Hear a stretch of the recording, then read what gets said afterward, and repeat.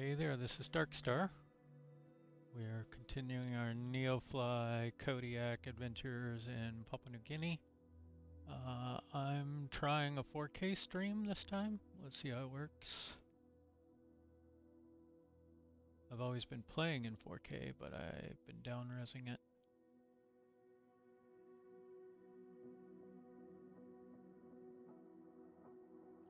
Alright,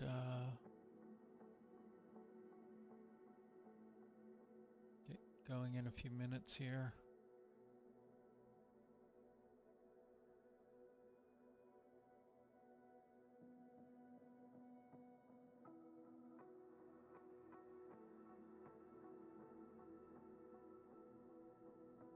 So I'm planning on making a Neofly home base somewhere in Papua New Guinea.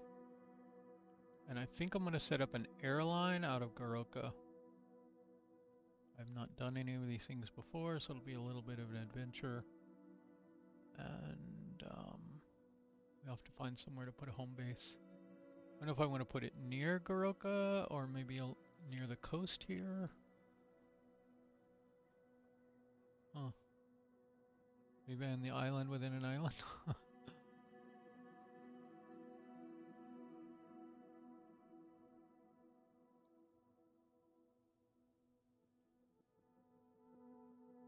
Let's see. First of all, we have to find the stream here on YouTube.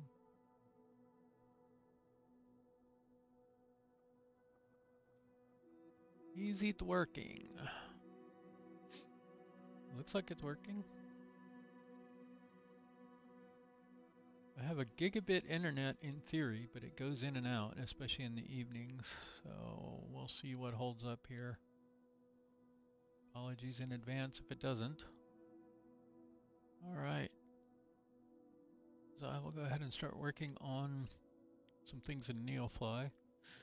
So to set up an airline,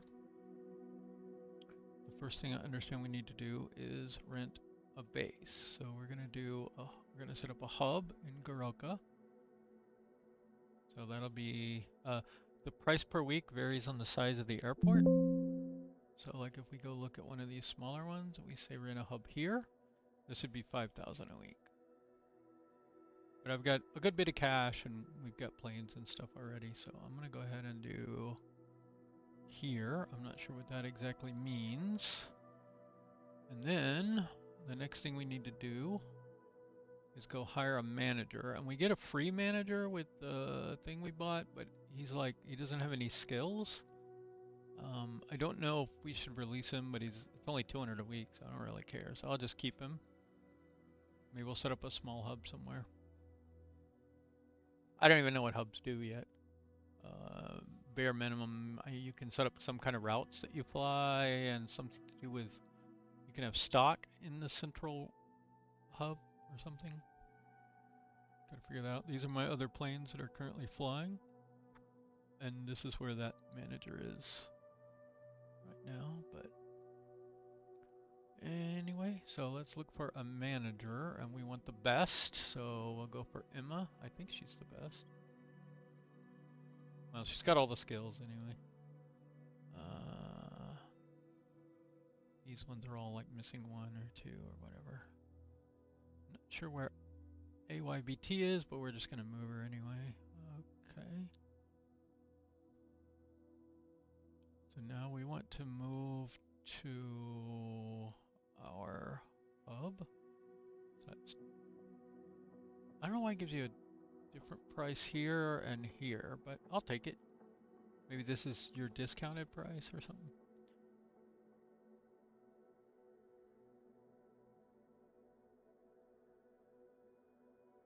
All right. So we also have a pilot here in Goroka, sitting with our Cessna 404 right now, which we might do some flying on. But lately I've been doing the KODIAK.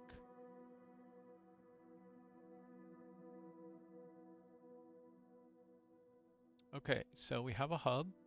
We have a manager for our hub. And then you must have the money for the first week of renting costs. Okay, it's already rented. It's got hard runways, no ILS, no lights, but it does have fuel. Category C. We can have up to 15 lines, and here's where it talks about stock. Caviar upgrades your VIP passengers to deluxe. We'll bring in more money. Ah, okay.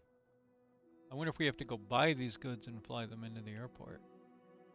Mechanical parts are used to repair your aircraft. If your manager has the repair bonus, which we do. Okay, starting to make a little more sense. You can edit a line, you can add a new line, or you can delete them. And in theory, I could also post these online, maybe? So if anyone ever joins the stream and is interested in doing something cooperative, I'd be willing to give it a shot. Alright, so I guess everything has to be into or out of AYGE, GA.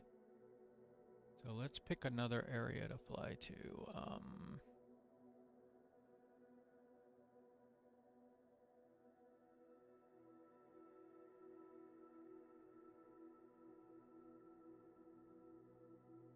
There's a little bit bigger airport. Another category C with fuel, longest runway, 4,800 feet, runway's hard. I wish you could filter some things here, like we look for it.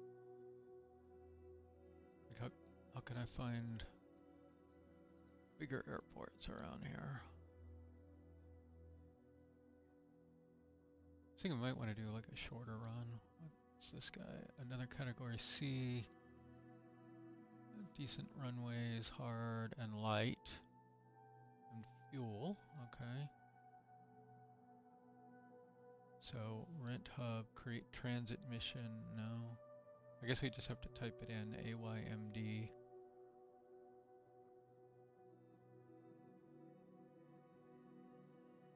Generate a return flight. And I guess you can do a type of flight.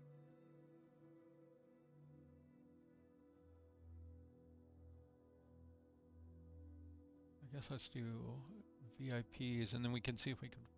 I saw Caviar around, I don't know where, but I'll show how to look for that. Hey, we have a viewer. How you doing?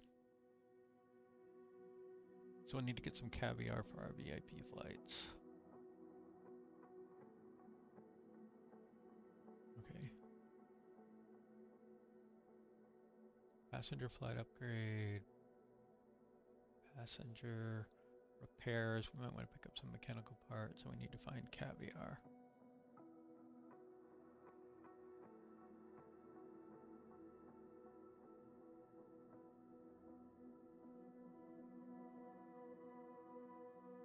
That's one. Let's see if we can find maybe one more with a...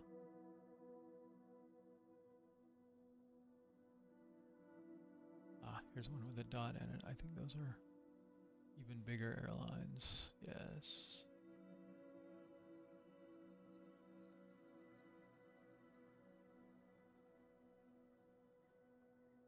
Okay, that's WAJJ. So let's add one more with WAJJ. And let's also make this one VIP, just stick with what we know. So we have a shorter one and a little bit longer one. And my plane is currently over in AYEV. So maybe we should generate a mission with AYEV.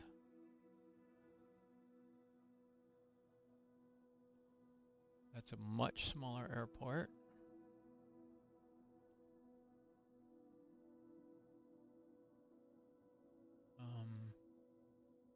Which one is AYEV?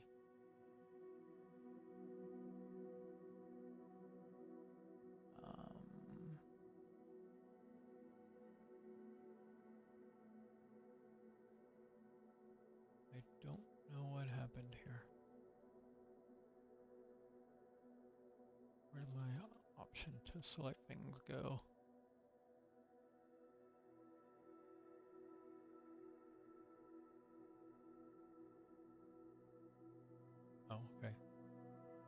click it up here.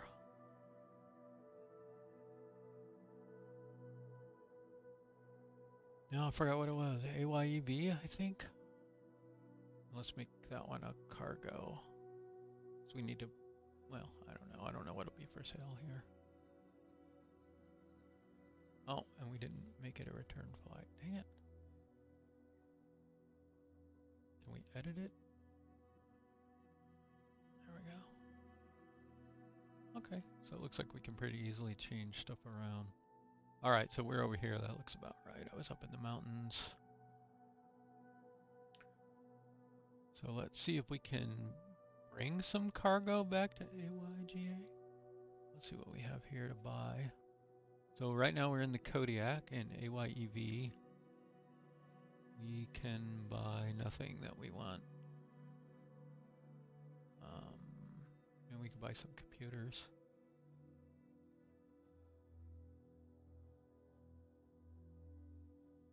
Let's see if there's any missions, maybe. Now on missions, one problem I have continuously is the filter selections.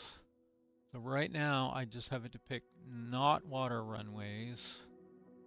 All the kinds of missions that go places, these don't have a specific destination. It has a point that you fly over.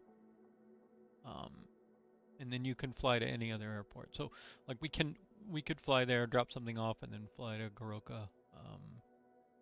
And then the passenger missions. I really don't want these either, but I have, and these are like the specialty ones. So I have most of these unchecked. I'm not doing military or advertising right now. This is parachuting, fire, search and rescue, and emergency, and then humanitarian for airliners, passengers for airliner. I'm not in an airliner right now, but I'm okay with it being on. And then these filter out jobs. So this will only show destinations with air traffic control. This will only show destinations with fuel, lights, and an ILS runway.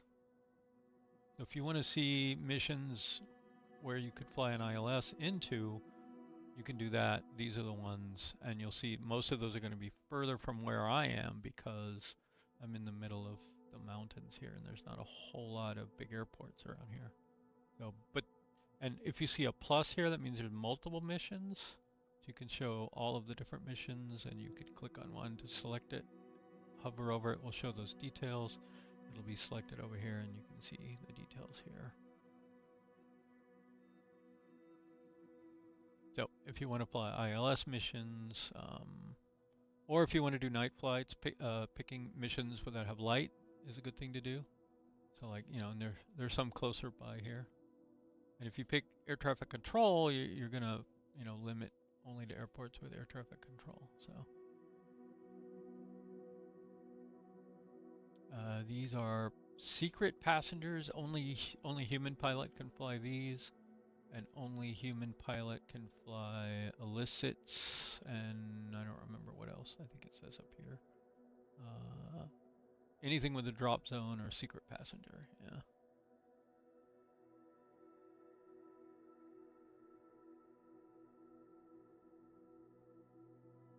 All right, did we end up buying the computers? I don't think we, no, we were going to look for a job first. So what I really want to do is fly back to Goroka. So that is AYG something, AYGA. I don't think we're going to find anything, but what we can do, so we can see all the jobs on here, so we can see where they go, and we can see, I don't think there are any going to Goroka. Okay, so let's just buy 5 pallets of computers, I guess. Let's go and get 1,000 pounds. Okay, we'll do 1,100 pounds of computers, so that's 10.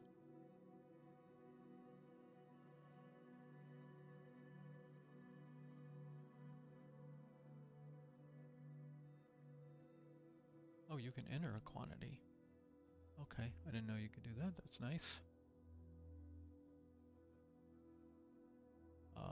To me, these are not really worth it, other than just to have fun with it.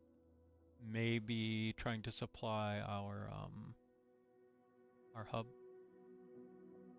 But I didn't really get into doing the market stuff very much. It doesn't really pay very well. I did it earlier on to make a few extra bucks here and there because you have like, you know, start off with like 5,000, so you don't really have any. So making a few thousand is a big deal then, but right now, you know, I'm making, you know, $1 million a flight just from the NPC pilots flying. And so I'm flying like, you know, missions that aren't worth very much. Because I want to have fun. I don't want to fly long, boring autopilot missions at 45,000 feet as much. It's fun for a while, but I do kind of wish you could pick 2 endpoints and have it generate at least a small number of missions that you might want to fly. All right, so one thing we need to do is make sure we have enough fuel. We're not really going very far, so I think I just want to get like, I don't know, maybe half a tank, maybe a little less. Now that costs us triple because this airport doesn't have fuel. Because I'm in the middle of nowhere.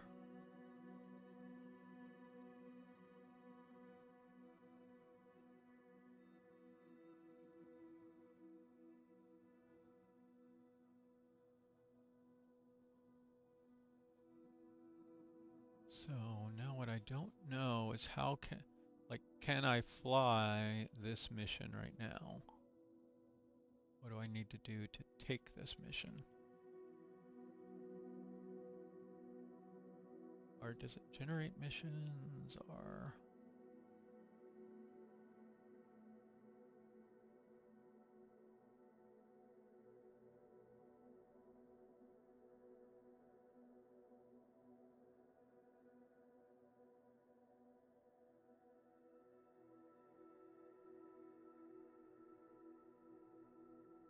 So there would be, I don't think we can take it now, but there would be a cargo mission over here.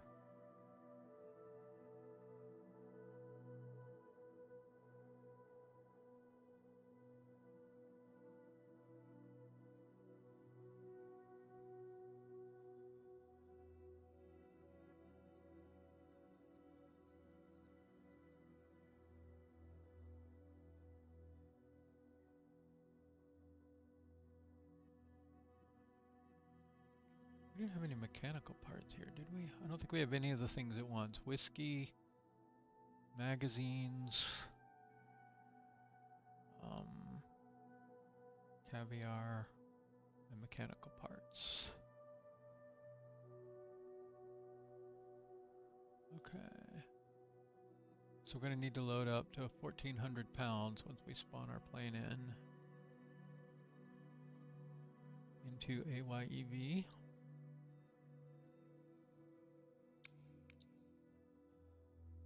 And there's Goroka. So 35 left is a big runway. Let's go for 35 right. 35 right is just a little bit smaller runway, and they're obviously parallel. So we'll go for 35 right. I have not flown in on 35 right yet. I did 35 left. Let's go for, I think we'll start off real time. I think that's going to be the middle of the night though. So let's get to be in the morning and live, but we'll go with live weather.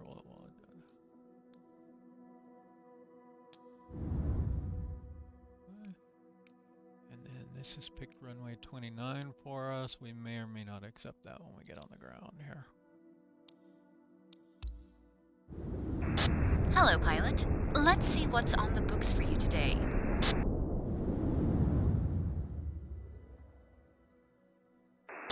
Start your engine.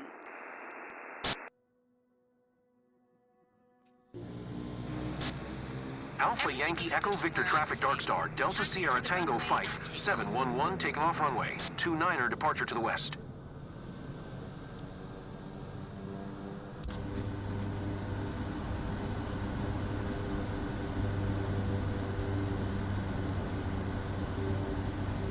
I don't know why I'm getting this tearing effect along the bottom of the screen there, but it seems to be new with the latest NVIDIA driver updates. Alright, so we're going to have to do a couple things here. One is I want to see if there's a sim brief entry for this. So we go to our fleet.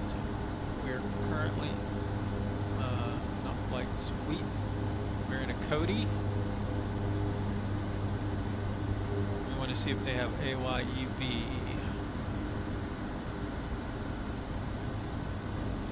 Unknown airport. So that would be a no.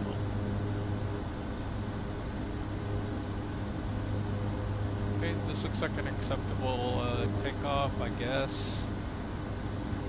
It may not be ideal since we need to turn around.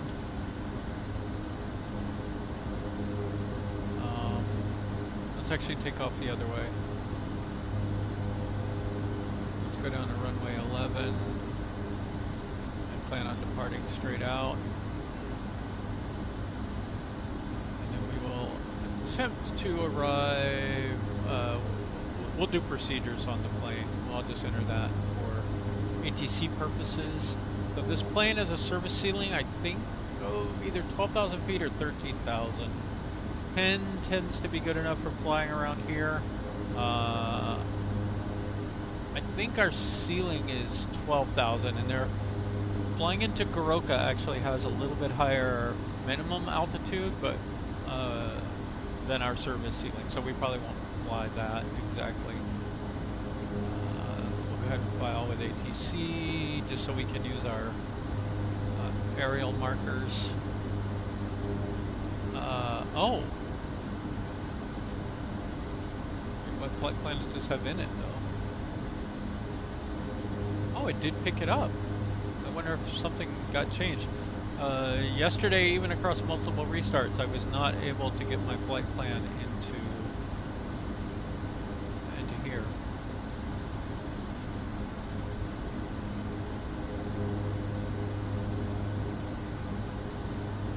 I should have spawned into parking, but we'll do startup and shutdown procedures once we get to Goroka. Assuming that Neofly loaded up the mission here. Still need to put in 1270 pounds. We do not want to oh, we're doing a free flight.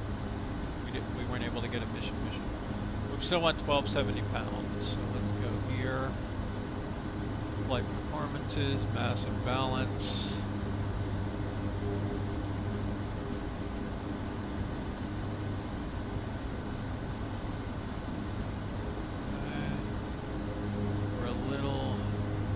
Heavy.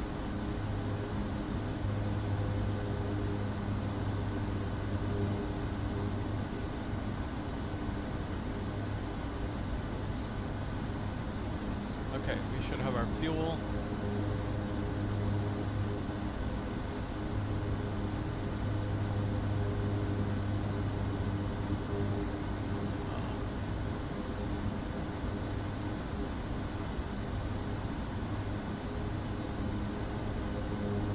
So that's about what we can do here.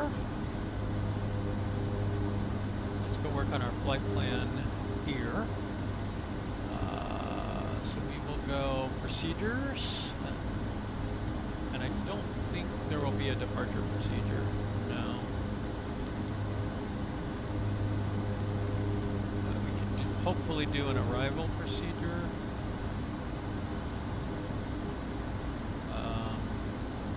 Approach procedure. So there's 35 left. Maybe we should do 35 left.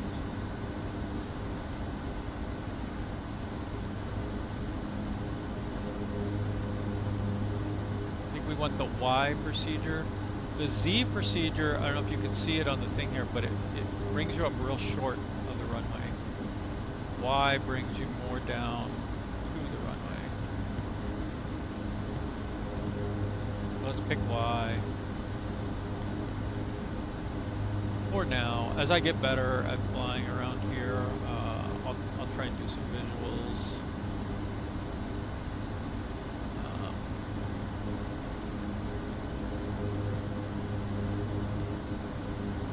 We'll go ahead and activate it. So, yeah, see our initial approach fix here is at 12,600 feet. But we're not going to do that. We're going to be a little low. It's actually, I'll try and go up to 11. I can make it up to 12 if it looks like we need to. We'll start at 11.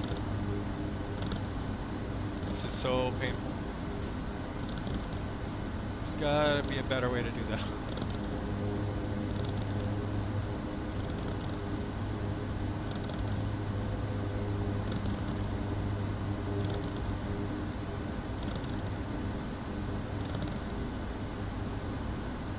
Okay, there's 11.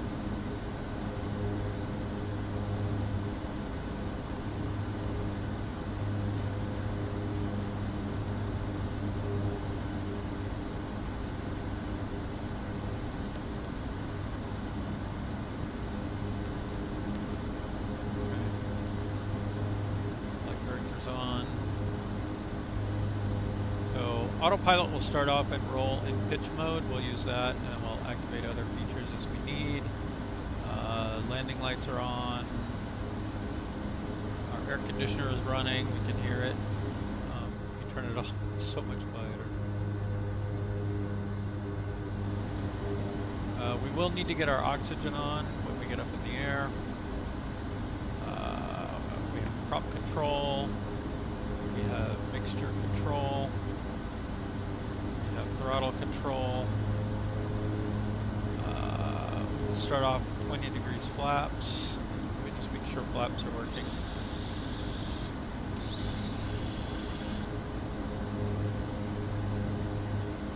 Okay.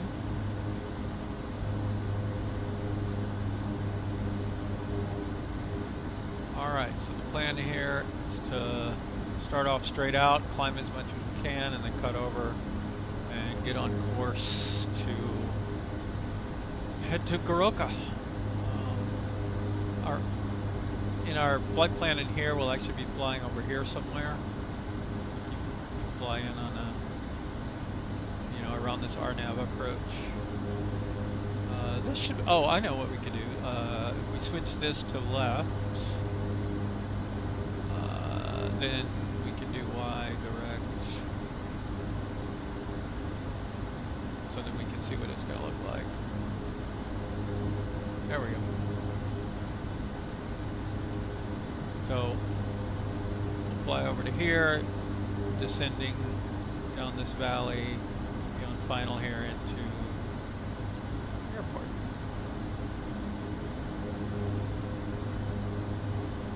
Just in case we need it. Probably got to do some sim rate enhancements if we have time.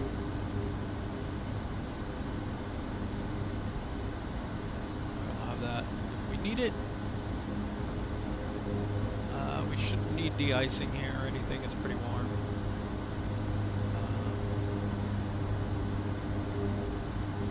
I think we're good to go.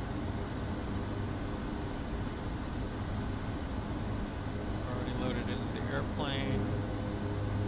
Just double check our Neofly. Right, we are all loaded up.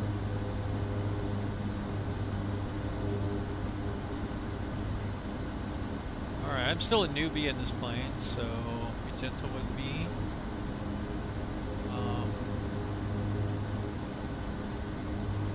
We'll start off with full RPMs and power.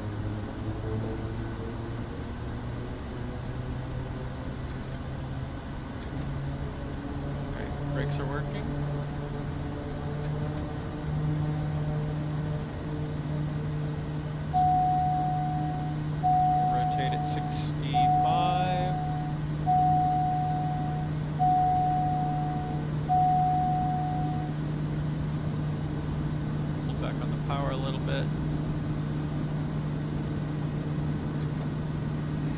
Enjoy your personal flight, pilot. You can search for more jobs after you land. I was trying to get the gear up. It doesn't come up in this plane.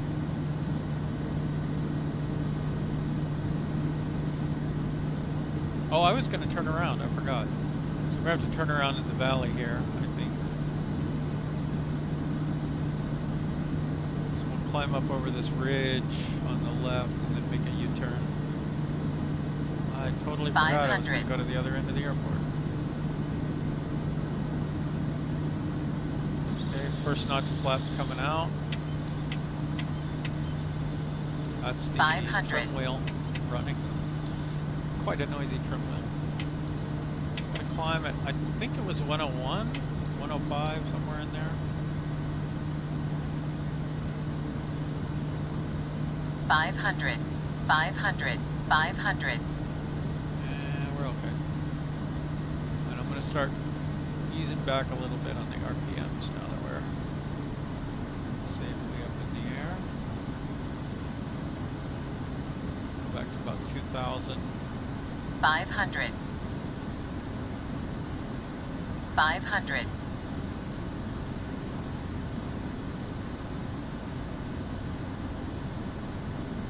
Start our turn.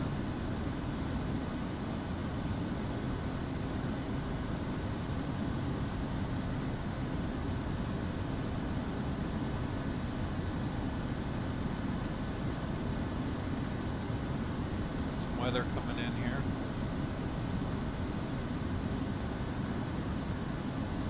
Might well smack into the side of a mountain if we're not careful.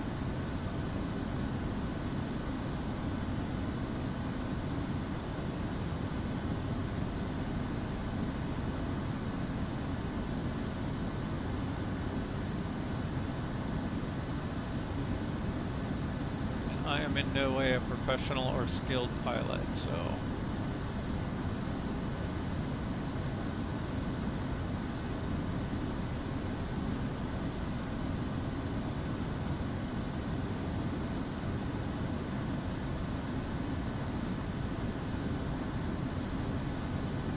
there's our blue markers.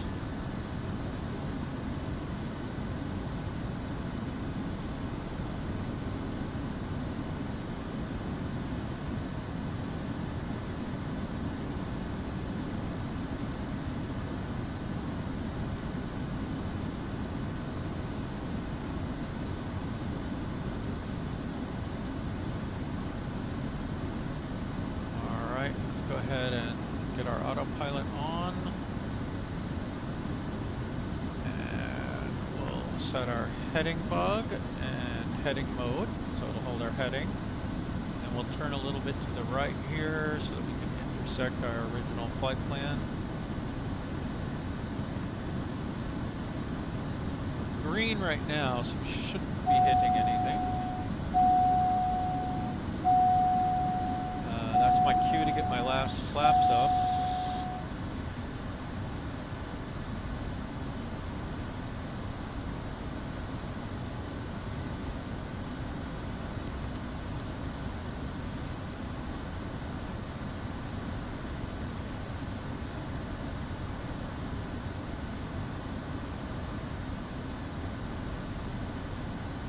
Watching for us to get back on our original flight plan here.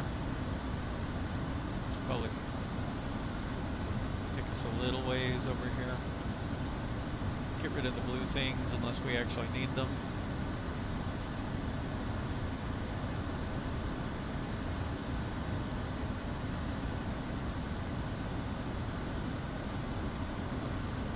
Probably should have done this before, but let's run through our checklist.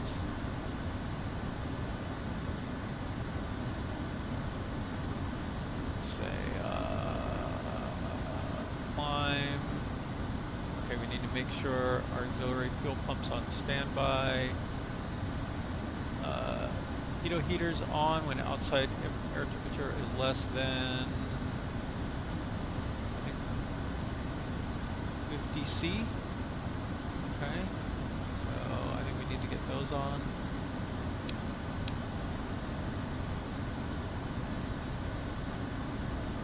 Engine inlet temperature is good. Torque, we're still climbing. We are within, so we're at 2,000 RPM, a little less actually. And we're below this foot-pounds in torque, so we're okay for now. engine limits in the green bars here. We're getting ready for cruise. Pitot heaters are already on. We'll keep those on because we're going to be at a pretty high altitude. We'll keep our prop at about 2,000 and adjust power level as required. So I'm going to increase my prop port just a little bit. Fell a little low. There we go.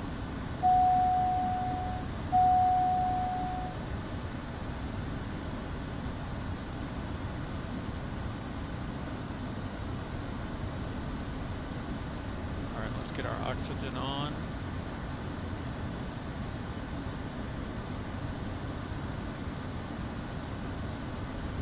Now we can get our landing lights off.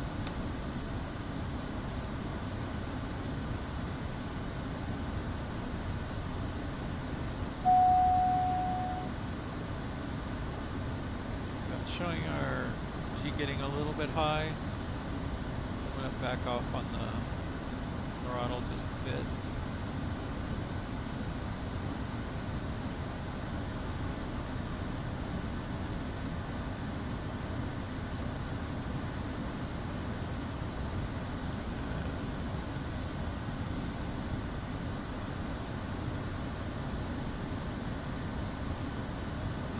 Out here and see if we're clear all the way.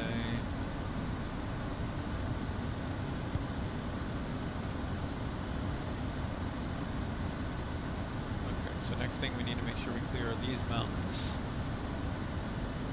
We are descending. Why are we descending? I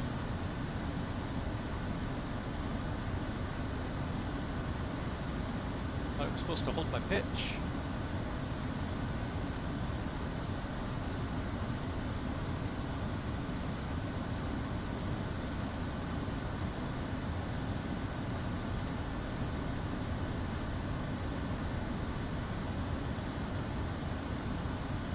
Caught a updraft.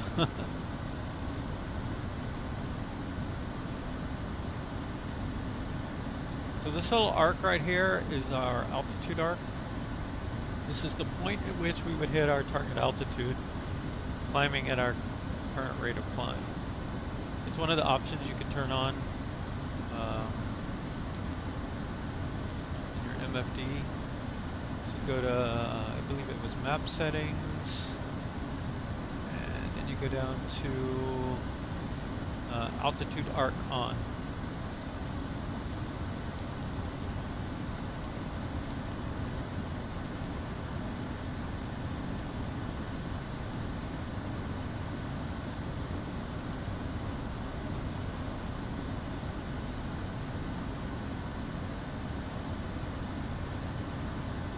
That's really nice when you're flying through the mountains and you want to know if you're going to hit your target altitude before you hit the mountain. I think we should be able to dial our altitude down and the arc comes in closer, and if we dial it up, it'll push out.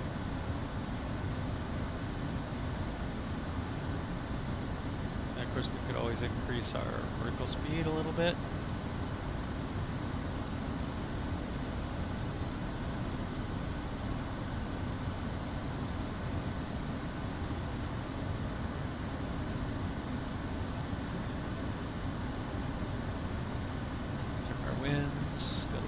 Crosswind and a tailwind.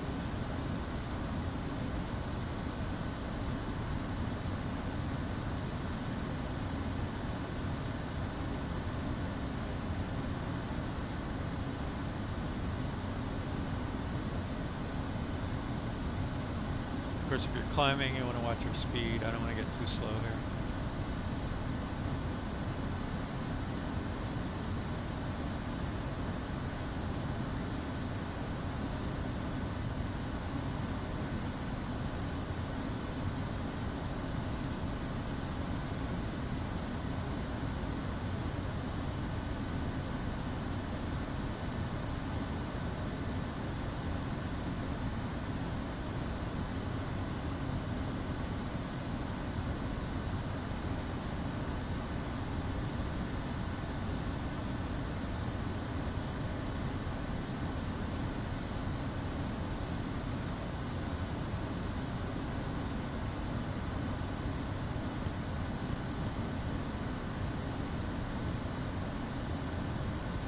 see we're at 9,000 feet, and we cleared most of the terrain up here. We can right click on this and drag our little cursor around. And we can zoom in on that area. So we could go around this area and come in over here and then get on our flight plan. And we wouldn't have to climb as high. So if we get up to 11,000 and we still have terrain in the way, we might alter our flight path a little bit.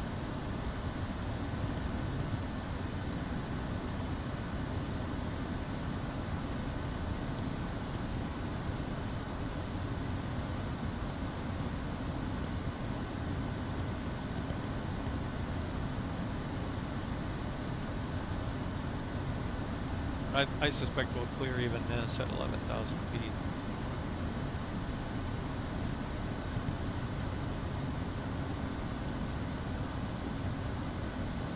So the annoying thing is, if I can't do a sim brief on this flight plan, then I can't use Beyond ATC either. I really wish it could just get your flight plan from Microsoft Flight Simulator. Alright, we're within 1,000 feet of our target altitude.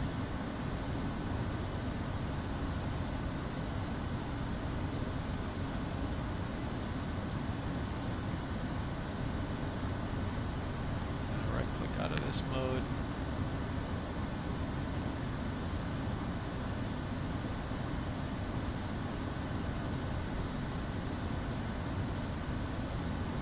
Yeah, we're good up here.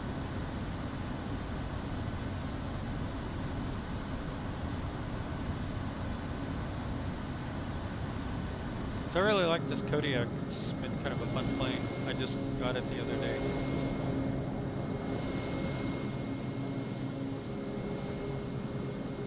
Some of the scenery around here too.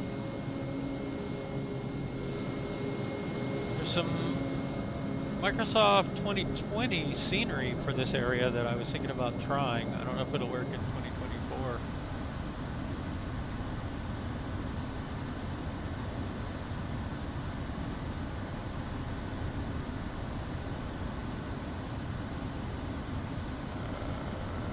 Our vertical climb rate a little bit more, keep our speed up.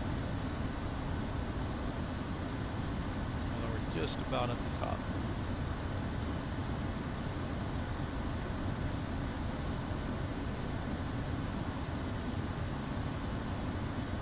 Yams are looking good. I think we can add a little more throttle in.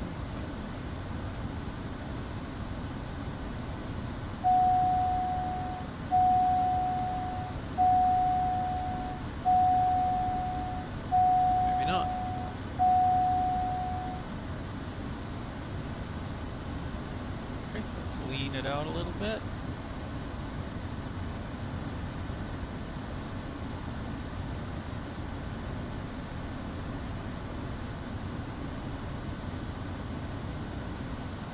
The only thing I learned about leaning is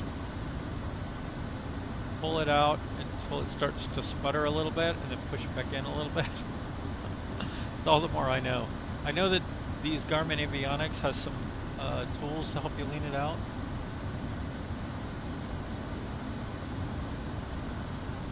Something to do with like peak temperatures and some things like that. If you happen to know and you're in the chat, feel free to say hi. And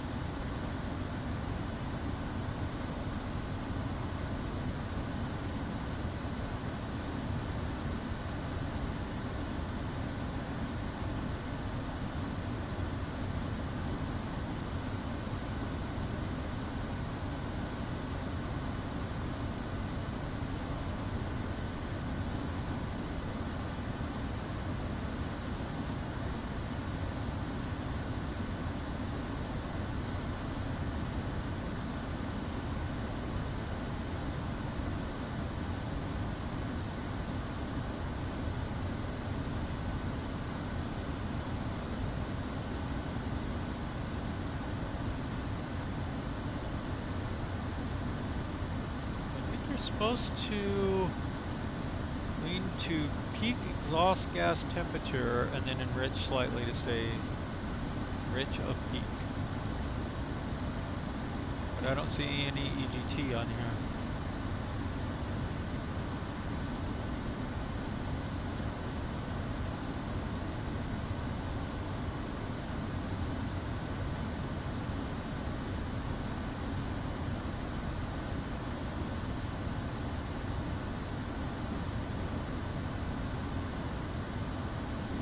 Should I pull the RPMs back a little further? Can't go much.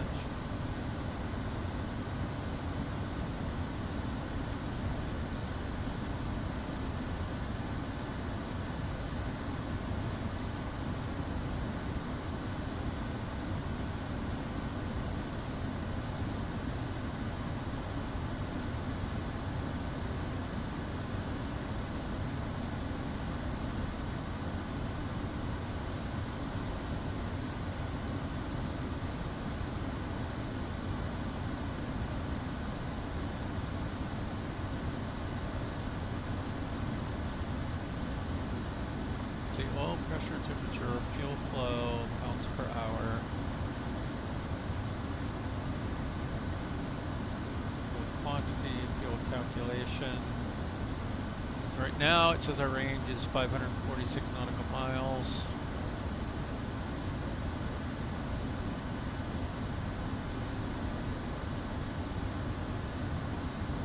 I don't know what cylinder select would do in this.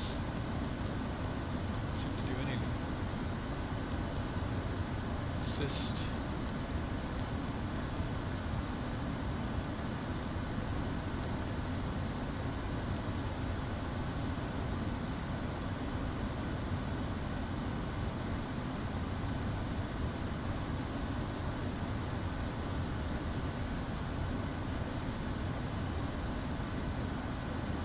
Alright, we're about 54 nautical miles from our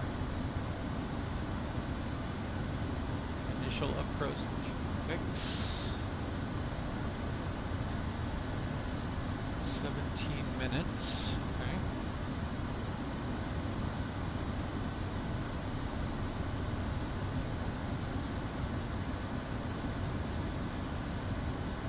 Look at our descent checklist.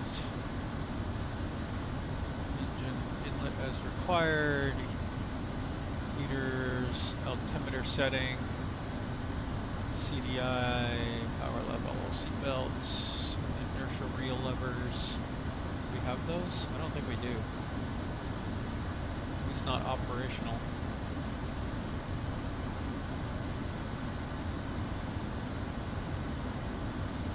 The main thing we need to do is set our altimeter, but we're not going very far. Let's see if we can get a altimeter from arrival airport. Do we have ATIS? Nope.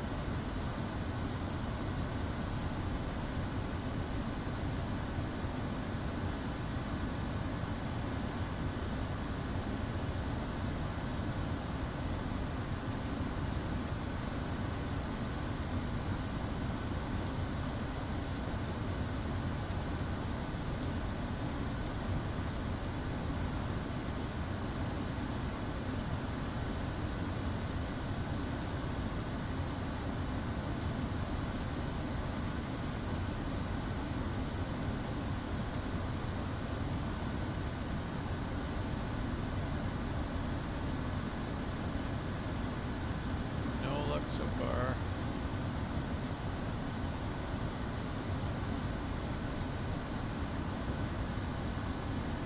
I wonder how we could reasonably get weather information around here.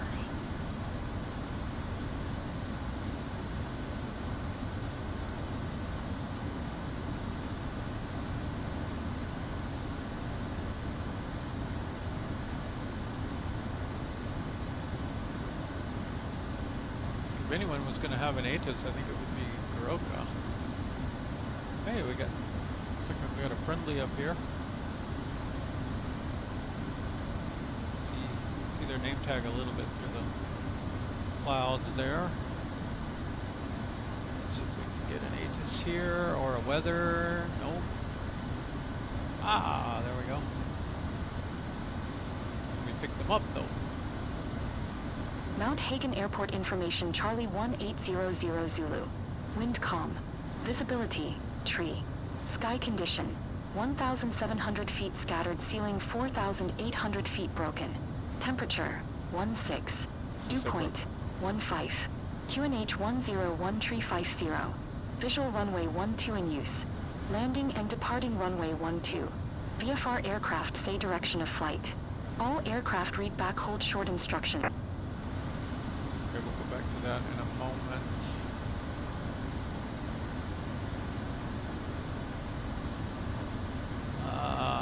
I need to get this into QNH. Can we do that?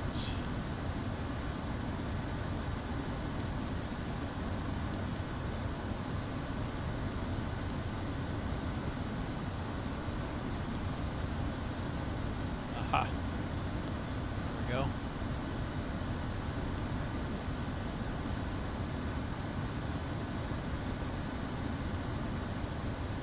I think we're in so much clouds that inside the plane got muggy. Alright, we're coming up very quickly here. I'm gonna pull some power out and start slowing down just a little bit.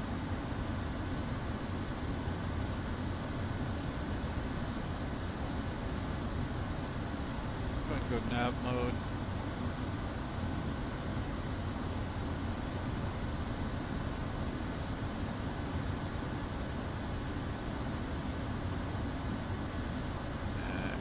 Back to our ATIS.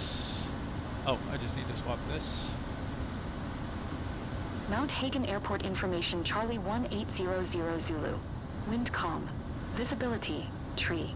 Sky condition, 1,700 feet scattered ceiling 4,800 feet. 1013, I think. We're already at 1013. We'll go with that. Now I want, not that one, not this frequency, Goroka Tower.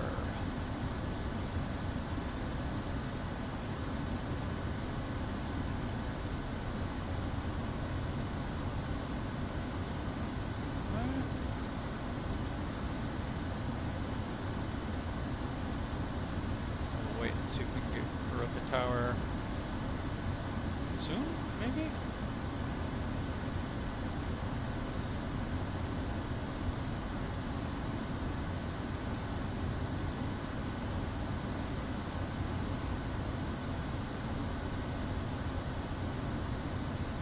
Alright.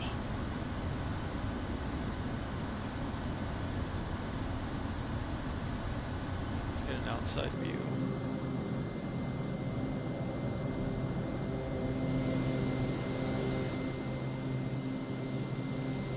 Storms back there.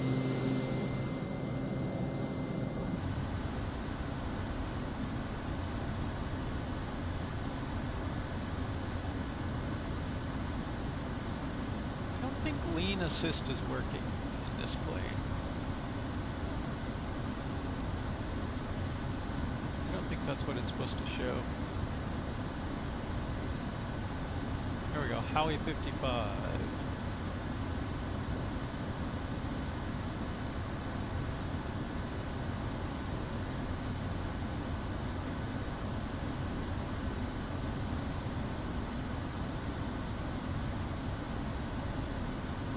Okay, we're still 34 nautical miles away.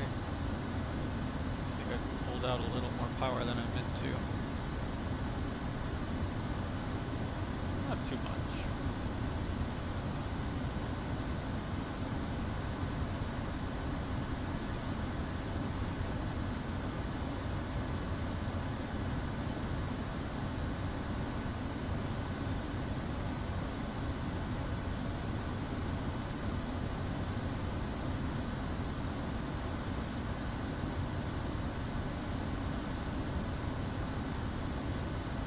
Port Moresby Center Dark Star Delta Sierra Tango Fife 711 is type 3 miles southwest of Alpha Yankee Echo Golf 11,000 feet. Request flight following. Dark Star Delta Sierra Tango 5711, Port Moresby Center. Squawk 1 Tree 7. Squawk 1 Tree 7 Dark Star Delta Sierra Tango 5711. Dark Star Delta Sierra Tango 5711, radar contact 3 miles south of Alpha Yankee Echo Golf, 11,000 feet, QNH 1012. Roger, Dark Star Delta Sierra Tango 5711.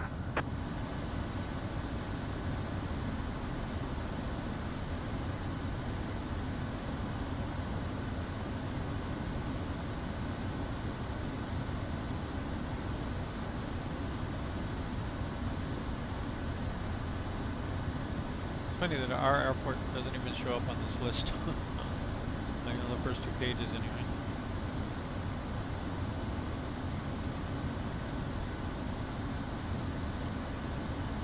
Port Moresby Center, Dark Star Delta Sierra Tango 5711, 3 miles southeast of Alpha Yankee Echo Golf, 11,000 foot request IFR to Goroka, ready to copy.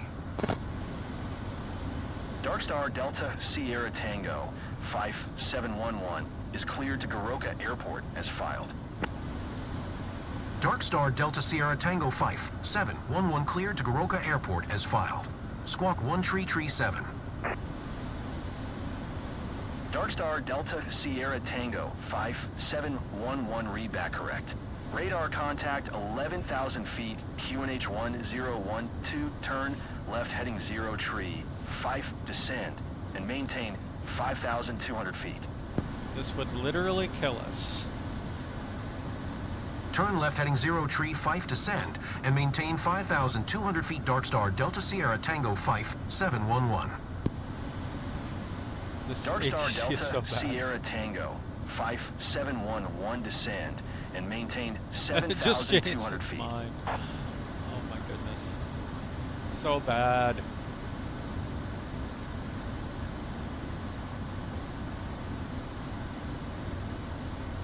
Descend and maintain 7,200 feet. Dark Star Delta Sierra Tango 5711. That'll start nagging us about expedite our descent into the side of the mountain.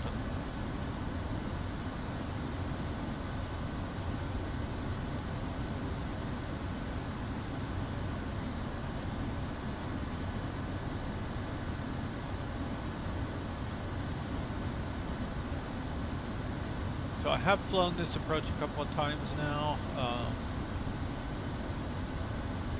It's a little sketchy, but it works okay. In this plane, I'm not sure why, but... Dark Star Delta Sierra Tango 5711U are tree 1 mile southwest.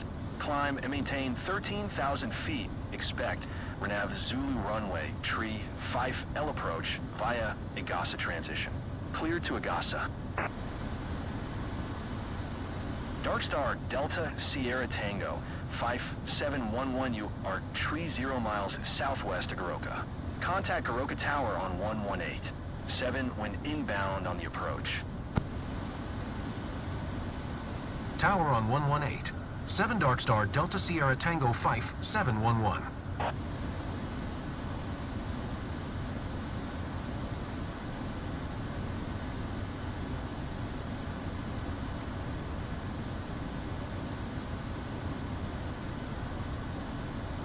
I guess we'll wait till we're inbound on the approach. Probably when we make the turn at Yagasa.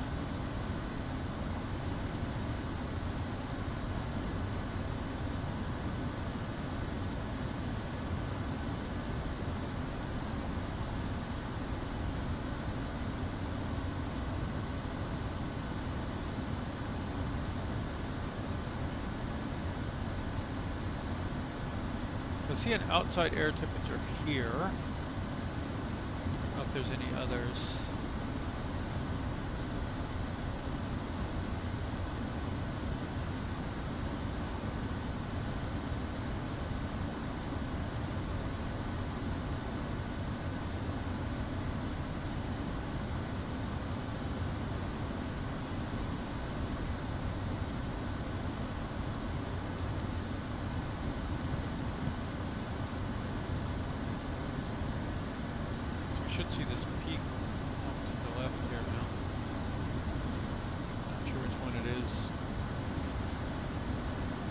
big one, I guess?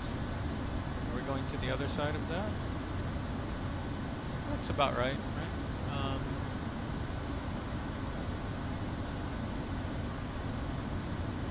Yeah. I wonder if I can change these. Menu. No, I've been through map settings. On a lot of these Garmins, you can change what it displays up here, but I don't see any way to do that on this one.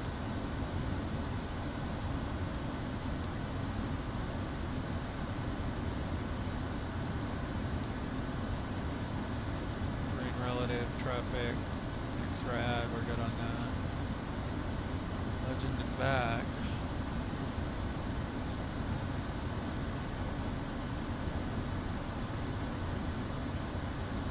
If anyone sees anything I don't.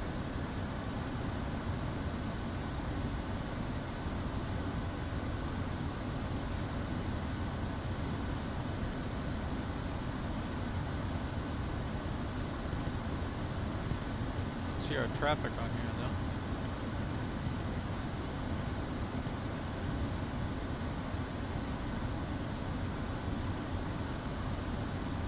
Sitting on the ground maybe at some small airport. AYOD. What you doing there, my friend?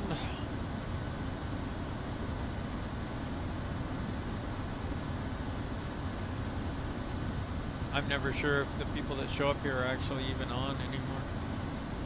A lot of times they just sit there.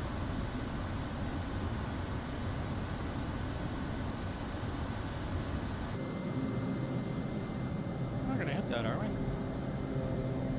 Oh, no.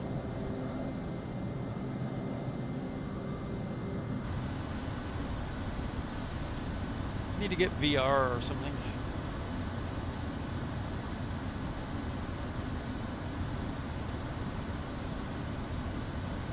I tried a flight, a really basic, simple flight sim thing, and I think it was a MetaQuest something.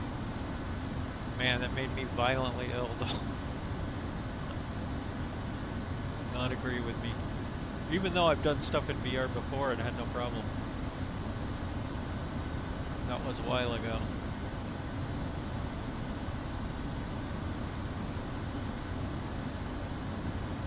Alright, let's go back to our checklists. Descent checklist. Just about to start a descent here. Get our flight plan up. We're going to descend to 8,200 feet. Let's dial this down. 82. And enable VNav.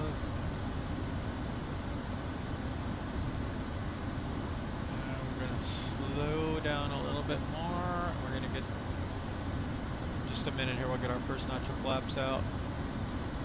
So engine's fine. Pitos are on for now. Altimeter setting we already checked. We'll double check it. CDI we don't need to deal with. That would be here. We're already on GPS. Power lever as required. Yep. Like fly the plane should be a checklist item. Store all loose items. Prepare for our descent. For landing, both fuel selectors on. We're good there. Keep those on. Fuel shutoff valve and fuel condition lever on high idle. Okay, I haven't been doing that, but I should be. So we'll work on that here.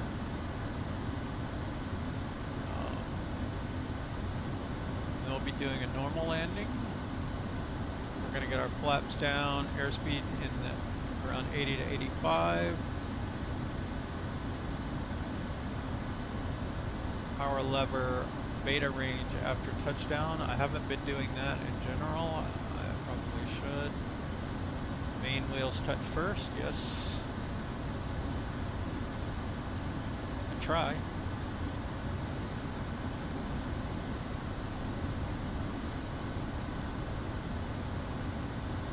This plane does not like to slow down, and man. When it speeds up, it speeds up. Right, let's get zoomed in on our approach here. We're about to start making our turn. I'm going to get my first notch of flaps out. And start slowing down to around 100.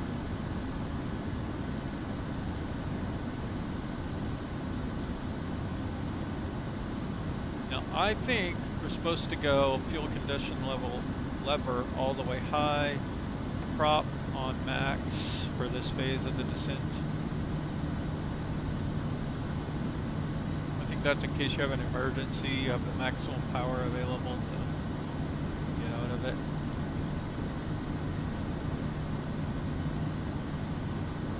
Okay. Starting our descent, pulling some more power out. Again, trying to slow down to about 100 along here.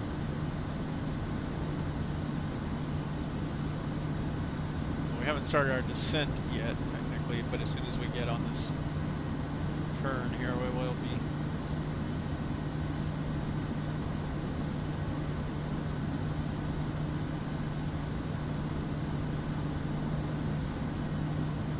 Okay, there's about 100. We'll need to pull some more power out when it actually to descend.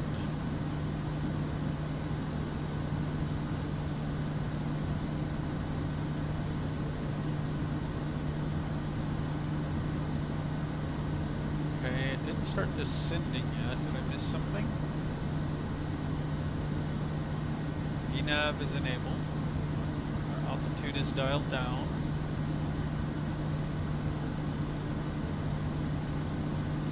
Go ahead and start manually.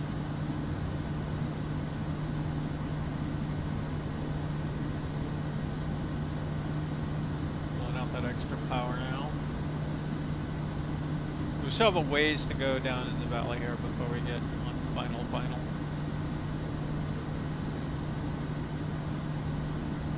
Okay, I think now it would start that descent, so we'll shallow out here and let it catch up.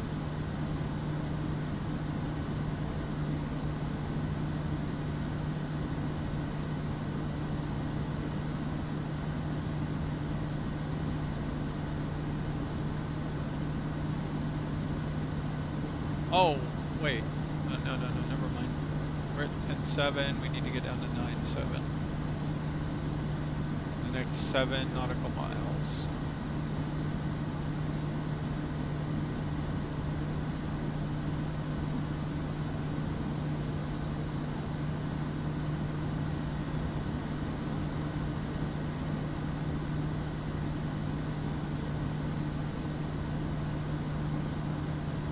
My opinion, Flight Sim 2024 here is an alternative future where most of humanity has died out and the trees have overgrown. Everywhere is a jungle. Like, it is a pretty green island, no doubt about that, but it's not quite that green.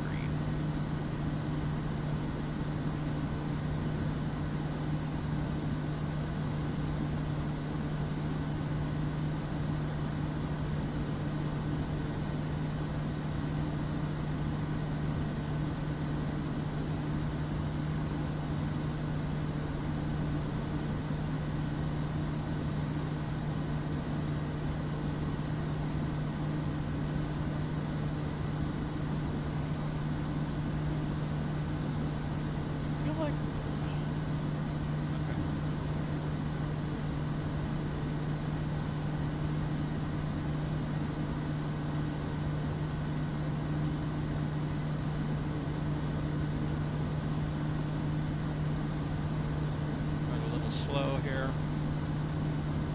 It says our top of descent is in 1 minute, so. But with us descending slowly, it's going to keep pushing that out. I'm okay with that.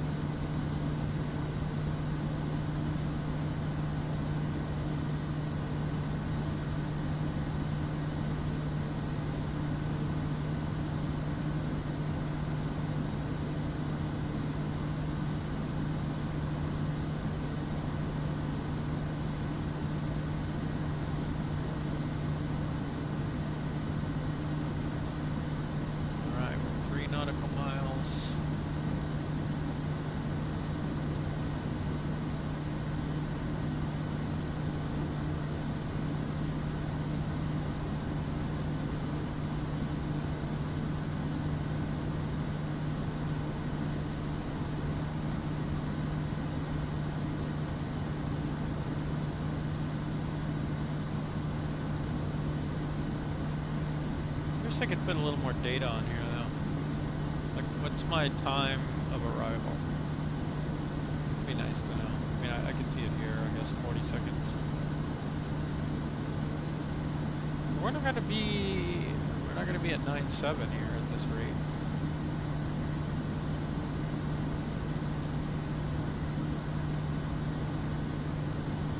I'm gonna descend a little faster. I want to be a little closer to the profile here. Oh, there we caught it. Right.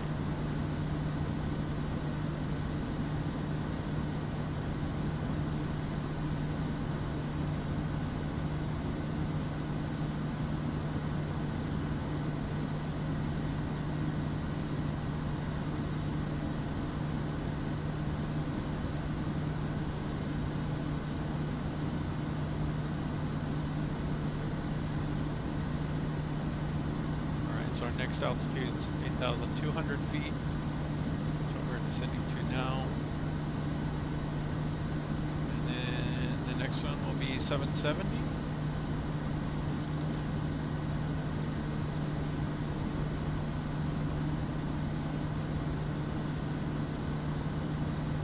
In theory, at this point, we should be able to pick up the glide slope. And I think actually what I want to do is go ahead and enable approach mode. GP is armed. And then I want to take over and descend a little faster than we are.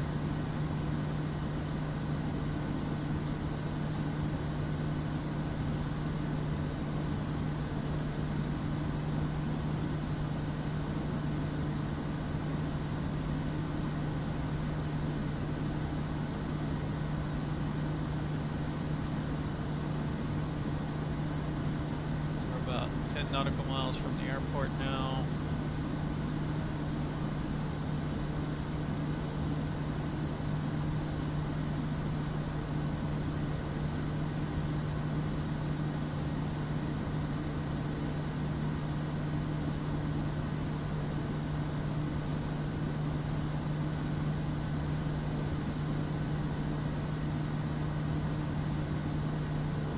Okay, glide path is now armed.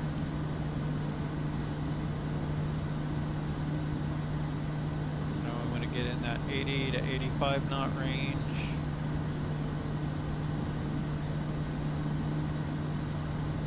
And we should get our second notch of flaps out. There we go. We're going to have to add in some power here real quick.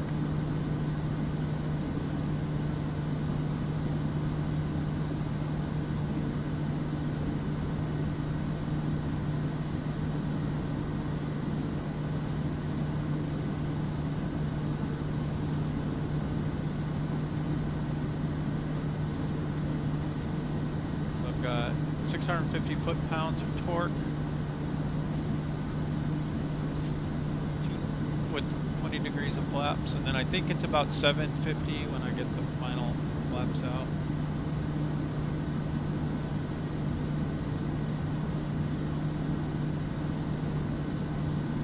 So let's go ahead and contact tower. Goroka Tower, Dark Star, Delta Sierra Tango 5, 71110 miles, south inbound, Renev Zulu runway tree 5, L approach. I think we're on fly. Dark Star Delta Sierra Tango 5, 711 Goroka Tower. QNH 101 tree. Cleared Renev Zulu runway tree 5, L approach.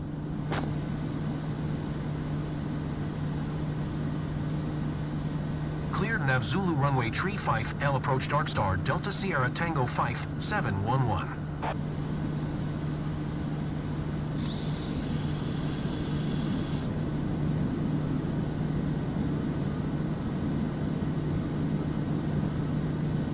Now I want to be here about 7.5, I hope.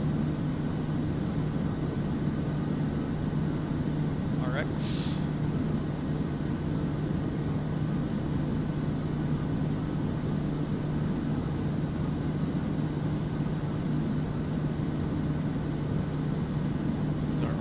Site.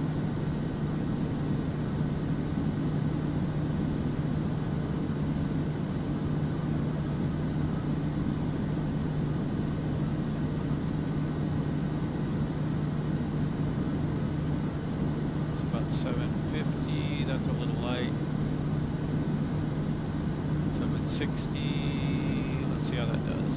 Well, now it's 770.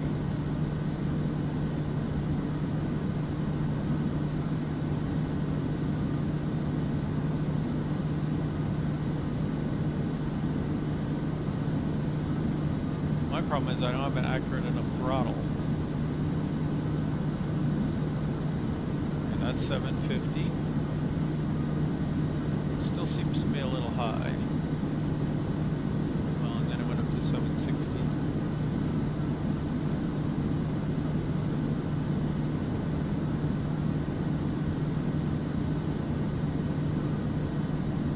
A little bit of gusting.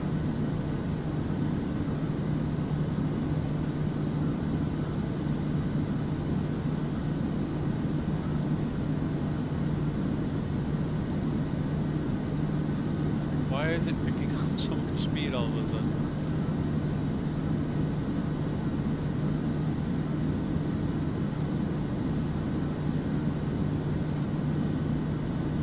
Okay, we're gonna go with 740 here and see what it stabilizes out on.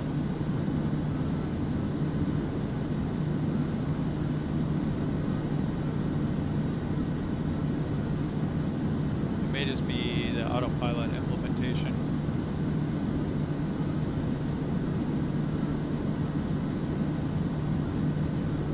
Dark Star Delta Sierra Tango 5, 711 wind calm. Clear to land runway tree 5L.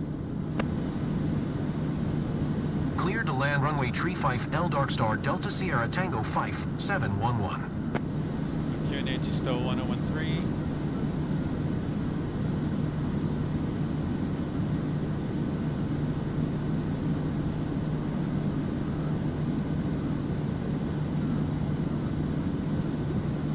Get in the habit of saying 0 though. 1013.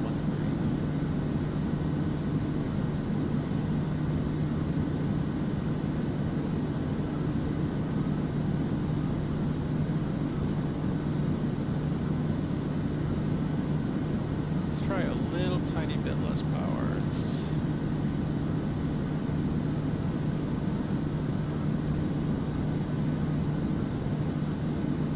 But with full flaps out, this plane can slow way down. Our VR is 60 here.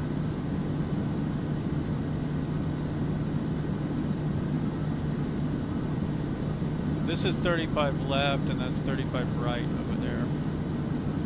I was kind of hoping to land on 35 right. I suppose we could if we want. We just don't have the RNAV approach for it.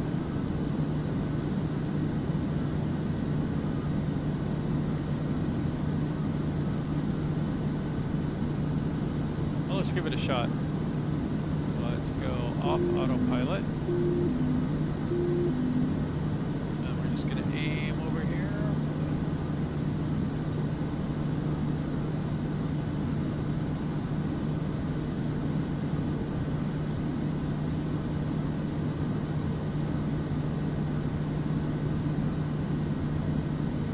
Feels a little floaty.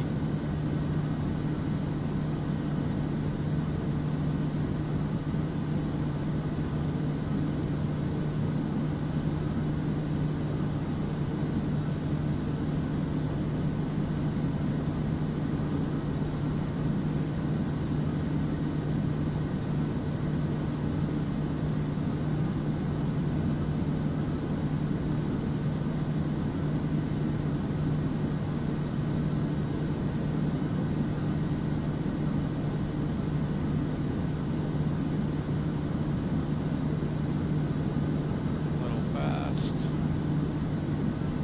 500. 500. 500.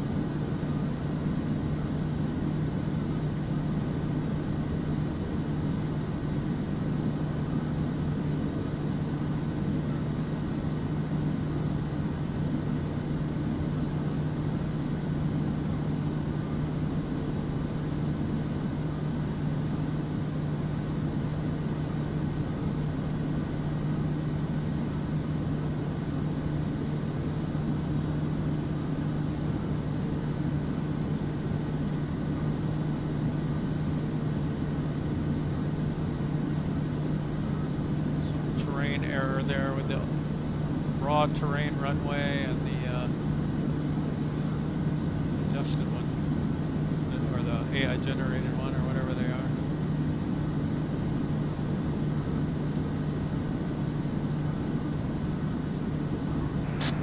We have touchdown. Dark Star Delta Sierra Tango 5, 711 contact ground on 118.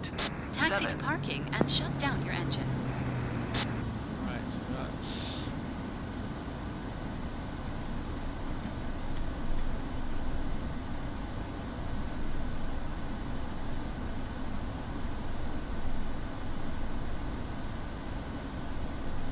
Dark Star Delta Sierra Tango 5, 711, did you copy?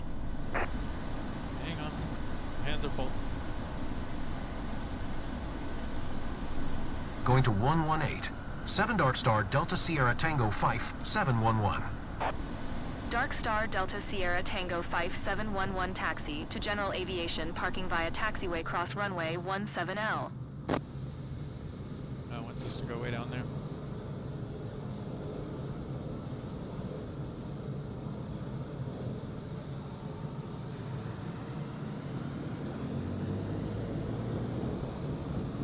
Go down way down there. Dark Star Delta Sierra Tango 5711 acknowledge last transmission. Taxiing to General Aviation parking using taxiway cross runway 17L Dark Star Delta Sierra Tango 5, 711. Using taxiway cross runway? I guess we have to go on the runway actually. I'm just curious where they would send us.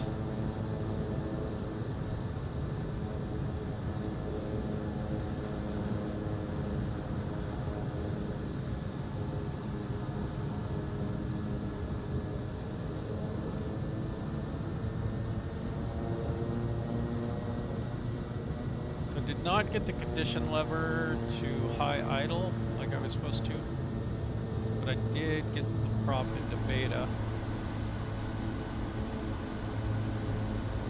Do that now. So in theory this should go, well that would be low, oh no, that's off. Ready for engine start. We kill the engine. I don't have a detent on this.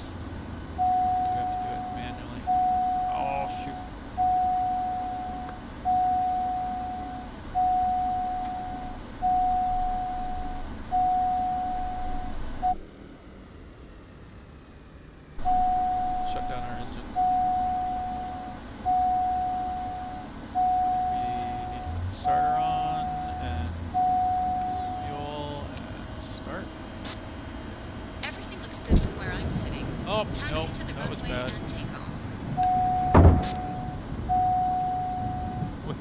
Apparently.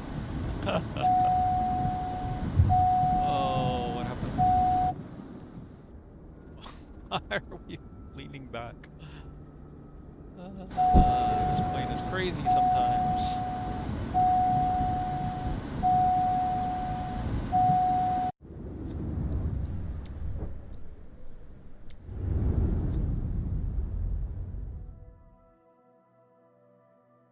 We didn't get to see where it was going to take us, but can we still sell our goods? I forgot to sell the computers.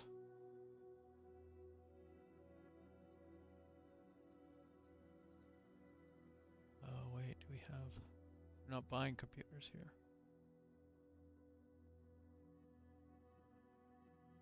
AYGA is selling none of the things that we need either.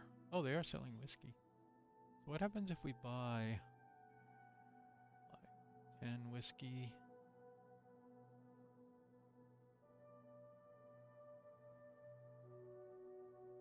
Can we go into our hub and deliver whiskey? Manage hub stock 9. Guess we can only hold 9.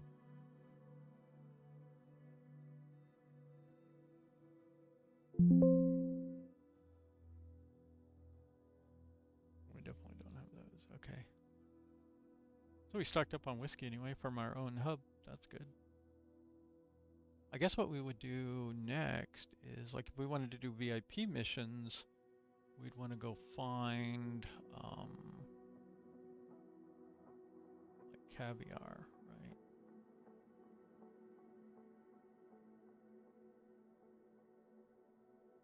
I think there's a little bit of a trick to this in that you have to show market at different places.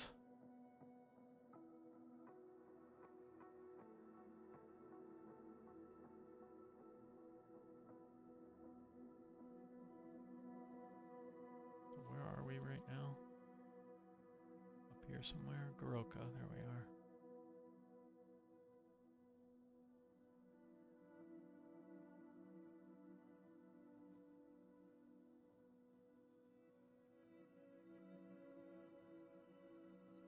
And I'm guessing when you do this, it generates inventory in those markets.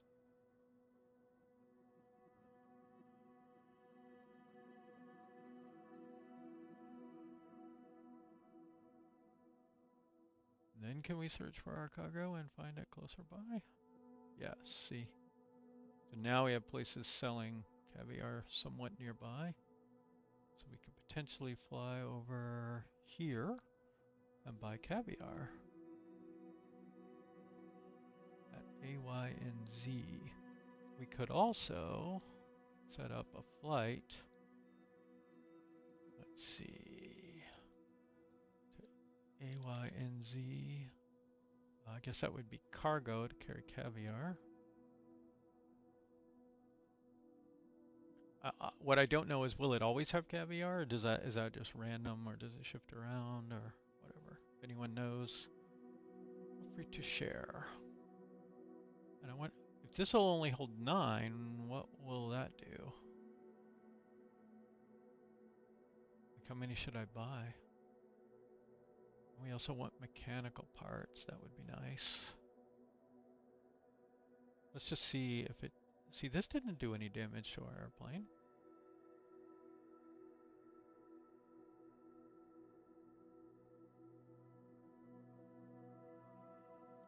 In theory, we can buy cheap fuel. It's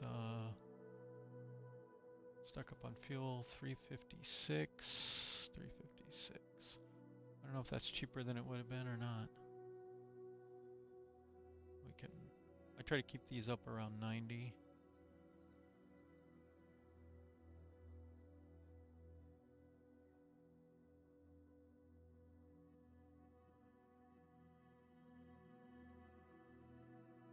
Might go to 100 if repairs are cheaper. We'll see when we get mechanical parts.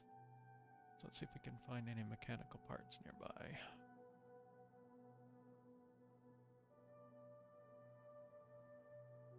Hey, there's some up in Alaska.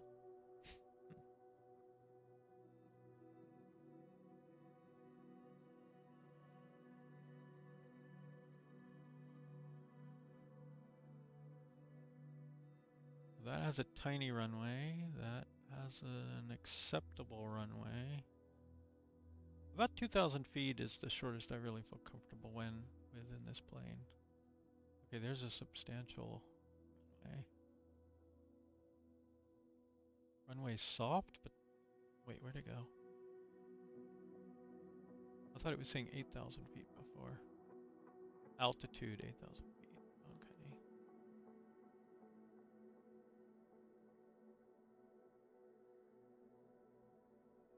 I think this is the closest one. AYLG for mechanical parts.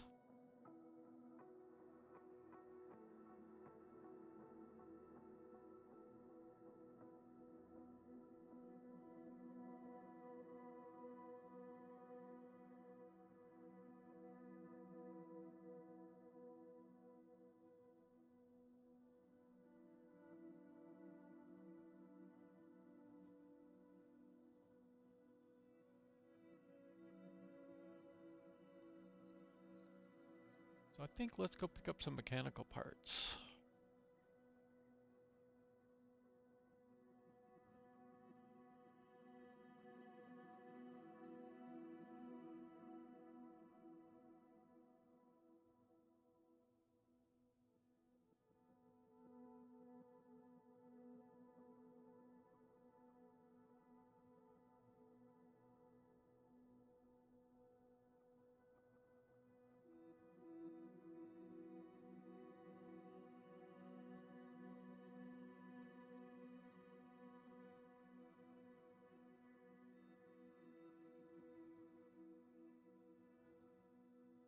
Now, it may happen that our plane is permanently on fire. That's what happened to me before. I'm looking at the files that get bugged.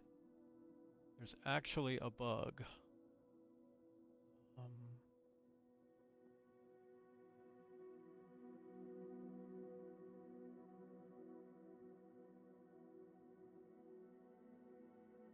So this bug report talks about it.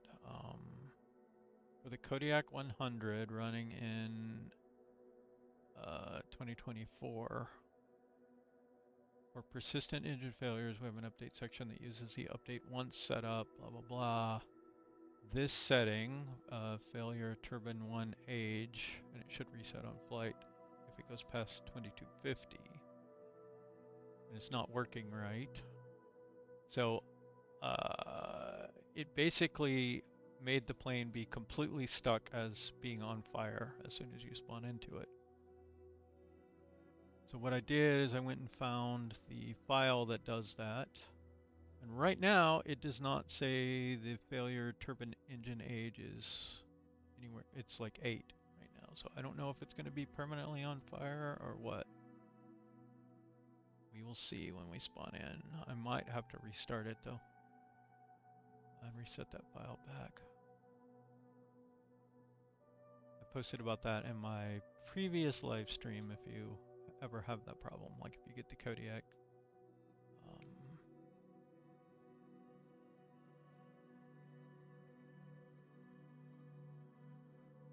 So let's say AYGA. We want to go to morning. And we're still in live weather. And let's spawn.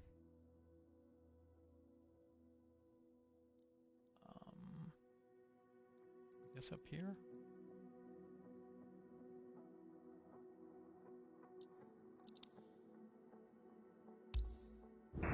Hello, pilot. Let's see what's on the books for you today. So, and again, it might be permanently on fire here. We'll have to see in a minute. Let's get out of here. Yep. This would not work.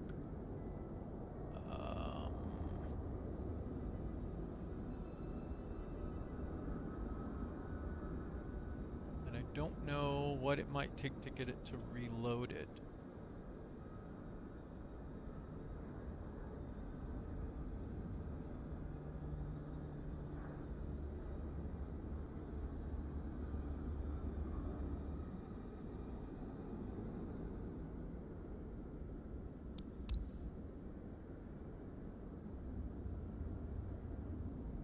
It wasn't showing on fire a minute ago. And then when I loaded in, it synced the update out that sets it to the bad values. So I put them back. Let's see what happens if we spawn in here. Hello, Captain. Nice to see you again. Nope, put it back. So apparently we have to You can start your flight. engine now. Although the other thing we can do is I can just switch to the other model. That's what I'll do for now.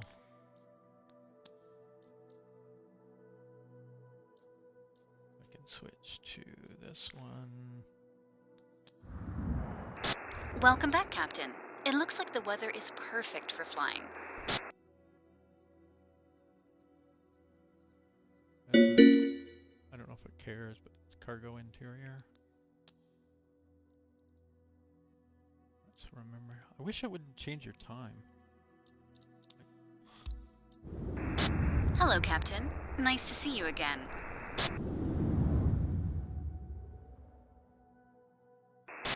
You are clear to start your engine.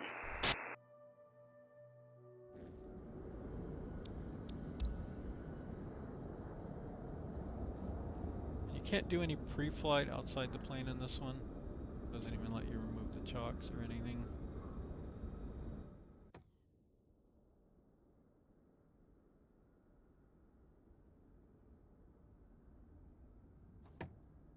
So let's set it back to flight state here. All the way back, okay.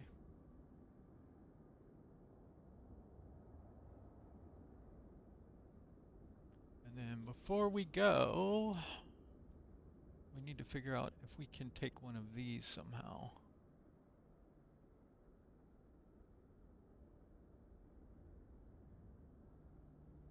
Okay, so AYLG is to get parts. So can we fly a cargo mission to AYLG?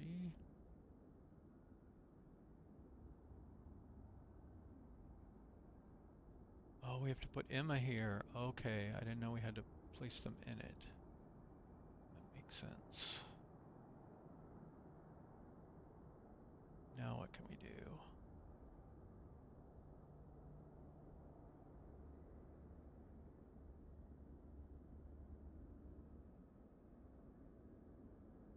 Do we get an AYLG mission?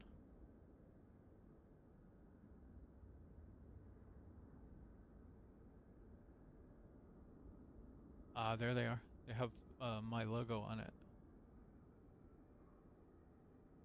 Is there some way to filter?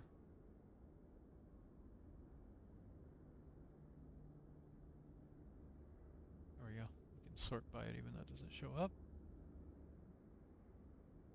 So we have 5 cargo missions to choose from, I guess.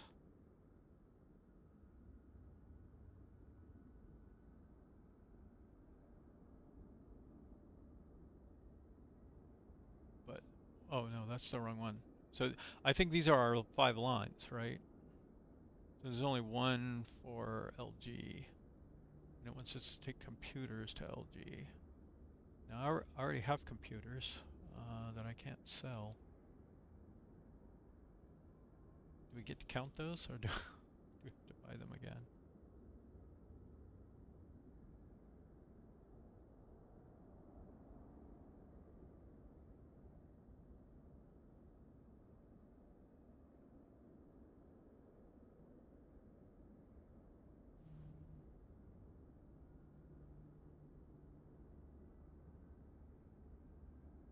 No, I'm gonna go UILG here, right?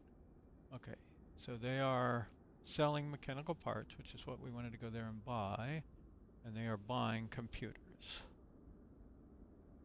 So we can take our computers there. We may not be able to take the mission to take our computers there because the weight limit here is greater than this weight limit. We might have to just destroy our current computers. Not enough cargo capacity.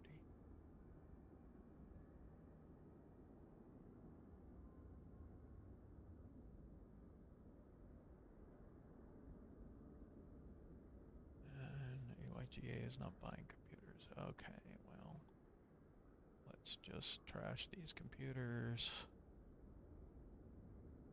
It's a learning process. And we still can't take this mission because there's not enough cargo capacity in this plane.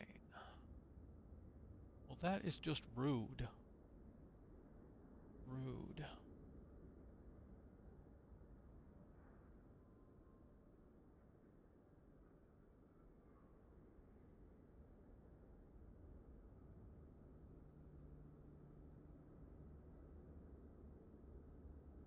I don't know if that will affect anything or not. Nope. Oh, come on, man.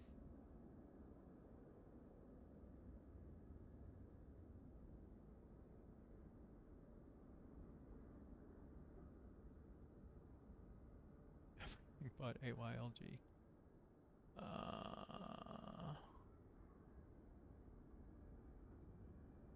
They want magazines. They want computers. They want clothes. And they want computers.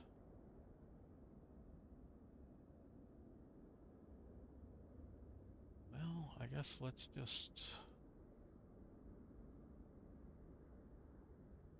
see what we're selling and they're buying. computers and fruit. I wish I hadn't sold my computers. I mean, I wish I hadn't destroyed the computers. I could have blown them here and sold them. What about fruit?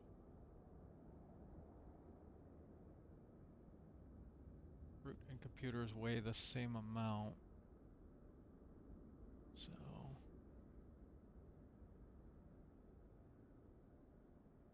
most we could do, well, let's just do 11. I'll probably throw these away too. 11.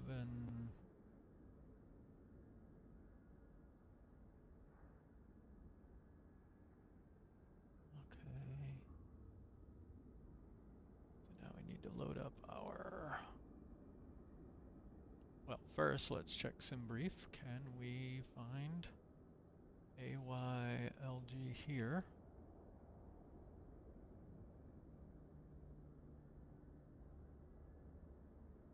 What?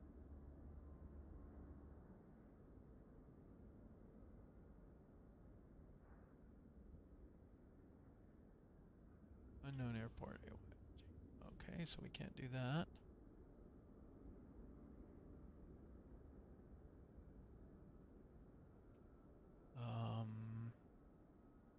AYGA, Goroka, AYLG.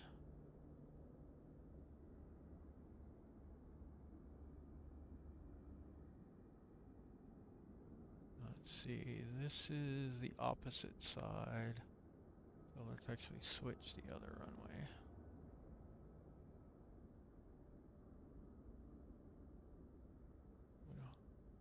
Oh wait, am I wrong?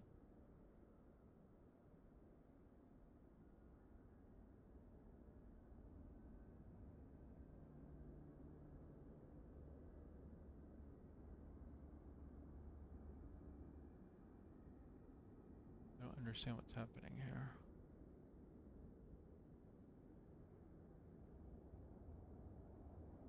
This is saying long final starts here, fly into the airport this way.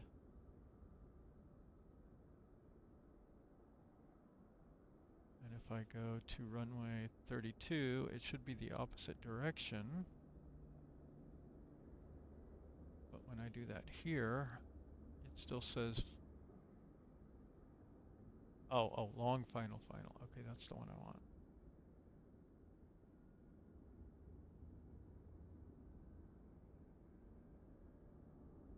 We may not be able to do that. We might actually have to fly over here and fly up the valley, or who knows.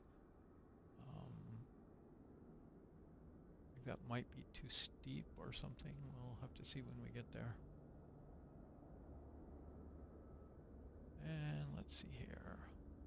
So if we take off runway 35, we'll be flying right towards these mountains, and we'll turn to the left and try and climb up over those. Okay.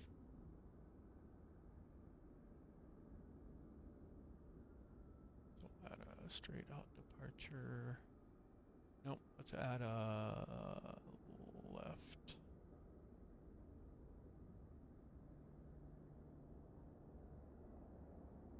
Like that. Okay. We will file that with ATC, and we will try that. All right, now let's get our plane started. So pre-flight doesn't really have anything on it that we need to do.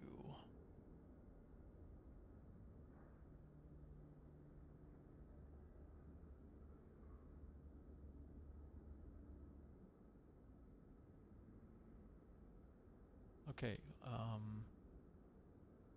we do need to do our weights though. Okay, so let's say we're about 160 pounds.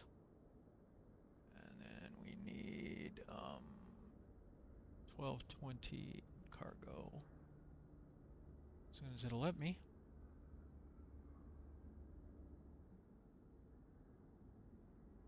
Wait, I said 1220.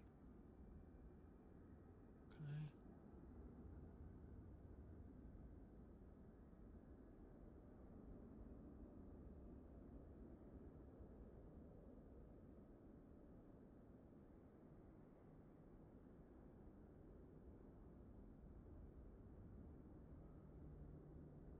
balance checked. Passenger briefing, we're doing cargo. Doors are closed, cabin secure. Get the master switch on, avionics on, parking brake is set. Engine inlet as required, we haven't started yet, so fuel selector is on.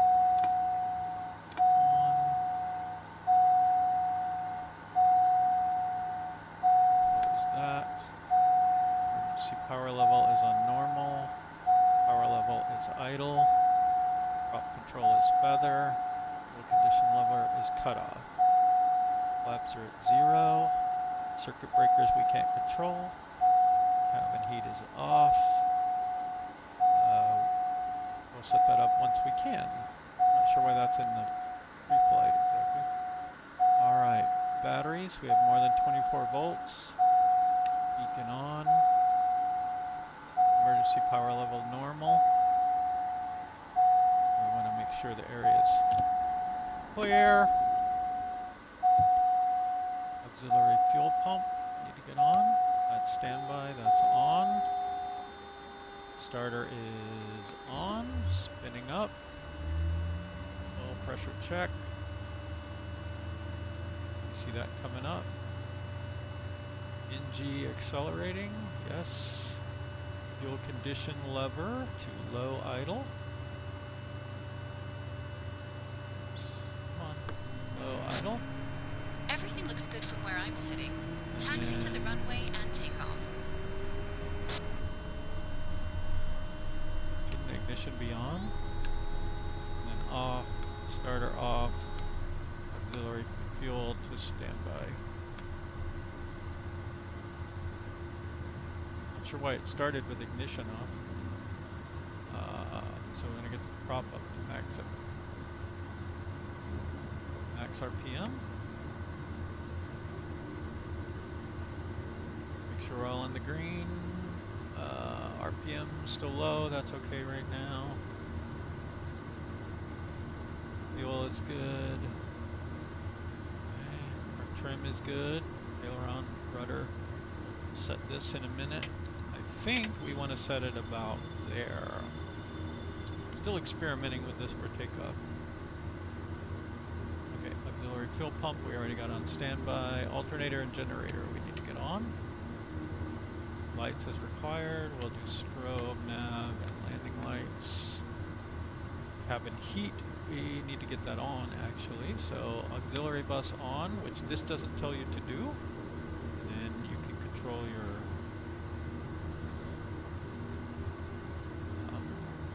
air conditioner and whatnots. Avionics set, we will do that in a moment.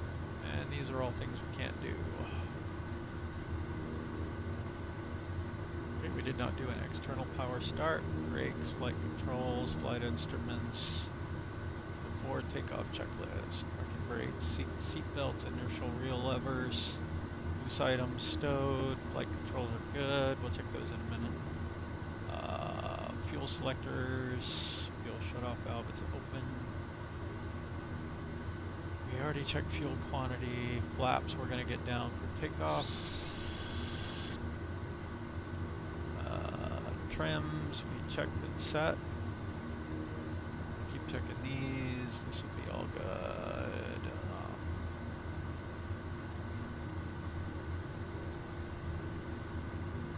And then normal takeoff, rotated 65, climb at about 90 at first.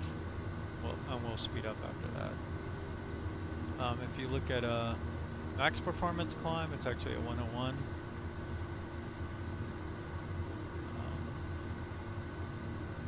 Not doing a short field takeoff here.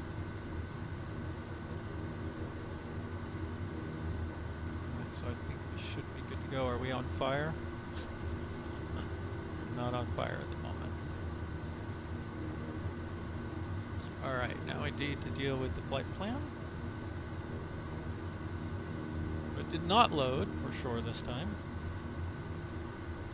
Will that load it? No, it does not. We need to go to flight plan.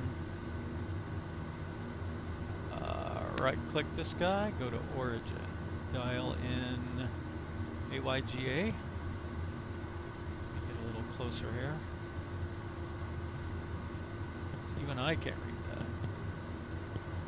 By the way, if anybody's on the stream and willing to chat, I'd be curious to know how things are going. Hi, I see one person chatted a few minutes ago, 10 minutes ago. Sorry about that. You still on, Naeem?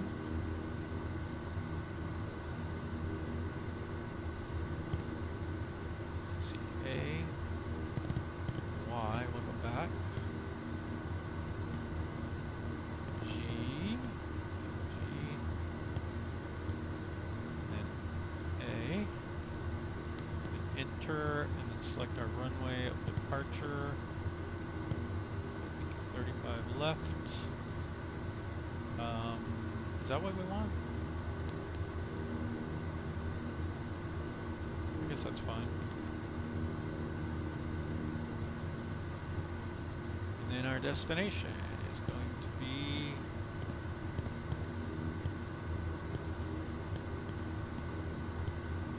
it's too far.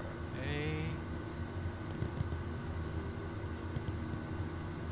Y, L. Just can't get that far. JKL. And then G. And enter. And our runway, we picked this 32. Enter. Enter to accept. Procedure. Approach. Visual 32. Enter. Straight. Enter. We probably won't be able to fly this because of the mountains, but we'll start there. We don't have any intermediate waypoints, so we'll go and activate. Yes. Alright.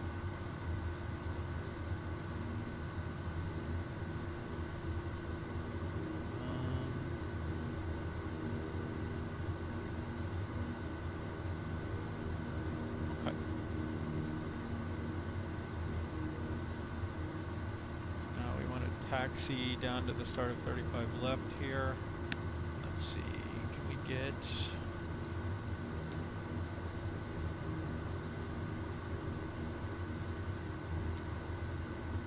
Goroka Ground Arc Star Delta Sierra Tango Fife 711 request taxi for takeoff, departing straight out.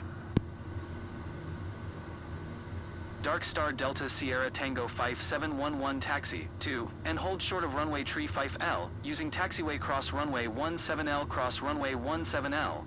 Contact tower on 118. 7 when ready.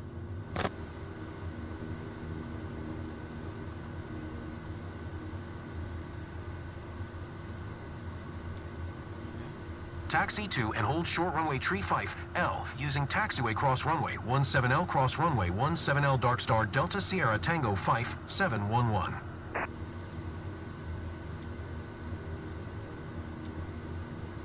Goroka Ground Arc Star Delta Sierra Tango Fife 711 requesting pushback. Dark Star Delta Sierra Tango Fife 711 pushback request accepted.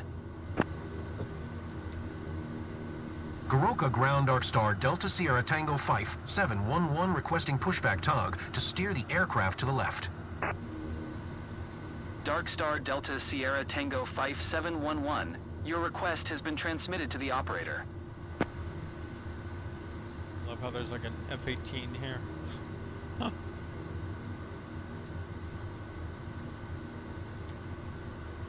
Goroka Ground Arc Star Delta Sierra Tango Fife 711 requesting the end of pushback. Dark Star Delta Sierra Tango Fife 711, request to end pushback received.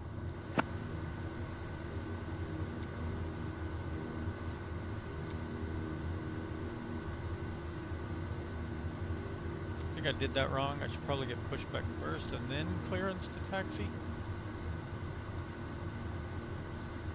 Where is my tower?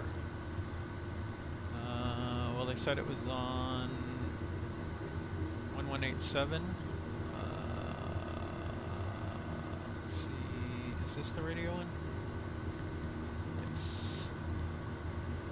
118.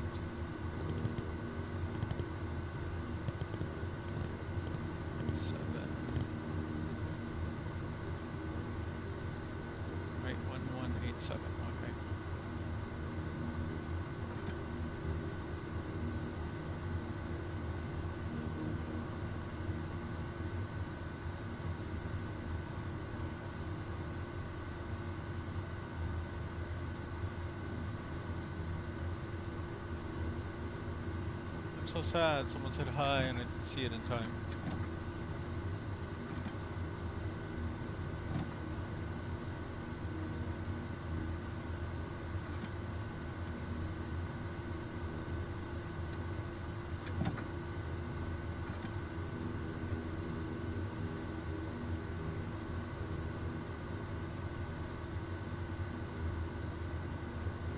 Ah, that's a funny taxi path they have there.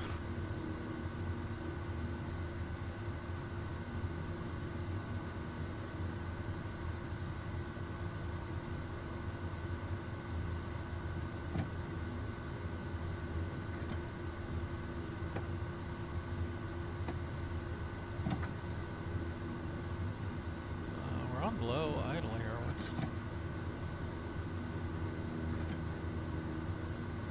This is one of those planes that likes to taxi at takeoff speeds.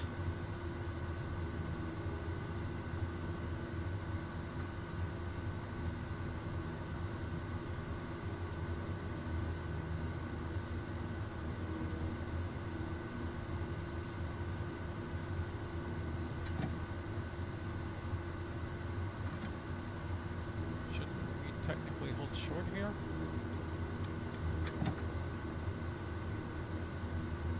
Goroka Tower Dark Star Delta Sierra Tango 5711 at runway tree 5 L ready for departure, departing straight out. Dark Star Delta Sierra Tango 5711 QNH 101 tree straight out departure approved. Cleared for takeoff runway tree 5L. We have our Cleared for QNH takeoff already. runway tree 5 L Dark Star Delta Sierra Tango 5711.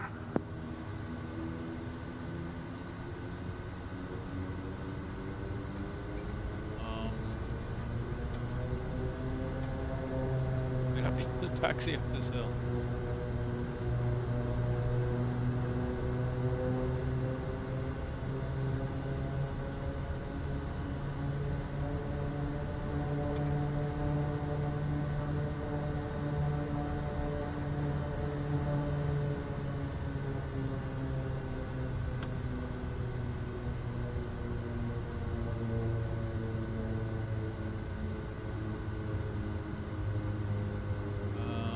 That looks a little short even for me. I'll probably make it, but I think we need to go to the end of 35 here. Or a little more. Maybe not all the way to the end. Alright, let's go ahead and get ready for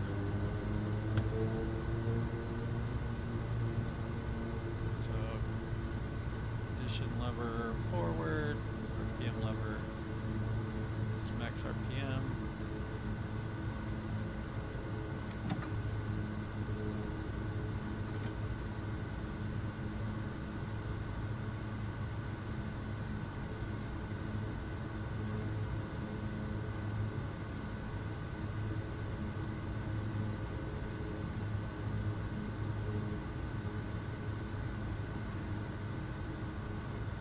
Okay, that's certainly good enough.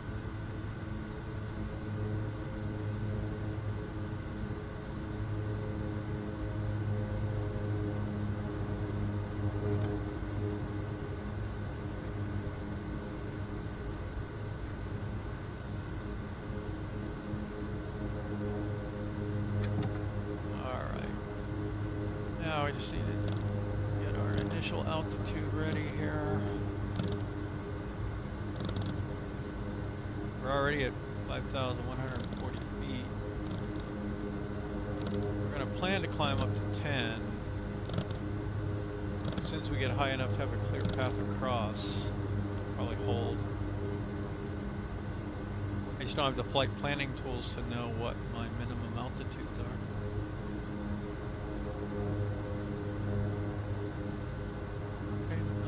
Everything else seems to be okay. We probably will get oxygen on once we get climbing.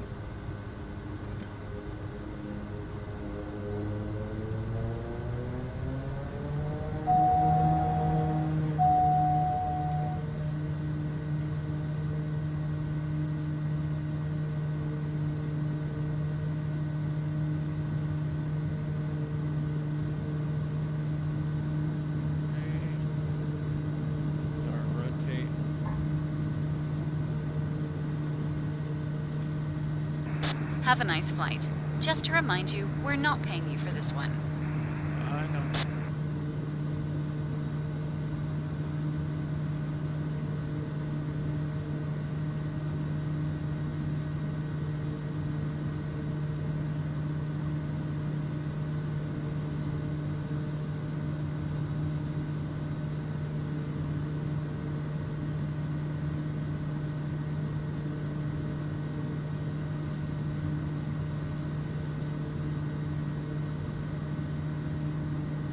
$500.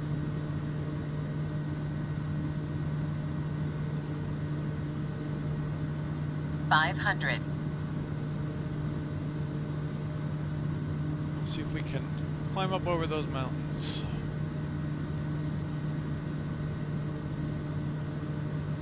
Okay. Flaps coming up.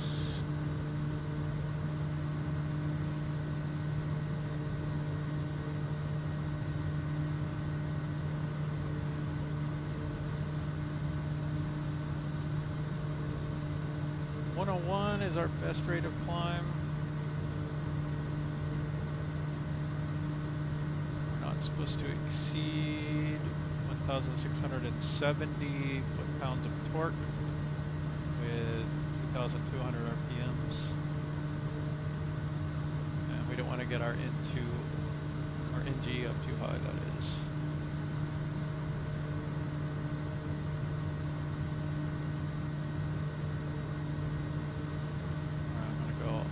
Autopilot here.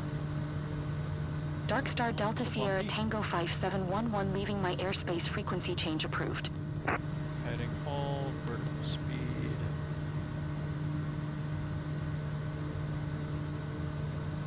Goroka Tower Dark Star Delta Sierra Tango 5711 frequency change.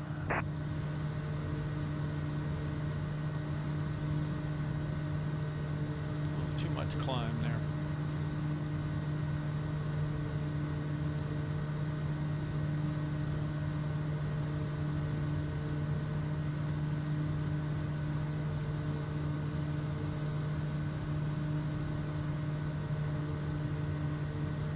So we're doing a run to pick up some parts for the plane so we can bring them back and get cheaper repairs at home base.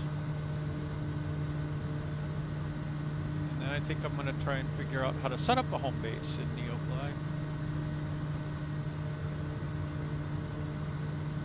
Climb into 10,000.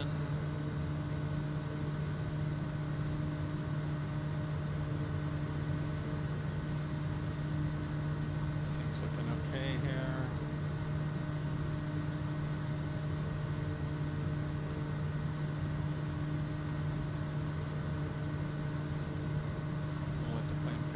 Speed, because so this is our altitude arc.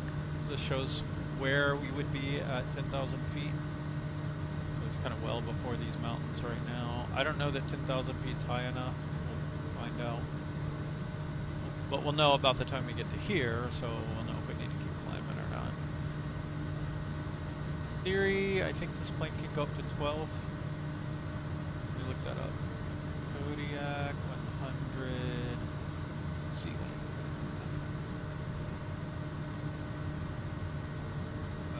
Well, no, that says 25,000.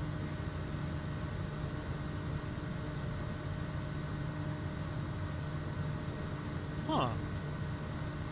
Because I was seeing 12,000 feet. But the day here, KODIAK says service ceiling's 25,000 feet. You should better have your oxygen on at that point.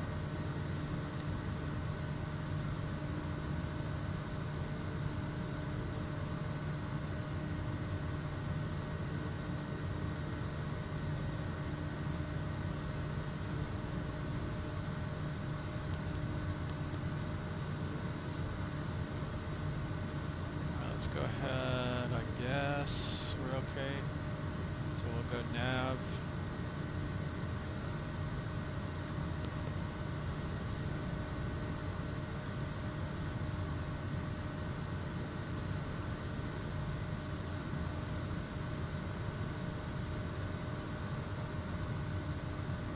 Why did, oh, we're at 10,000, we're definitely not high enough.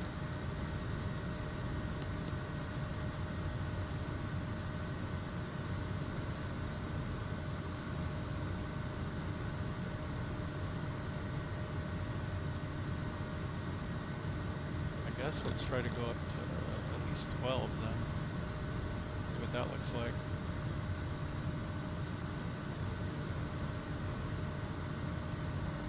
Might have to go back on heading and turn, but I think we can make that.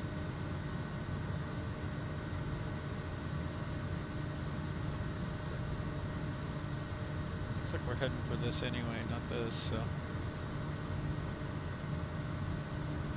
We want to get below about 101 here, that's our best climb.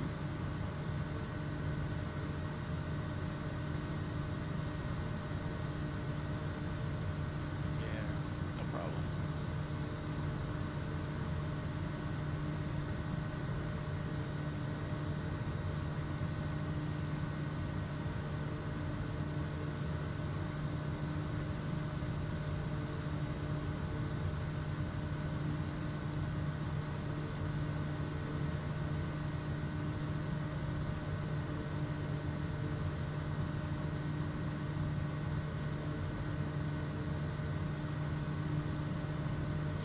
Coming off the engine area there. The heat effect that we got in. So our outside air temperature is dropping, so let's get our pitos on. Probably should have done that earlier.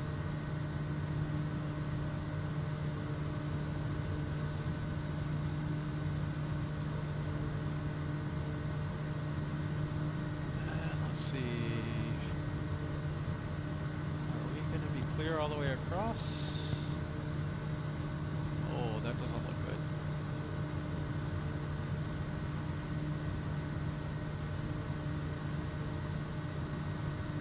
I think we're going short of this big mountain over here, so.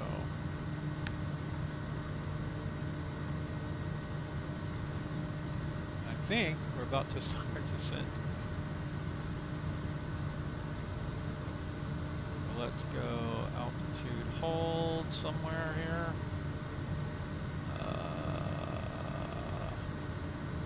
Can't see these things right now. Oh, it already came on. It is that one. Okay. So 9-1.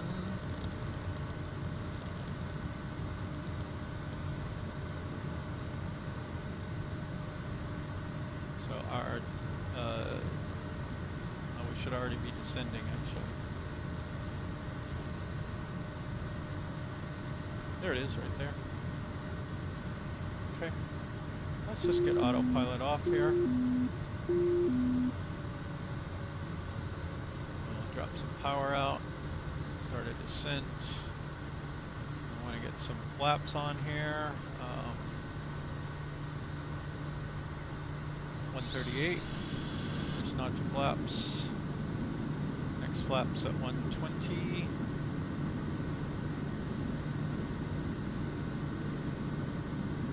We're looking for 9,000 feet here.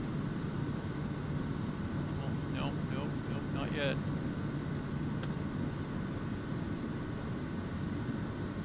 That is a tough looking runway.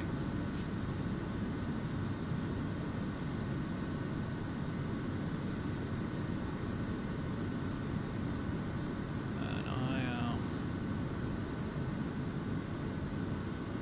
really too high here.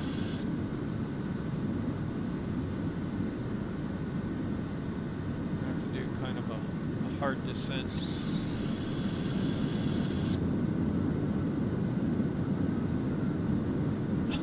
We should not do this. I'm sure no real life pilot would ever do this.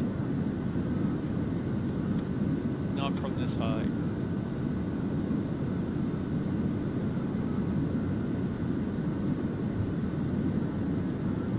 going to try and bleed off all this altitude and speed here.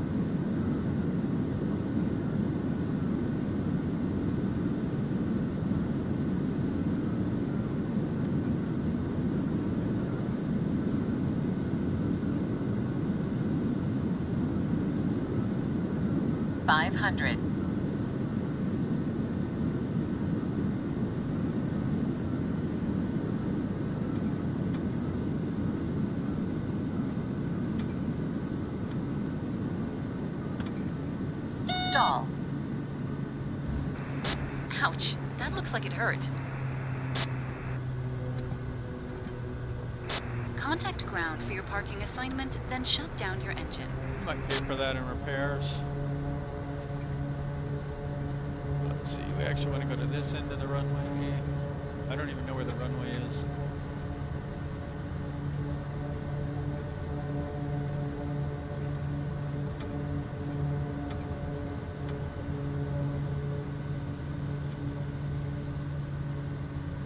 Definitely want to take off downhill.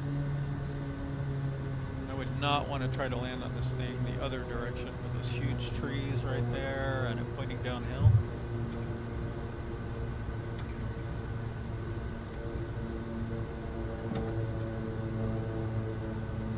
Hope that's enough room to take off. Is the parking brake set? Okay, yep, it's set. Okay, pitos off. Get our lights off. Set the beacon. Want to get prop feathered. Fuel condition to low idle. Go and get our flaps up a little bit. I'm going to leave them at 20 though for takeoff. Go and turn off our air conditioning.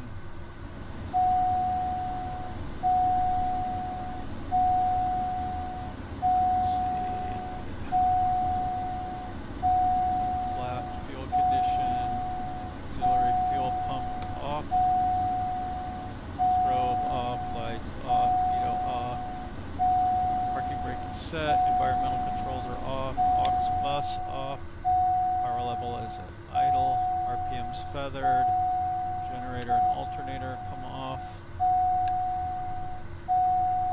Let ITT stabilize, fuel condition lever cut off. All the way back. Let's go. Oxygen off. Lights rest of the way off. Fuel selectors off. Avionics off. Master off. Controls lock, tie downs, covers, which we don't have in this plane in 2024 anyway. Alright, let's reset all here.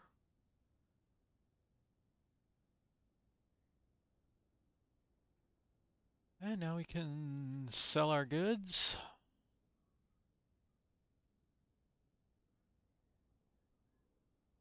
We had computers that I had to rebuy.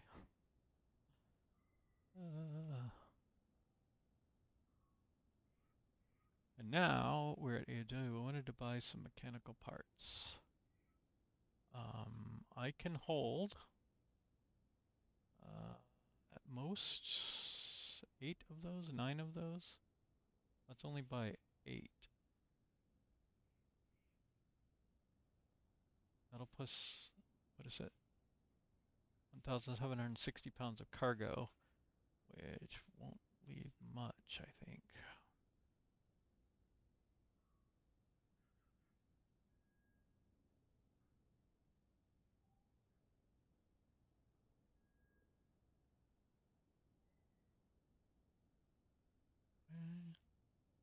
So we need to go to our weights. And let's see what we were on cargo here. We go to this one to see our weight. So we need 531 more pounds.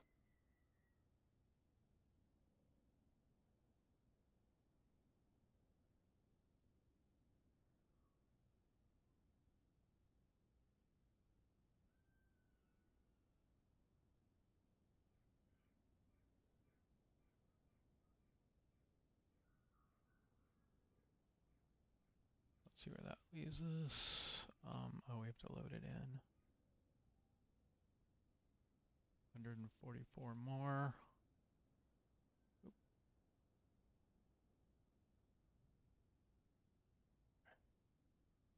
154. 154.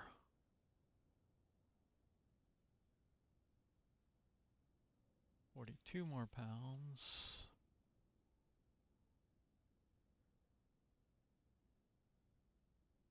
Uh, 124 and 124. Really? One more pound. Oh, this is so slow. I don't know why it takes so long to load in. Oh, let's do 105, just to make sure we have enough. All right, we got it.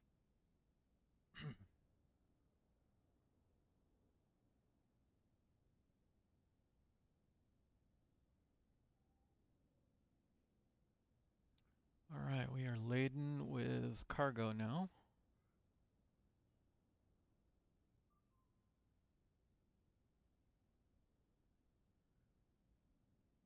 We need to remember this airport though. This would be a fun one to practice in and do a lot better.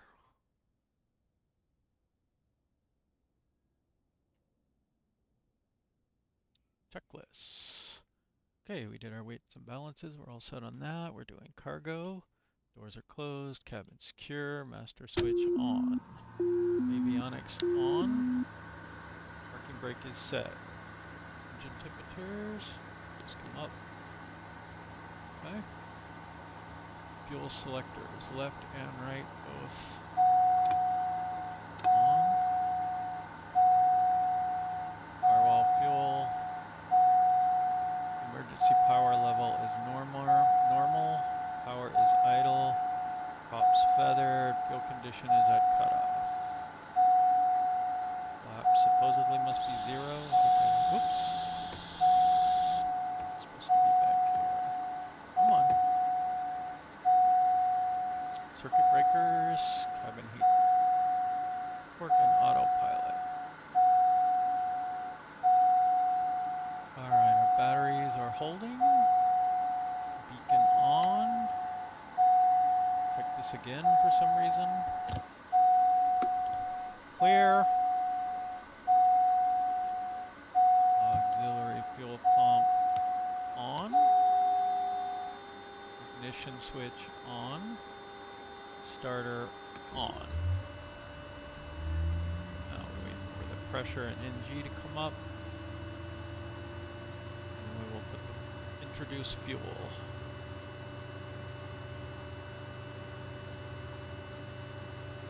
Okay, NG's over 20. Everything looks good from where I'm sitting. Taxi to the runway and take off. God dang it, come on. Everything looks good from where I'm sitting. Taxi to the runway and take off. Alright, starter off, ignition off, fuel aux, prop, max RPM.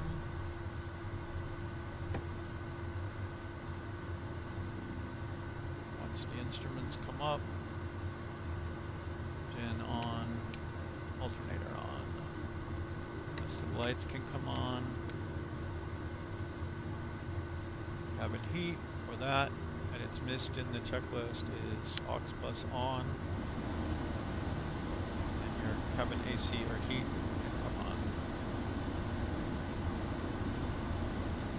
And you can open or close your little vents here, and you can point these things where you want. Neat. Alright, now we need to get the avionics all set up. Comms we would set up. Brakes, flight controls, flight instruments, inlet, flaps. Okay, let's go ahead and get flaps set. We're going to do a short field takeoff, so we have flaps at 20. We'll set our elevator trim, that looks good. This will do during the takeoff, obviously. Rotate at 65, climb at 90, and then 101. And then flaps retract.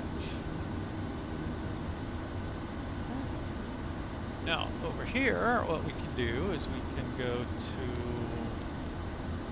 flight plan menu. We can go to, oh, I'm dial, sorry. Invert flight plan. That'll put our current location up in the origin. And we're flying back to AYG, so that's all set. We don't have to NRAT. We can just select our approach. We want RNAV Y.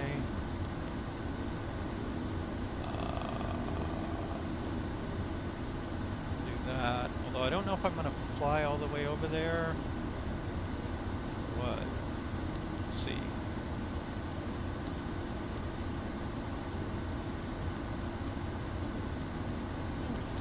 Load and activate. Let's just take a look up here.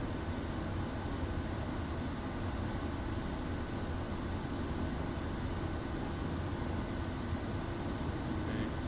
Don't know that I want to fly all the way out here and then back to here.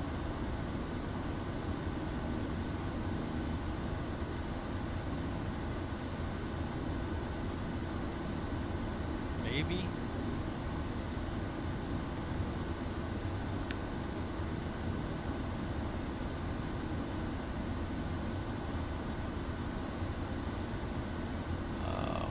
Exit look like here? Hey, we have someone flying in this area. I wish we could talk to other pilots. I mean, at least if they're open to it, like if they were on some frequency that you can talk on. They might be flying in here. Let them have the runway here.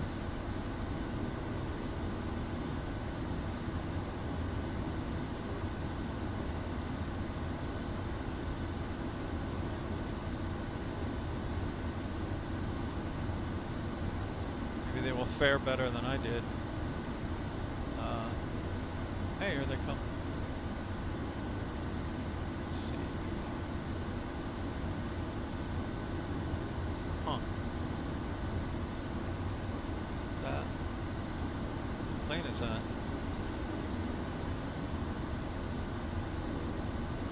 Can we get out? Airplane running?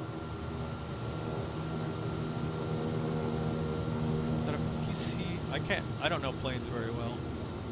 Is that a PC-12 though? It's Pilatus, so it's got to be a PC-12, yeah. I think the 6, or I don't know, is that a 6? Alright, let's depart. Let's see, parking brake off. Okay. Controls are good.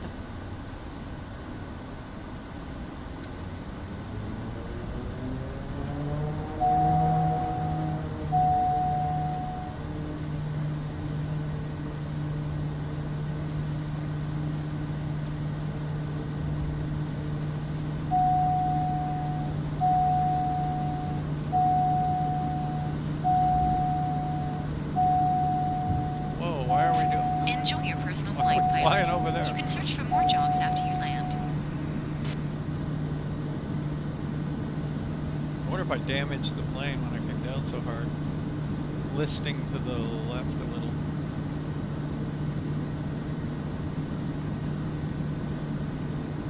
$500. I'm gonna climb over this lower saddle over here. This is such a short flight, I'm thinking I'll just hand fly it. Kind of stay low.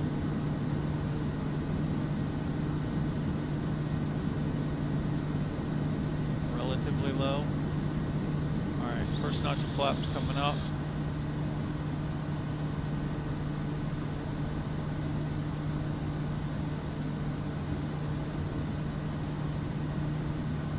$500.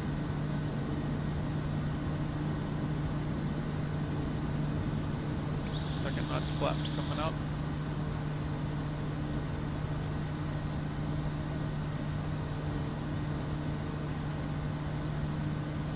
We're gonna have to do some serious climbing here.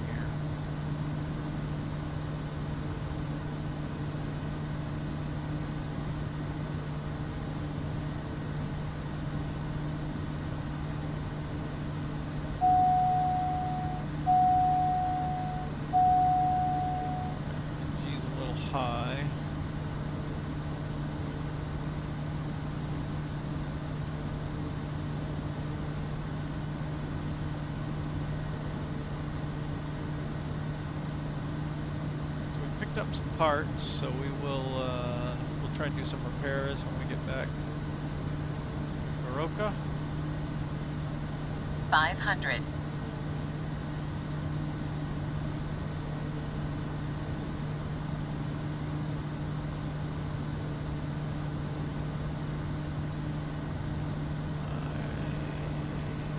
I really need a yoke, because I can't see what's going on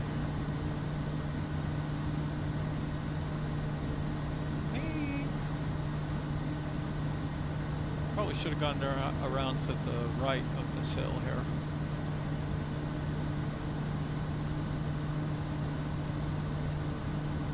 $500. I think we're fine around this way.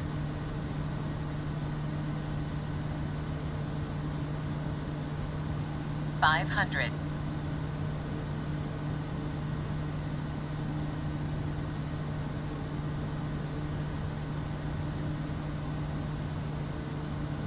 Okay, we're at 10 already.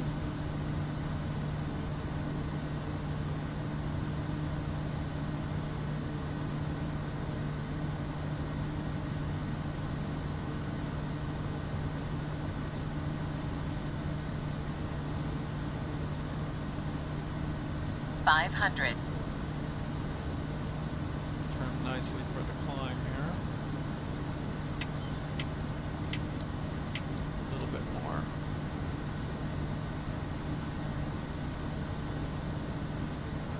I think we'll pick some of that aileron trim out that I put in earlier.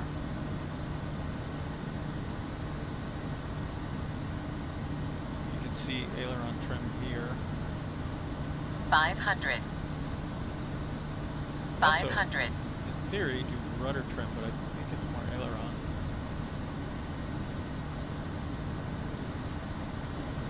Right over the mountains there. Right now, I think we want to level out. Our short jaunt across the mountains back to Goroka.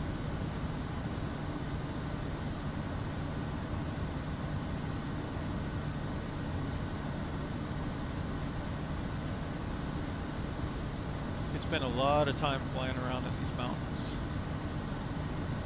learning your way around.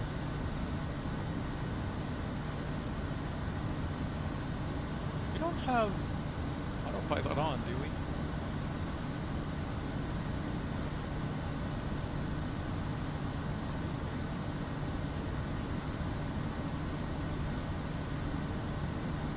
Back to a more neutral aileron trim there.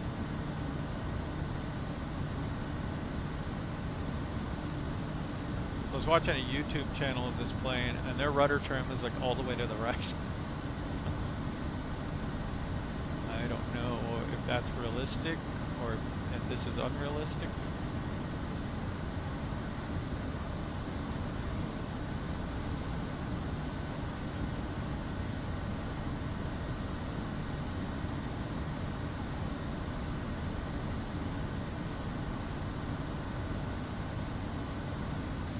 I think that valley right there is where we want to fly into.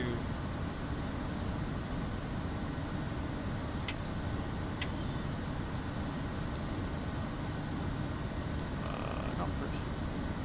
Yeah, I just want to zoom out. Let's actually go hide the flight plan for now. Zoom out a little. Okay, I don't want to dive that much.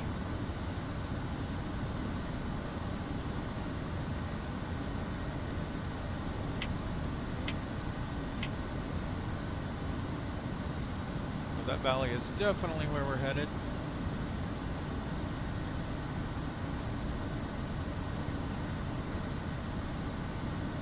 I'm rather inclined to just kind of head over that way.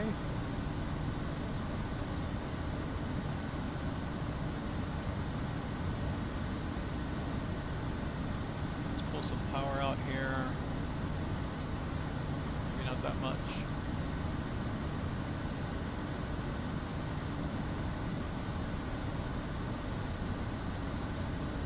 If we could. We saw 1187, right? Nope.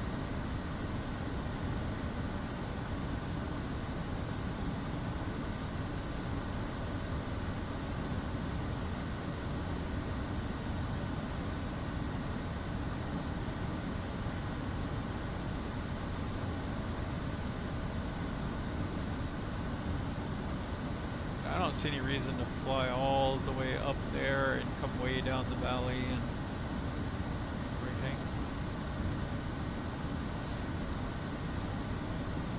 We'll just pick up short final here in the valley.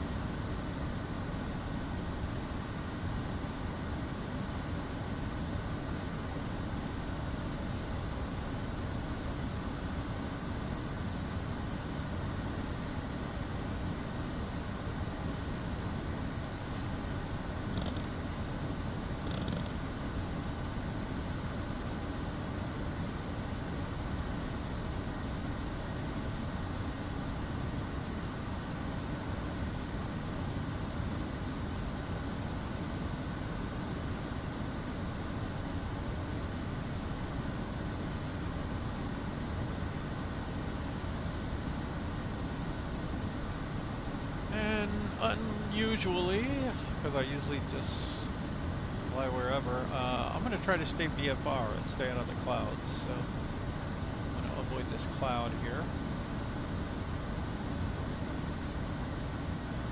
Now let's get the flight plan back up. So I think we want to go...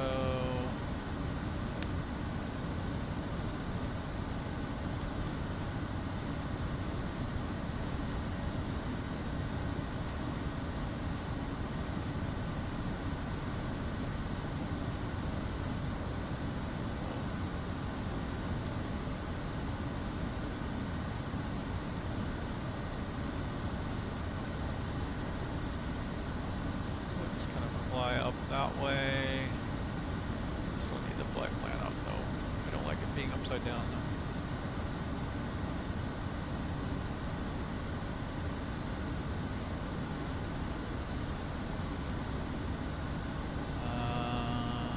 It says 8,200 feet. We're a little low.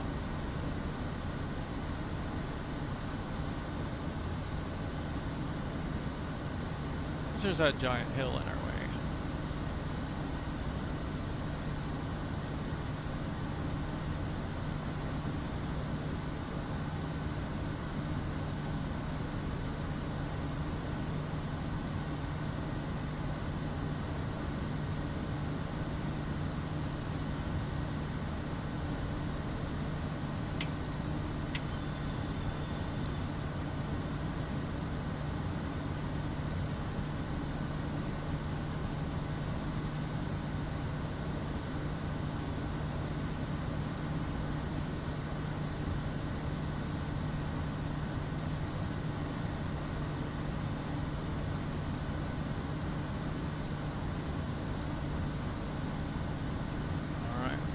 Clouds here, so we're going to fly around the clouds.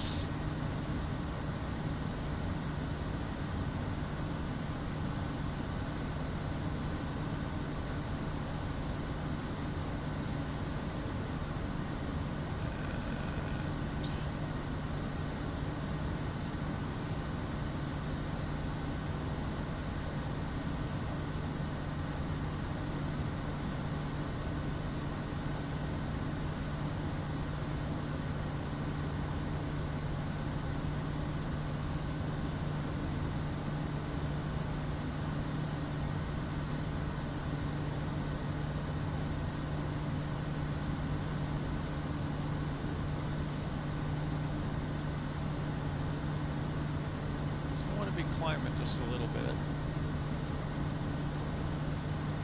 we'll let my speed drop. I'm going to go get the first notch of flaps down.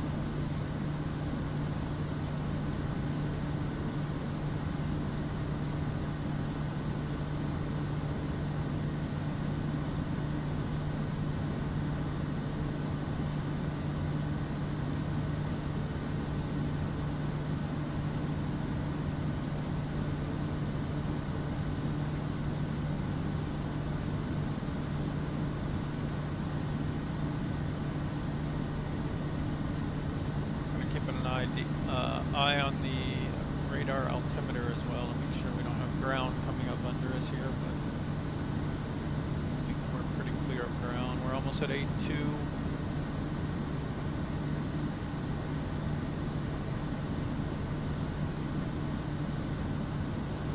Trying to turn right a little bit to parallel the reverse path here.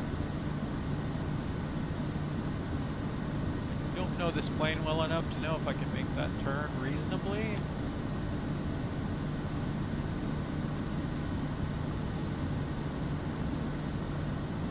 I need to keep my speed below 138. We're a little low still. We're going to go ahead and make our turn here.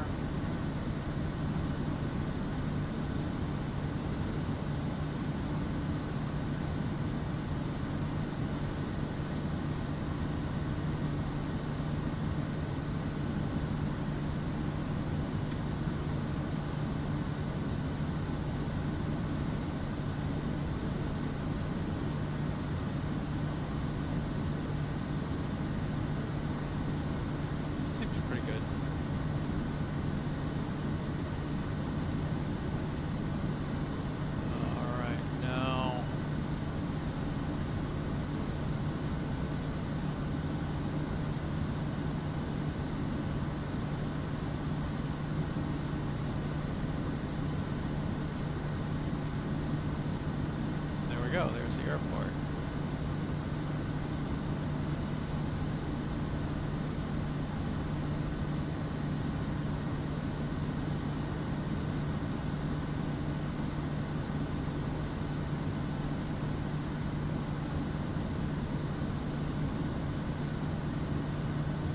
Alright, next waypoint we're going to be at 7-7. Why is that crossed out? Because we're already at 7-7? Yes.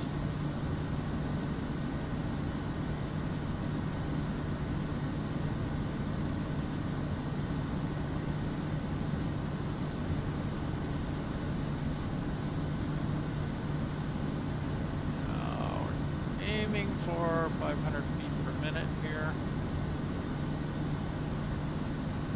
on average. We want to get our power back to about 750 on the torque. We want full RPM forward. And we want full rich.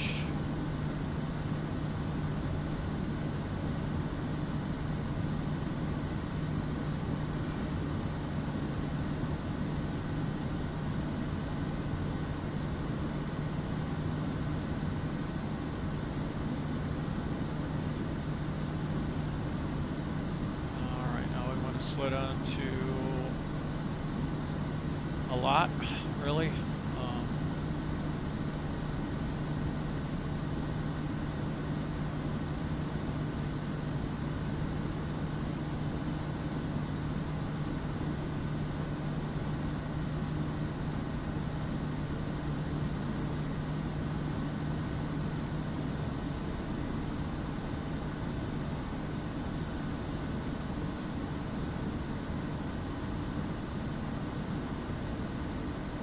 Second notch of flaps.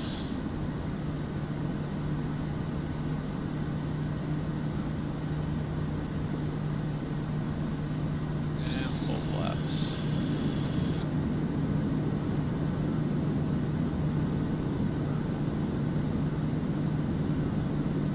Yep.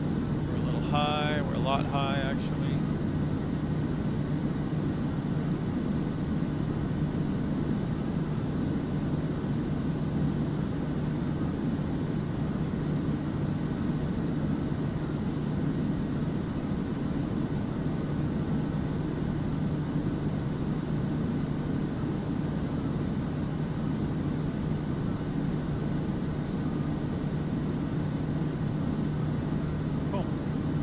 That guy that was the PC-12 over at the other airport.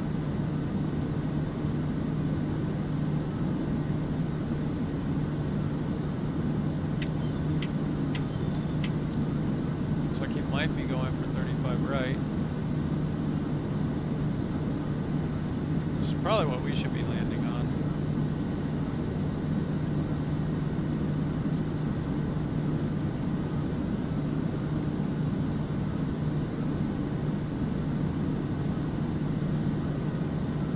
Switch. I'm gonna go 35 right.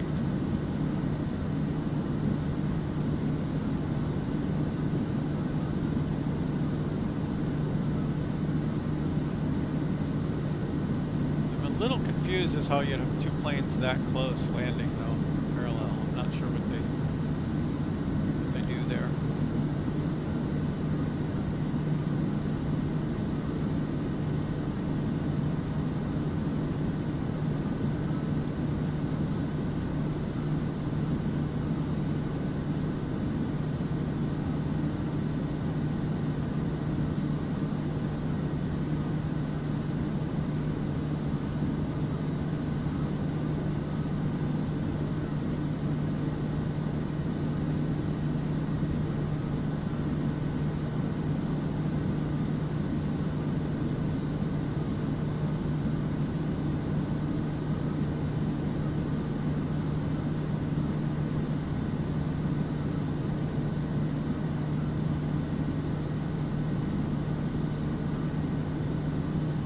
A little twitchy on the approach. 500.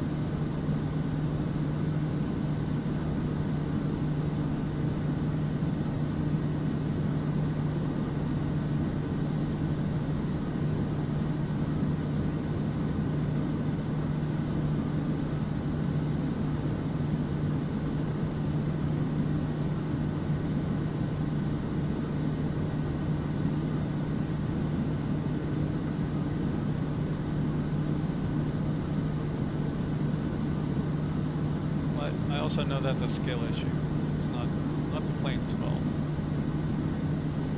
It's on me.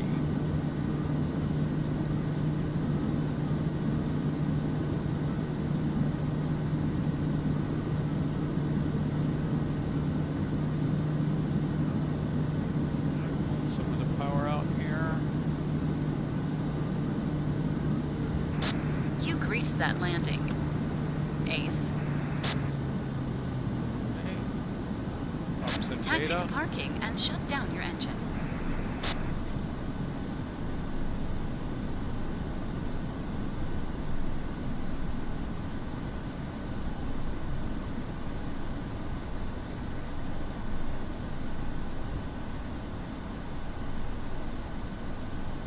Our PC-12 buddy.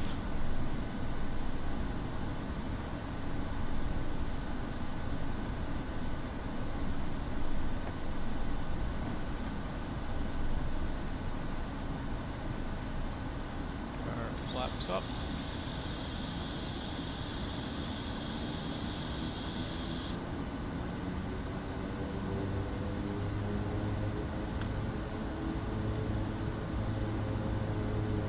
It's got a pushback going on.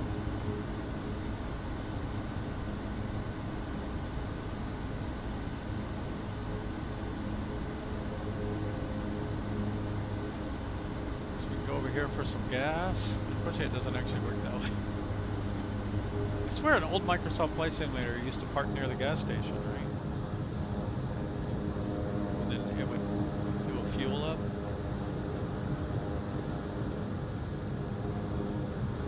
Okay.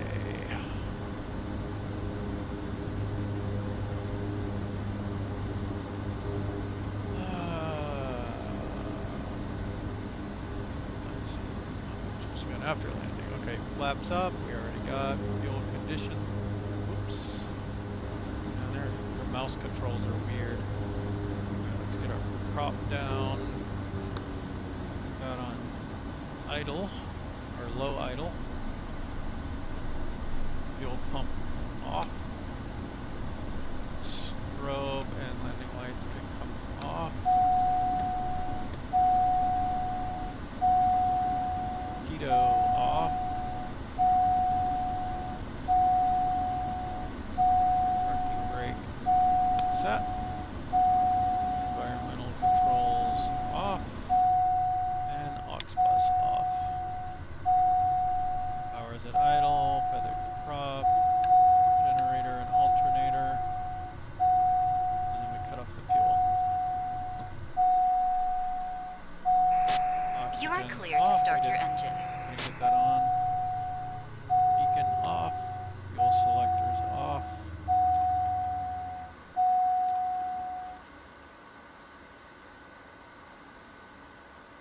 Avionics, master, controls locked, tie downs, covers. All done. So now, in theory, we can deliver our mechanical parts into our hub. Deliver mechanical parts. Hey, look at that. So now let's look at what damage we did to our airplane. Yeah, we did some hull damage there, so let's get that back up to, what's it cost to go? Yeah, we'll just get 100%. And then did that use any parts out of our hub? No, it's still 8. Okay.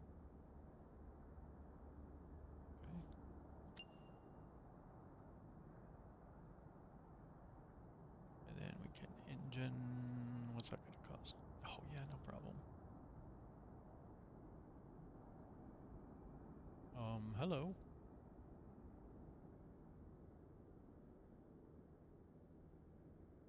Wonder if someone wants to use the fuel. We could.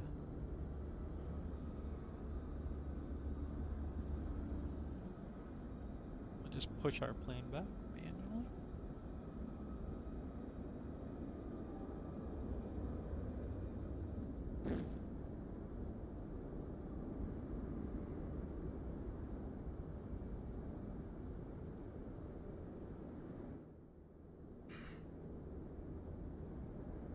Get out, have a look-see around the plane.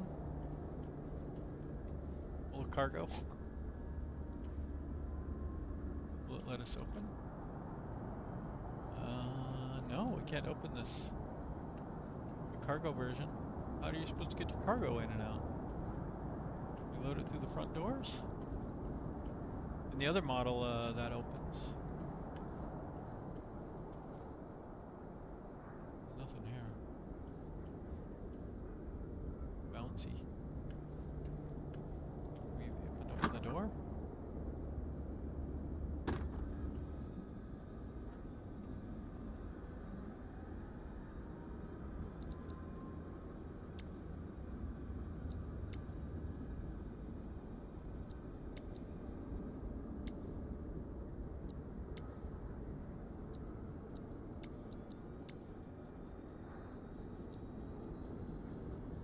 Why is it bouncy?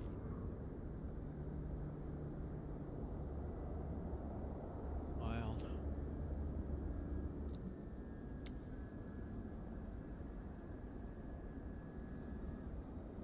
So I still haven't figured out these airline things, but we were able to pick up routes. So maybe that's all it does? I think you can send the NPCs on those routes too now. So like, let's see what happens if we put our pilot in this plane and we look for jobs.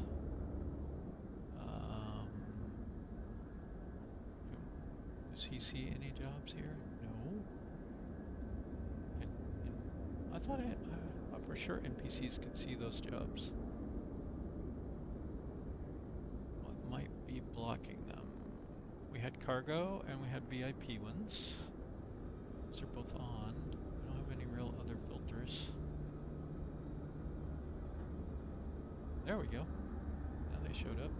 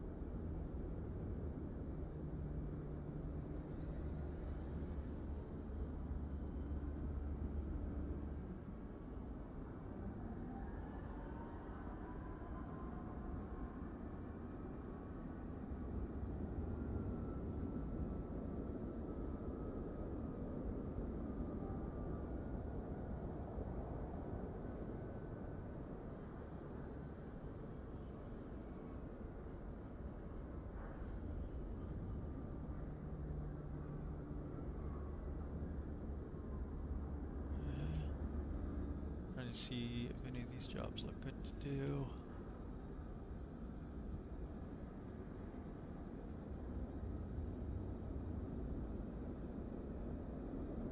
AYLG for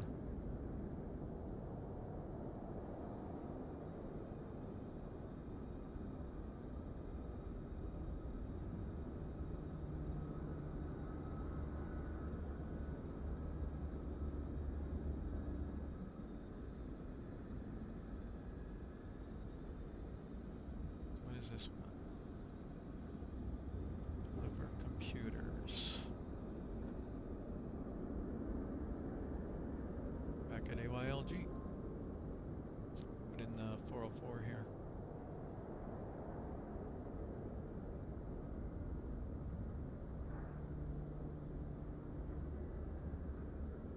Does not require much fuel to get there, does it? It's only 23 nautical miles away.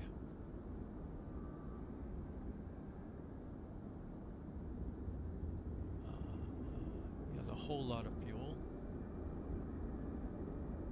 Can he actually? Is that too much fuel?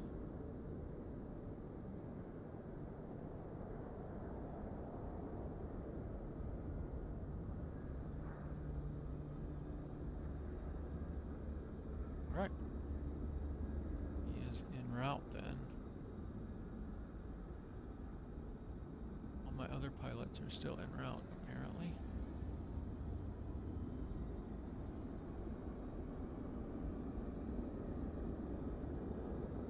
Wow. It's only an 8-minute flight for this guy. So he'll be done in about, I don't know how much overhead there is, but it's about an 8-minute flight at cruise speed. I mean, I guess we just did it. That sounds about right, but.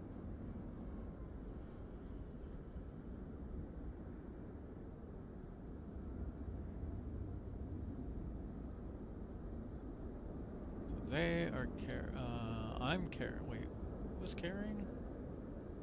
They're carrying old wine. 18,000 pounds of wine. Hope they don't break it. So in theory, you can go here, I believe. Not here. Pilots? Maybe you can see your flights. Click on a flight, see where they are and where they're going. You can see their ETAs. That one's still got a long ways to go. That's the Airbus. And these guys are almost there. This is the little Cessna. That's going to be this mission. We're in the Africa or something.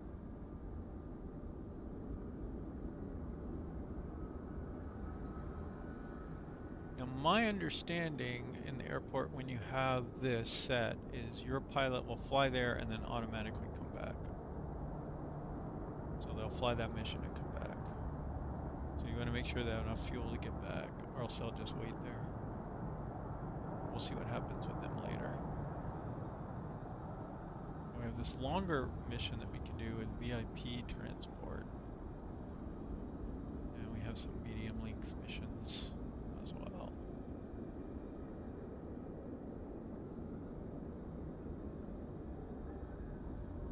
So whoever's on, do you have any preference? The other thing we could do is we could try to go set up our hub here, our home base or whatever it's called. I think you go here maybe? Nope. I think it's hangar. Freelance. That's missions or jobs. Never can find this thing. Not here, is it? Let's just back up over here.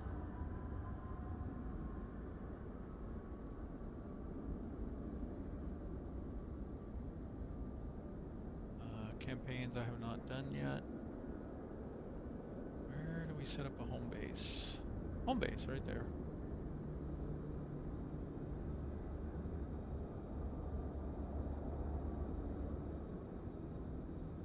Like, I don't think we want to put it here.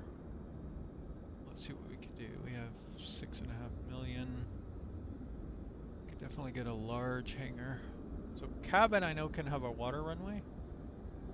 The runway is hidden, comes with a small grass runway. Can fit office, PAX lounge, storage. Can fit office, maintenance, PAX lounge, accommodation and storage. And can only fit office and maintenance. So we have enough for this one.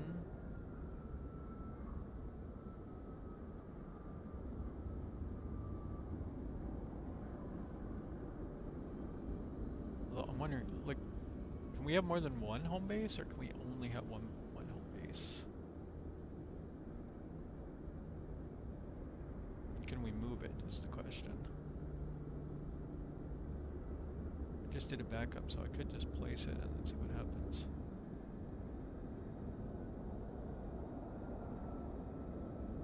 Compile and install to community folder. Validate.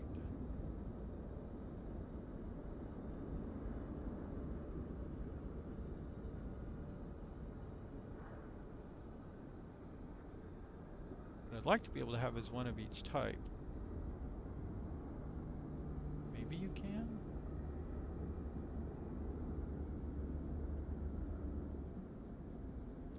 We can buy this one for 100,000. We can place it. Is bought. Must recompile the home base to see it in Flight Sim.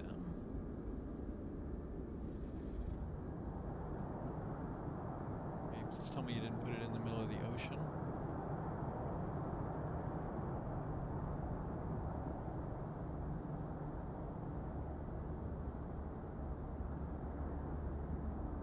I'd like to do.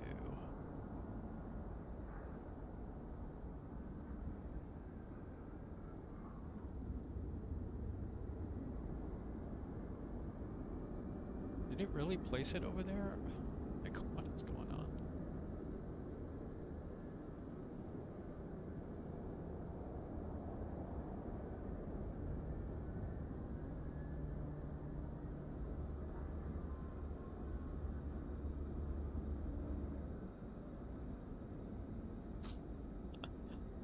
I think it just placed our home base in the middle of the ocean. I might have to back up and restore the...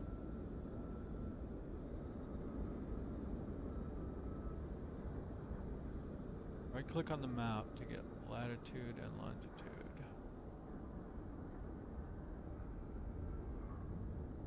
What?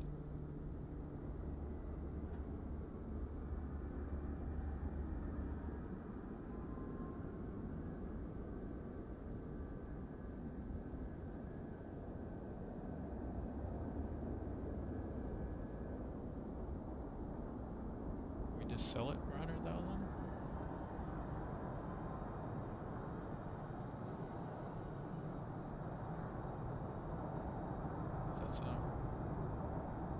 So I'm starting with the little one, because if it costs me money, it doesn't matter.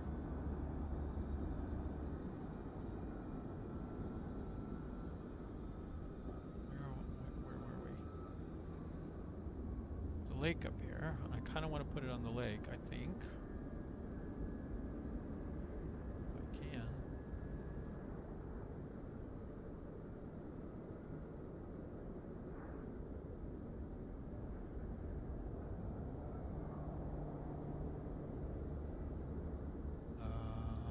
No.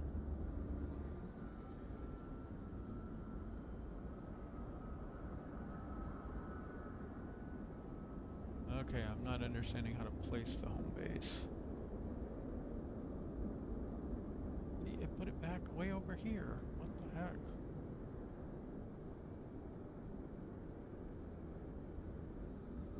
Is it?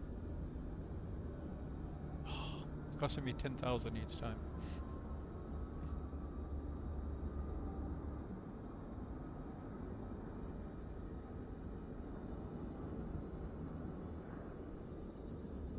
That seems bugged now.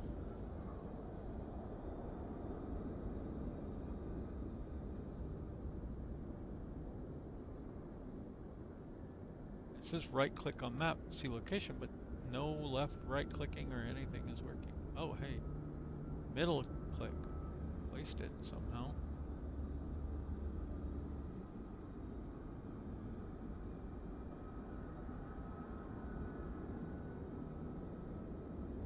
What? Okay.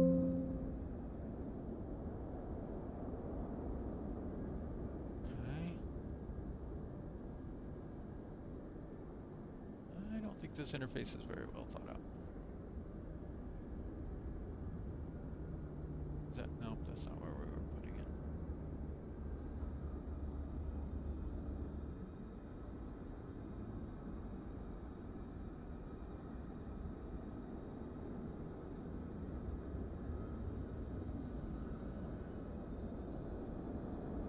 Should we buy a large runway? Oh, that is large. I mean, if it's a water runway, what difference does it make?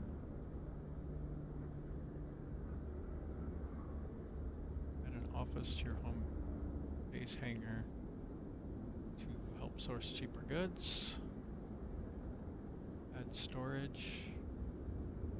Cargo reward will be 10% higher. 10% more for passenger jobs.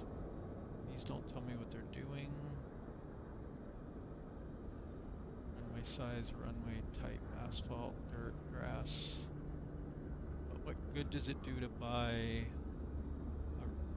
that for a runway that's underwater?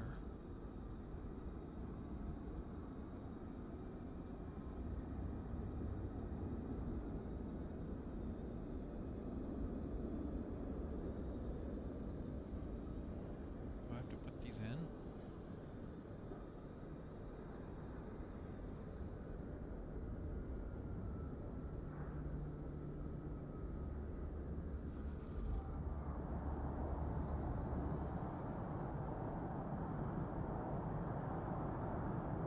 I would assume we can upgrade later.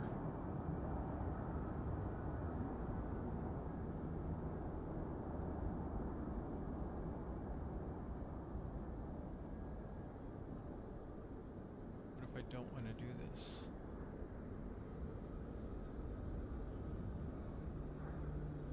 Okay, that gave me an error. Okay, this is a little more than I think I want to tackle right now. But I would like, I think, to set up maybe a small home base here near Goroka just to get started with the whole thing of a home base. But I don't have an amphibious plane right now, so.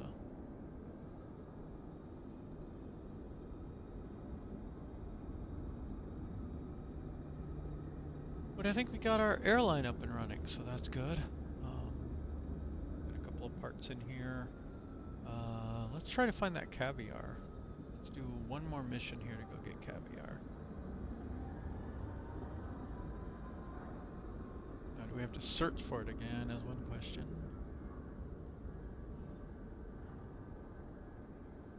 Caviar.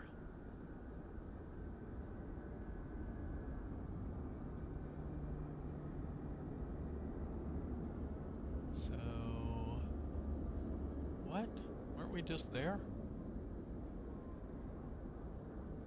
I don't remember them having caviar. AYLG is buying caviar, not selling it. I got a taste for caviar over there. Okay, AYNZ is selling caviar. Let's just do show market here. Okay, so we're looking for any place selling caviar.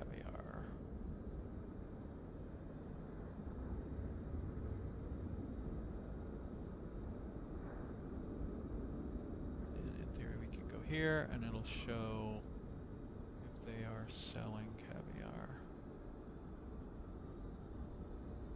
We can also, when we click on it, we can look here if they have caviar. And we could try places closer by if they have a sufficient runway, but these places get pretty sketchy.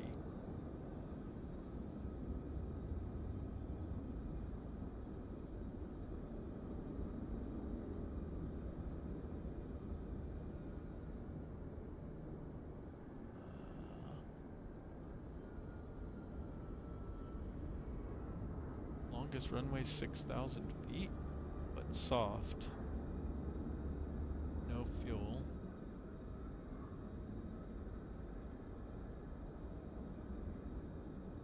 $4,000 feet. I don't know if there's some... Okay, that has caviar.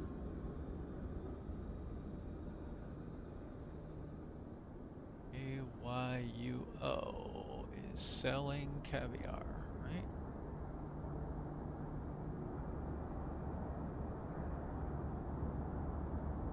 Let's just click quickly through some of these places here.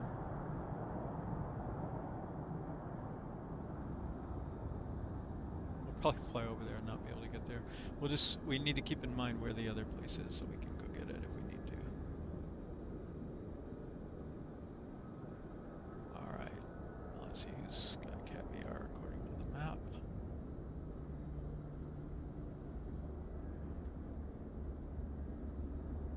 Okay, so I'm gonna jot this down off to the side here.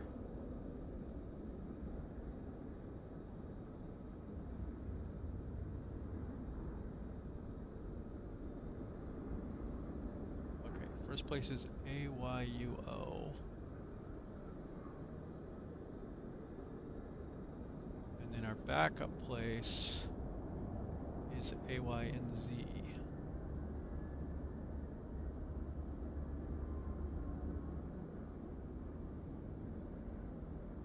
That's about half the distance there, so that shouldn't be too bad.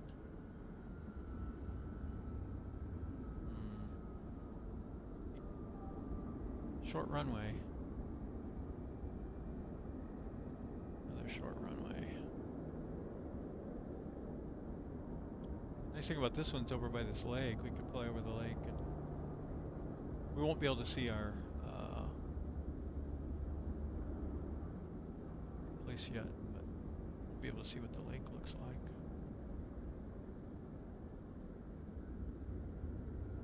Okay, so I say let's go into our airport here and add hub lines for both AYUO. What do we want to do? Do we want to... I guess let's do cargos. Alright, return flight. And then AYNZ. Alright, return flight.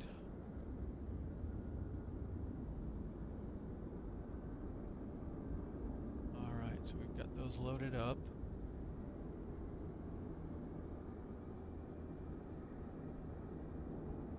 Go get caviar and bring it back here so that we can increase our VIP mission payouts. Well, really, we're just doing it for fun. But the other thing we could do is trade caviar. It's supposedly like the best item for making money with. The problem is places sell a ton more of it than they buy, so you have to be careful about that. I think if we go look, caviar, so, well, these are more balanced. You just don't want to buy a whole bunch more than you can sell. When I looked at some other places, they were buying like a ton. I mean, they were selling a whole bunch, but not buying nearly as much. But like I say, these are more balanced. All right, let's go to our plane and look. See what we have.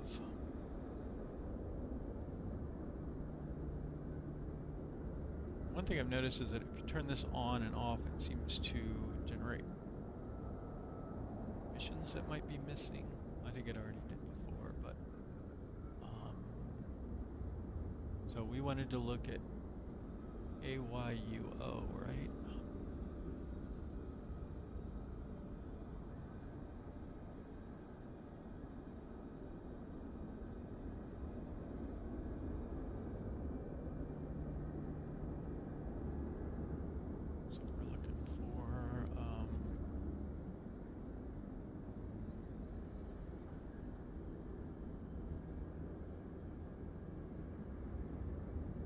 What was the other one? AYNZ, right? Yes.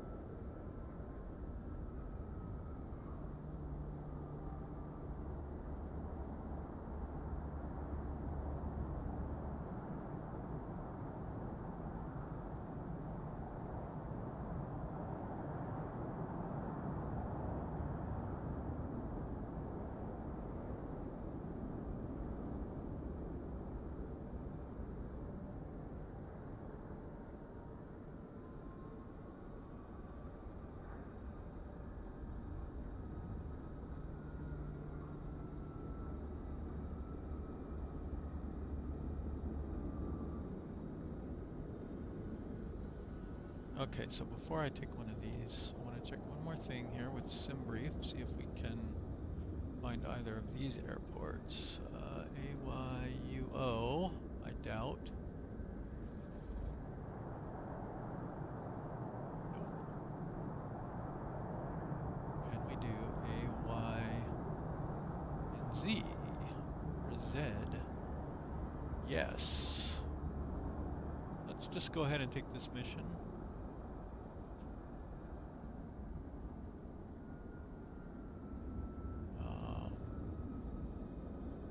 We actually are departing AYEA and arriving AYNZ.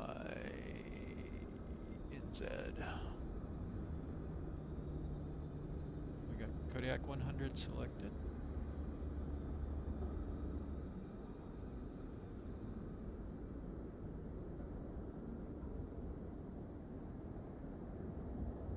Climb at 101 knots. Okay. We can actually pick a lower power cruise too. And then we say, well, you can adjust your route, you can adjust your payload. And let's actually do that. So if we take the mission,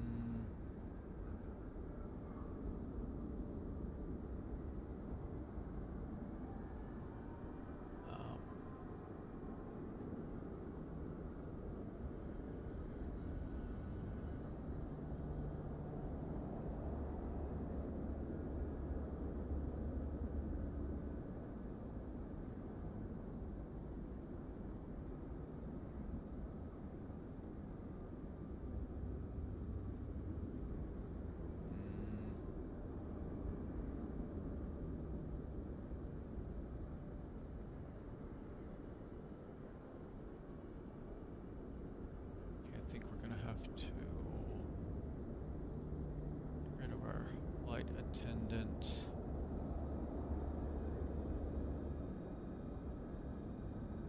And check passengers.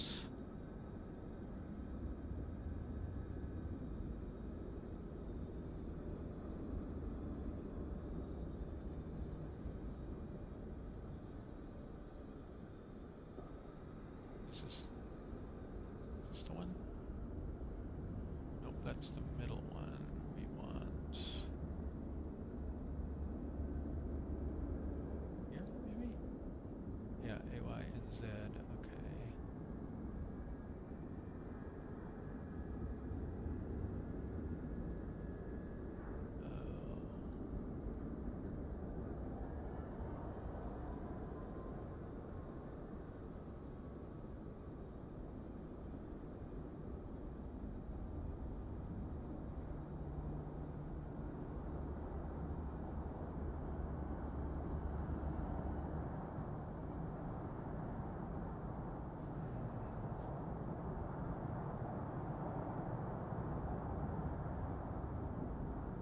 Maybe this one?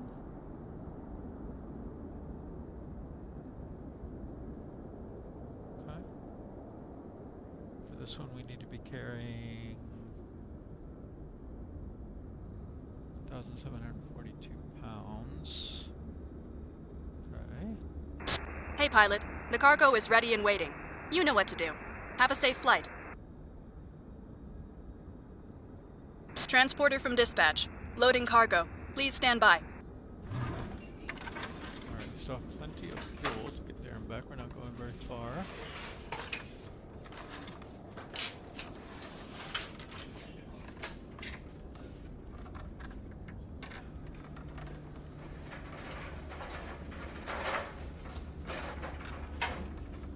I never know on this one, should I enter freight or payload?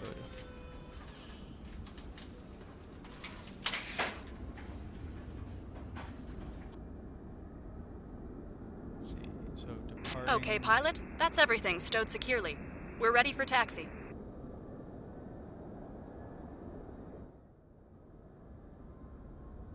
Back in our plane.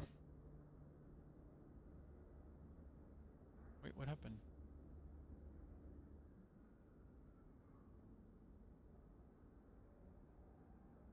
No, it reset. Okay. Well, we know what we want to enter now. KODIAK plane. KODIAK plane. Depart. AYGE. Wish tab worked. Arrive. AYNZ.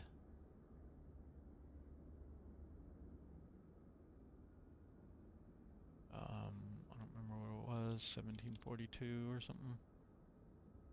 I don't care. 41's fine.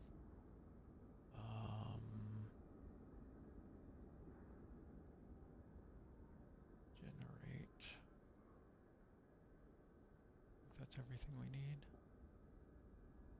Passengers, we could say 0.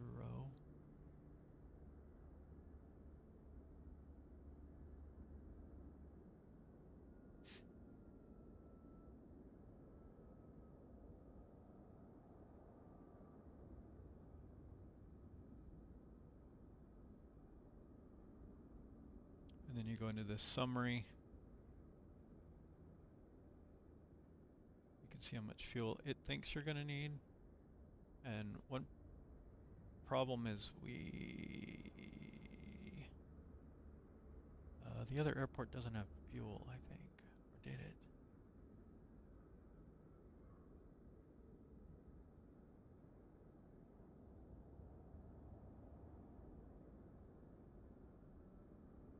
Let's see. Somewhere over here.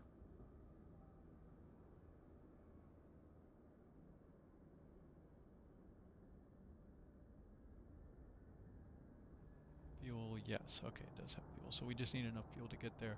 So we want maybe a little more fuel then. No, we have plenty. We might even have enough room so that we could go ahead and bring some, so we could get back. So for that we would need about 1,000 pounds here, right?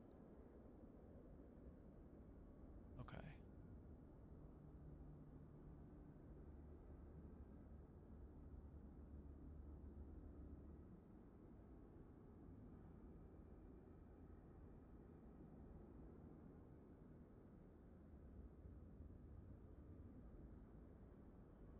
I think did I already do import route?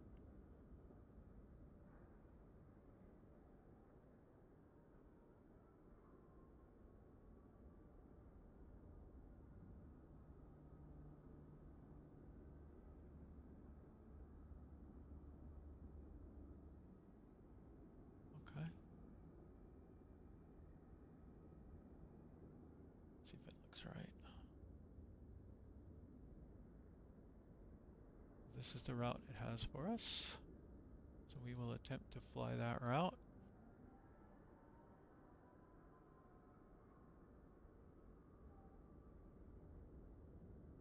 All right, we already have the cargo loaded and everything. We're good on this. We're a little over, actually. It could be a little bit less, but I'm okay with that. What we do need to make sure we have, though, is the fuel. Okay, we're good on fuel. And now let's get the plane started. So, weight and balances are done. Passenger briefing, we're doing cargo. Doors are closed, cabin's prepared. Master on, avionics on, parking brake is set. Need to get our fuel on.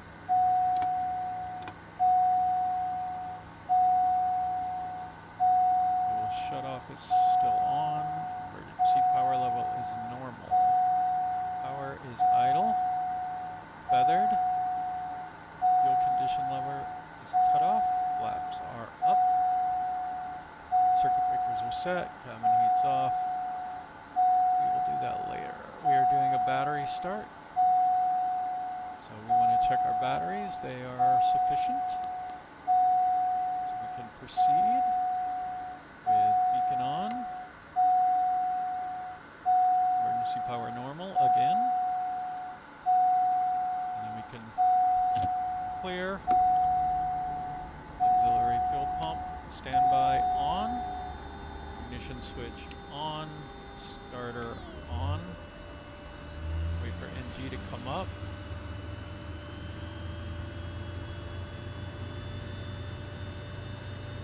Okay, it's at 20, so we go to low idle.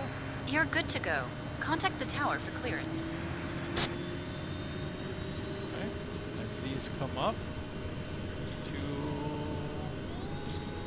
there we go. Starter off, ignition off, aux fuel on standby. Prop lever up to max RPM. Maybe I should do that the other way that it says. Maybe I'm doing it wrong. Okay, and then the generator and alternator on. Lights as required.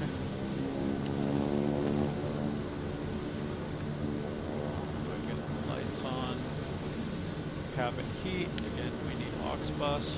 Comes on automatically. Avionics need to get set up. We'll do that. Taxi, we're good. We'll do all that stuff. We taxi.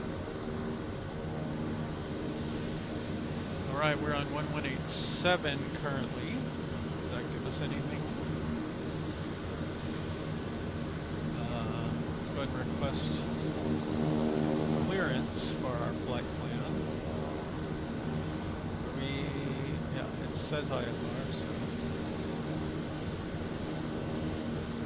Goroka Tower Dark Star Delta Sierra Tango 5711 IFR to NADZAB, ready to copy. Dark Star Delta Sierra Tango 5711 is cleared to NADZAB Airport as filed. Expect runway 35L, maintain 10,000 feet, departure frequency is 118. 1 squawk 0134. Acknowledge that, and we need to go to... Cleared to NADZAB as filed. Runway 35L, maintain 10,000 feet, departure frequency is 118. 1 squawk 013 Dark Star Delta Sierra Tango 5711. Dark Star Delta Sierra Tango 5711 readback is correct. Contact ground on 118. 7 when ready to taxi. Good day.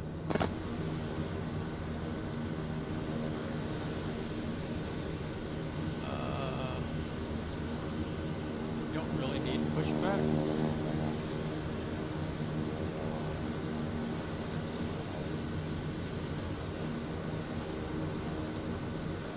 Goroka Ground Dark Star Delta Sierra Tango 5711 ready to taxi IFR. Dark Star Delta Sierra Tango 5711 taxi to and hold short of runway 35L via taxiway cross runway 17L cross runway 17L. Contact tower on 118. 7 when ready.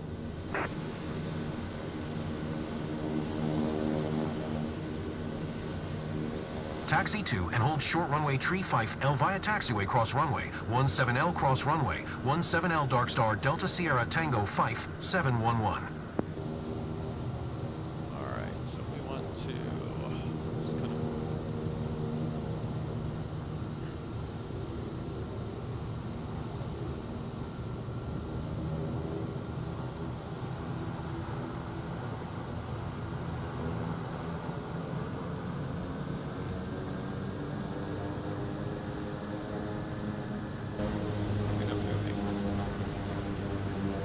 parking brake off. There we go. Hit the man 3 times. That just went off one way. Now we're not moving again.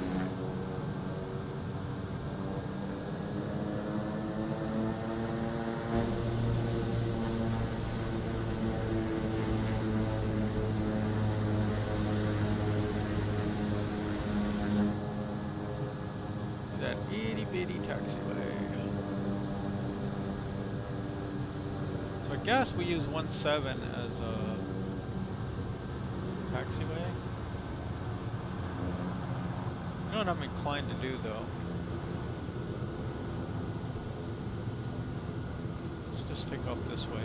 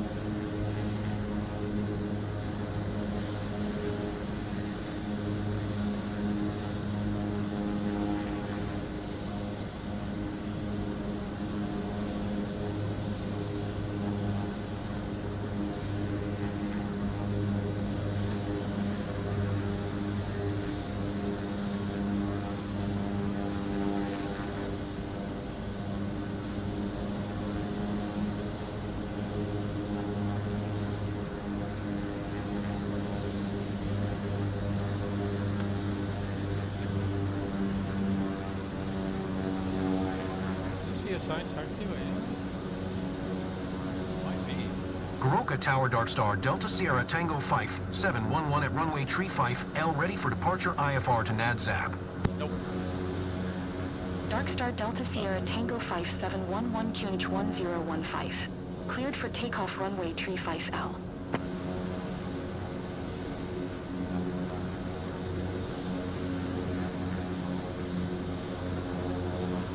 Radar barometer setting.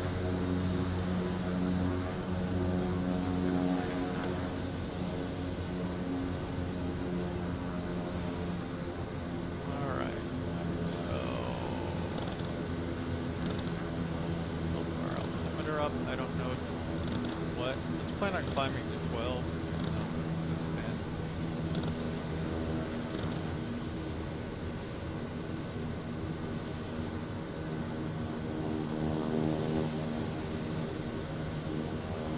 Alright, now we need to get our flight plan here sorted. Menu. Go ahead and invert it, which puts AYGA east in the origin. And we need to edit this one. Nope. Nope. I think I remember now. What you want to do is you want to go to it and do. Nope. You go to this one and you hit clear. That's what you do. Unless there's a better way to do it. There might be a better way to do it. Okay, we're going to AYNZ.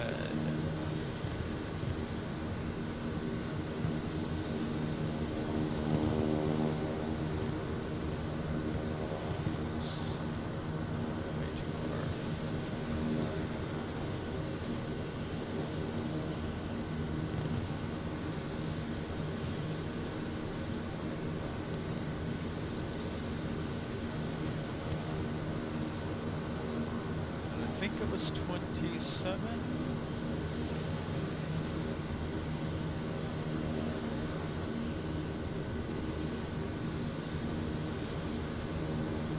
And 27 is going to be at 8,000 feet long at 216 feet. Wow, that's all the way down.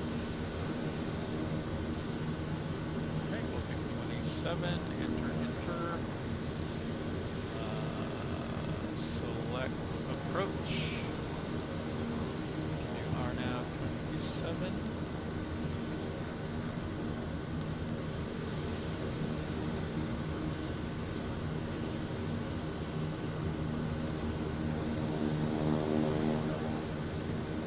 And we will activate that waypoint. And we're doing the cheap reverse runway takeoff trick.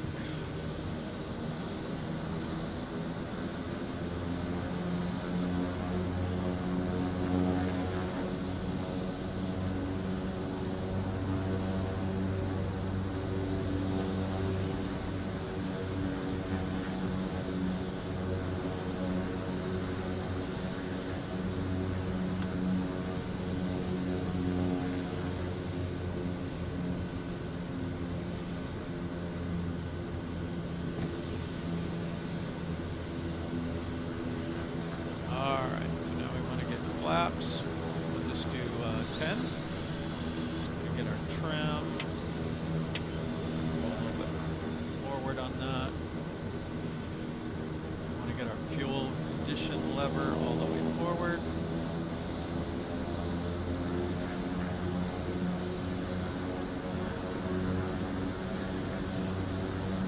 I'm going to go ahead and get the pitos on.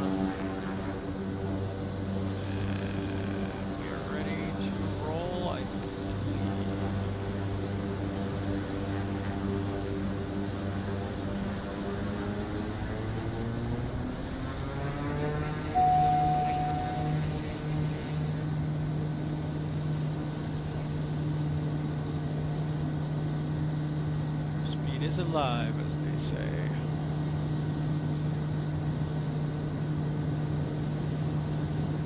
about 70. Nice smooth rotation here. Nope. Pilot from What? dispatch. Fly safe. Dark Star Delta Sierra Tango 5711 contact Port Moresby Center on 118. What Good was day. that? I don't think I did that bad.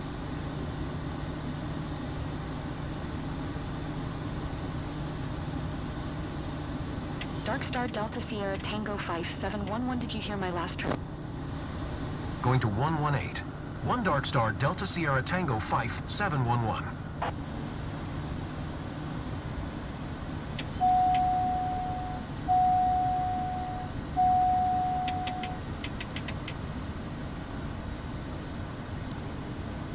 So we get autopilot on here.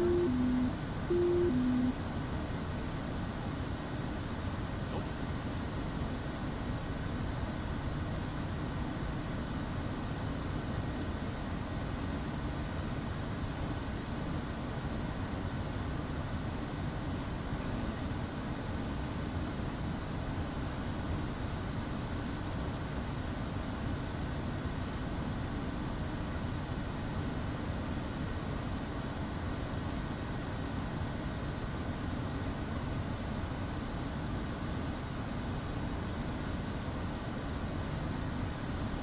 One of those things where the real plane and the simulator collide, because in the real plane, I don't think you have this particular problem. Oh my god.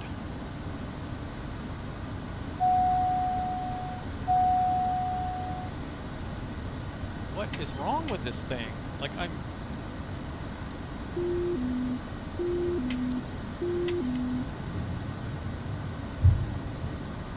$500.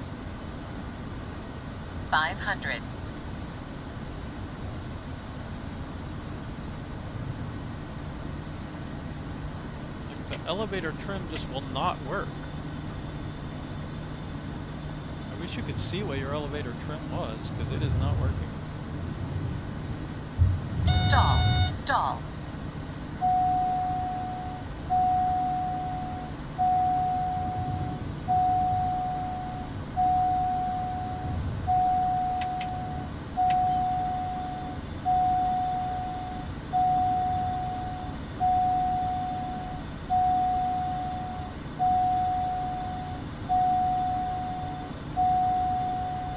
Finally.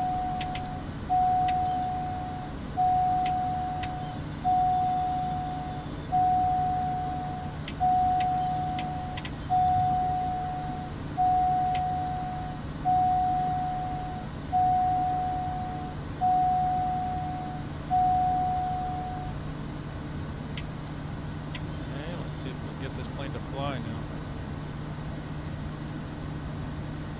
Okay, autopilot.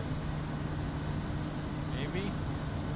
Altitude full, vertical speed up, heading bug. Controlled, we need to turn to the left. Now we need to be climbing a lot more.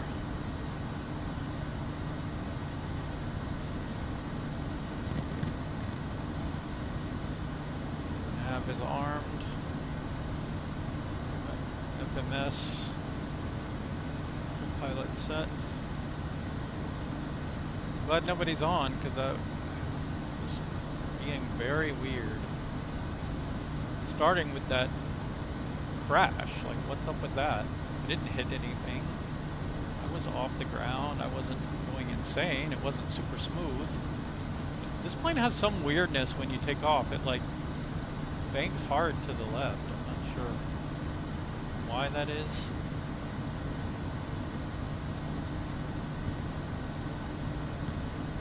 Perfectly willing to accept that it's a skill issue.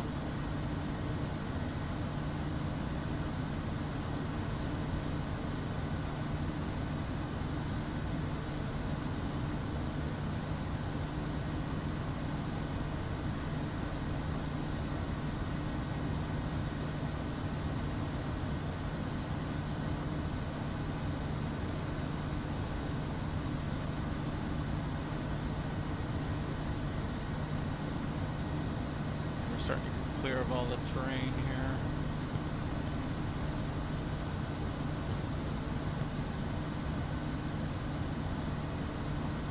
just climbed at, I think we're good at about 8. I'll climb all the way up.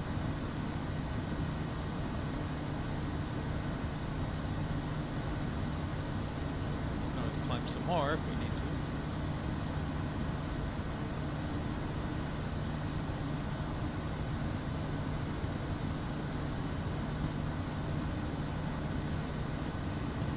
I'm thinking for this last bit, we'll just go around a little.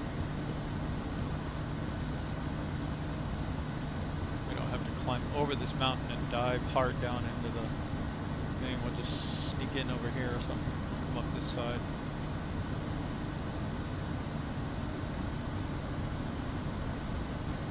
This looks like we're gonna hit something. We're gonna turn to the right up here a little shortly.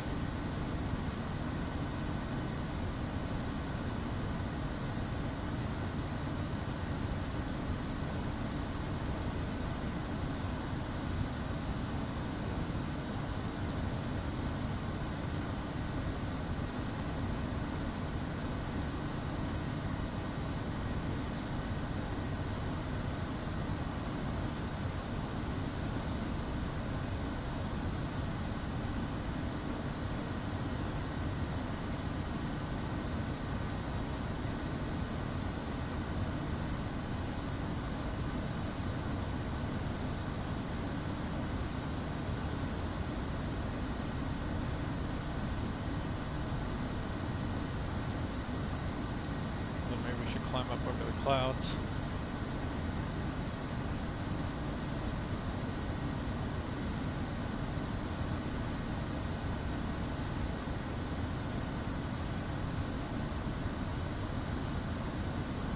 Okay, we did get flaps up, that's good.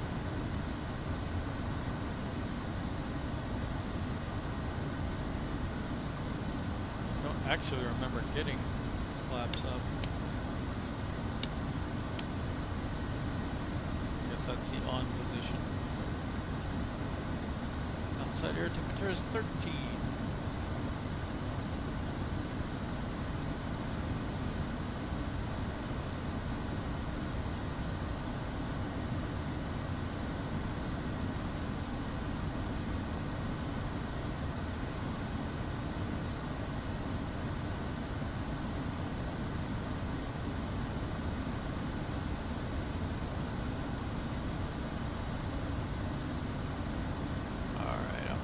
Time acceleration here.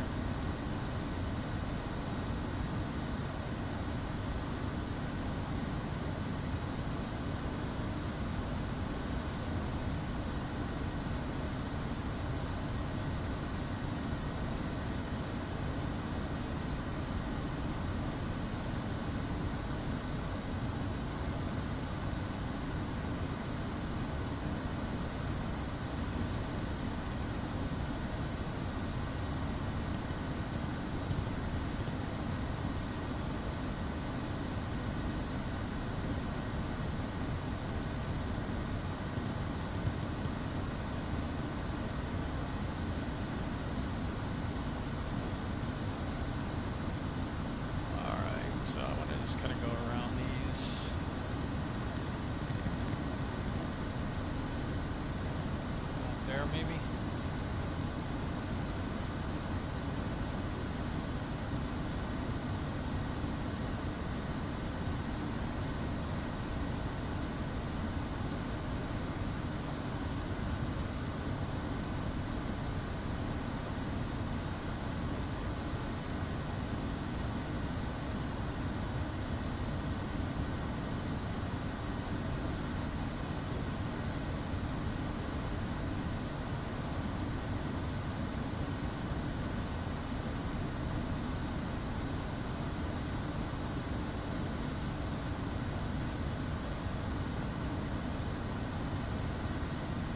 Bumpy here.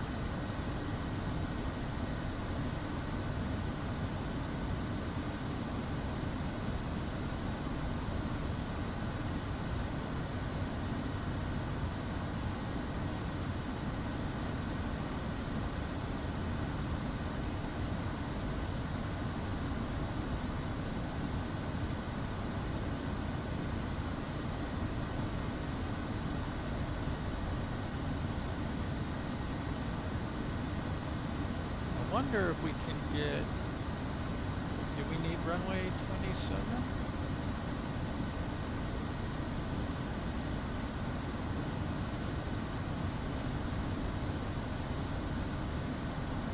What happens if we change our approach? Nope.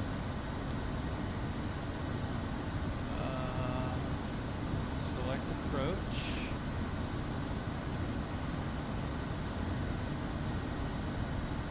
Nav 09.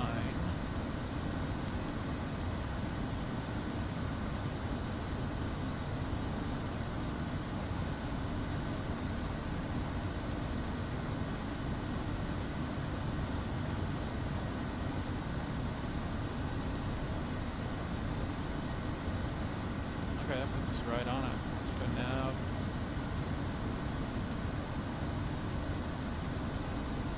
We need to be down at 6,900 feet. Actually, all the way down to 19.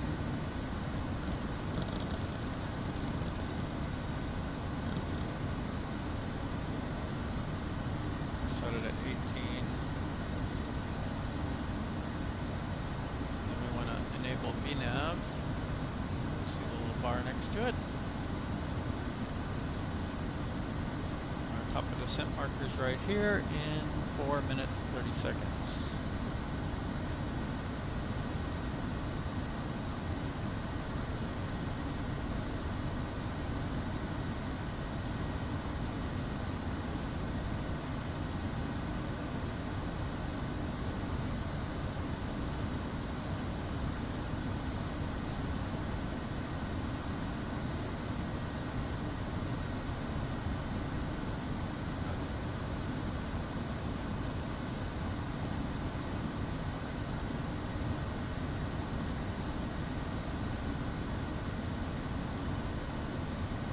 Turn this into like a weather radar if you're not using it for instruments.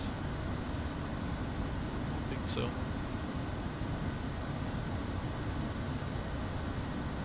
Maybe we can say weather somewhere. It's clear.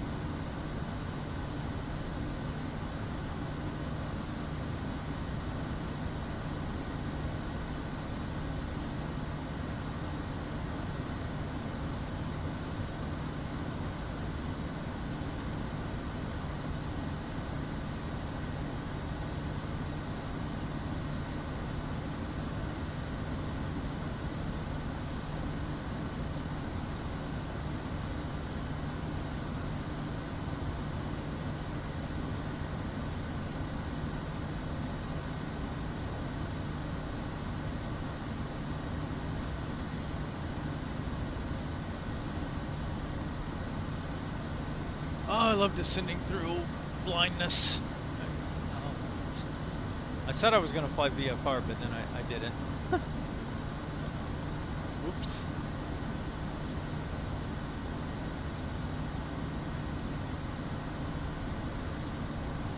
So we are not currently on the actual VNAV path.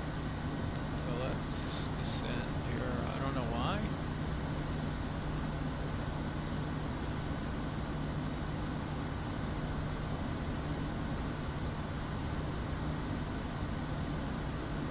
I also don't know what's going on with this flight plan. I can't quite tell what it thinks it's doing.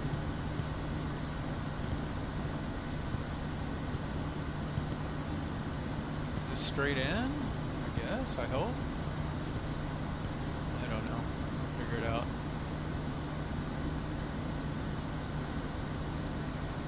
I think so, because these are 90-degree headings to runway 9. Gotta lose some speed here. I don't know how to lose speed in this air. Well, yeah, I do actually. If you do this, it should start dropping speed. Make sure we're at full prop RPM. We should be full rich. Yep.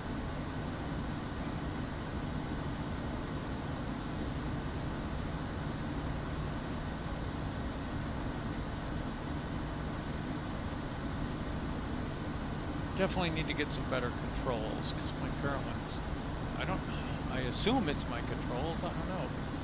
They're so sketchy on the thing. Like I have a slider for fuel condition lever, but like there's like a 10-minute delay between me. Not 10 minute. There's several second delay between when I change it when it shows up there. Okay, now what are we doing here? Arm approach mode.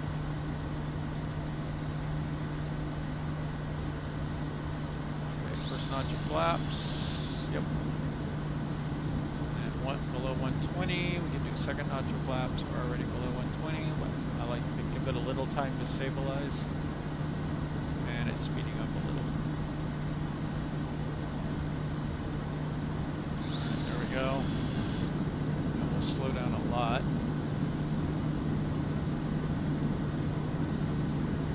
Now, third notch of flaps, it says 108. Okay.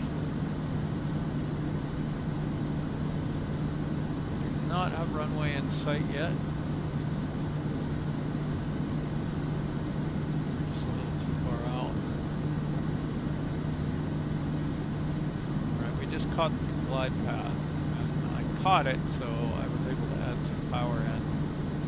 Sometimes when it transitions between V path and glide path, this plane will like almost stall out. I assume that's the runway ahead, but it's not real clear yet.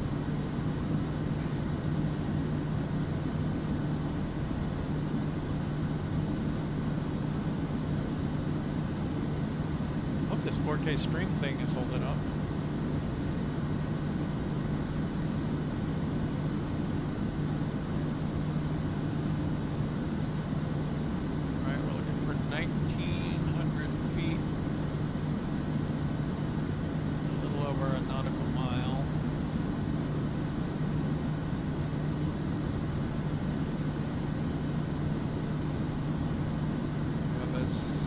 Knot headwind and a 2-knot crosswind. It seems to be quite calm right now. Which is why I don't want to fly all the way to the other side of the airport. And then, alright, our outside air temperature is coming up. I don't know. I'm going to go ahead and turn these off though.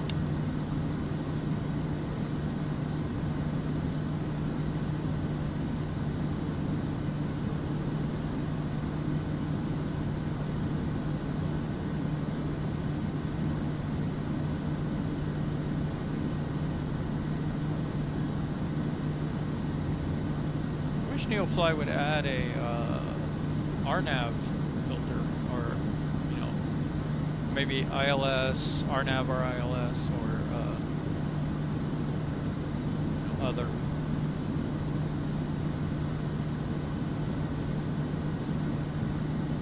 We are on a mission, right?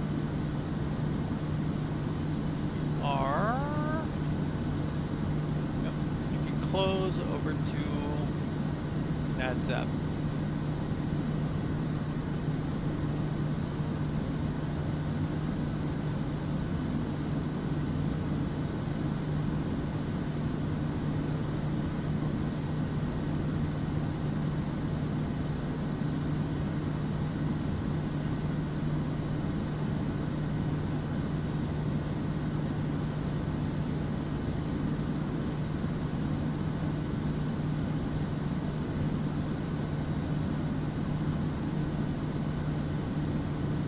A lot of times on these RNAV approaches, it seems to me that they come up pretty short. And I'm thinking that looks like it's happening right now a little bit. So I'm going to go ahead and take over and flatten out just a bit. And we also want to slow down here now. So third notch of flaps.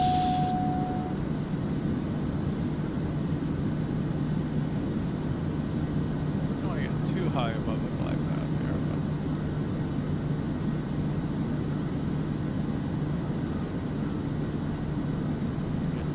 500. 500. 500. 500. Alright, there's our 500. 2-ish.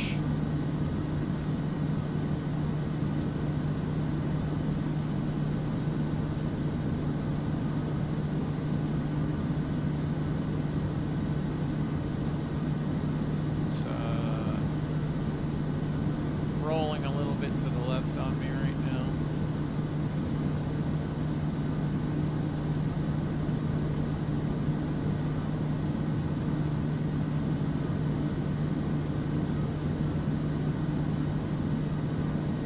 Got plenty of runway here.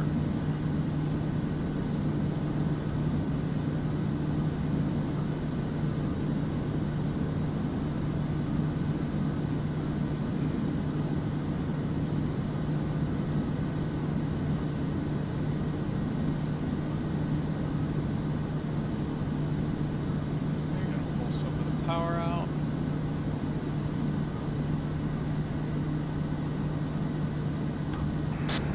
We have touchdown.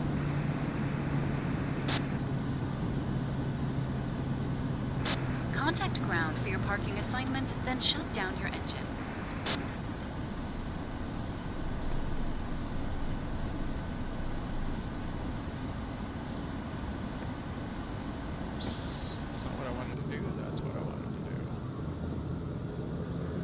Up.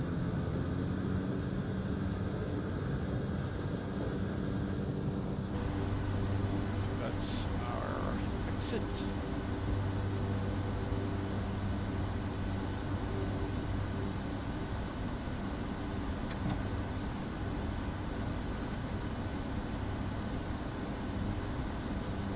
Over here with the big boys.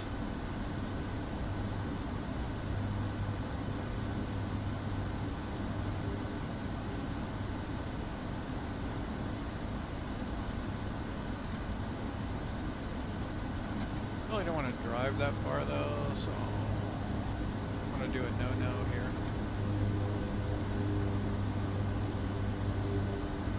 We're just going to park over here. Okay.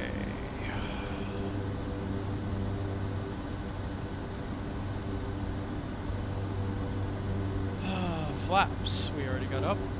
Yep, all the way up. Fuel condition lever, low idle, prop back,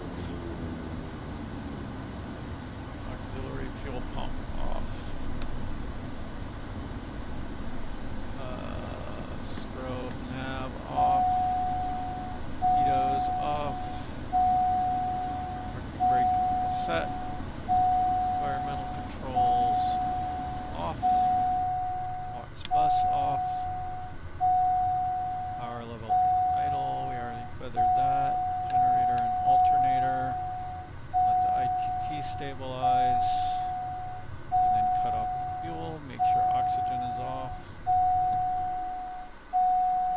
Stand by, pilot. Cargo unloading. Alright, for the prop to spin down.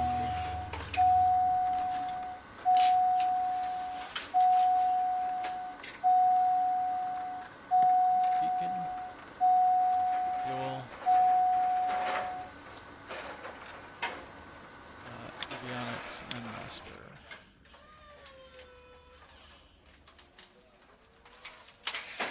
Lock the controls, tie down chocks, external covers, whatever we're gonna do. Transporter from dispatch. The cargo was picked up by the customer. Your mission is completed. Well, part of our mission is completed because we came here You are clear to start your engine. on a mission. We came here to buy caviar. We want to go into the market and we want to load up on caviar.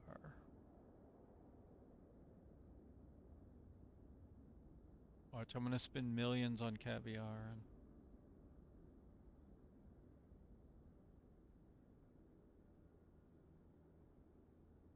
Well, let's see.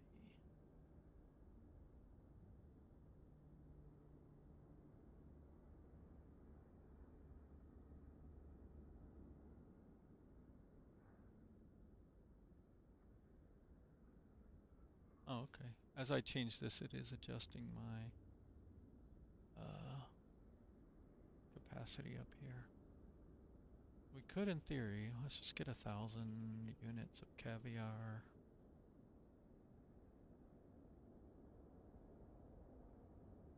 I hope that's 24 hours and not.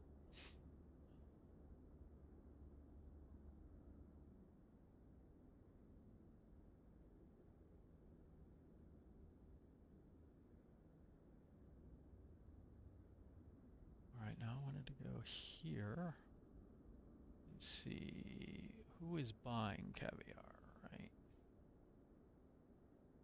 So we're gonna stop by Goroka and then we're gonna go sell as. I don't know how much we're gonna need to sell after that. That is a tiny little runway. That is not acceptable.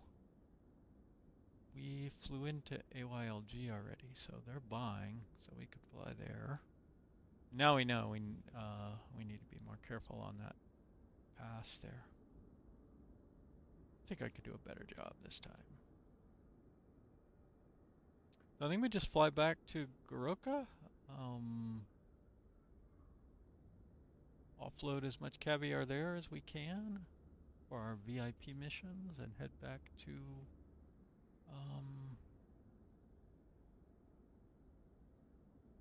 I'm not sure how to say that, but AYGL.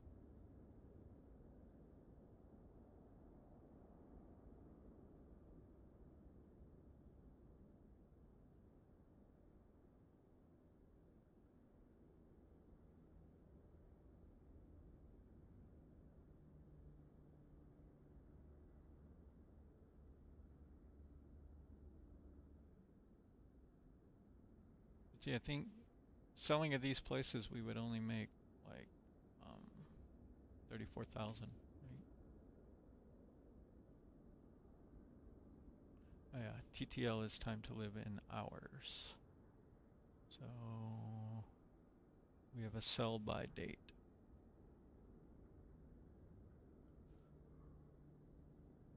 Okay. It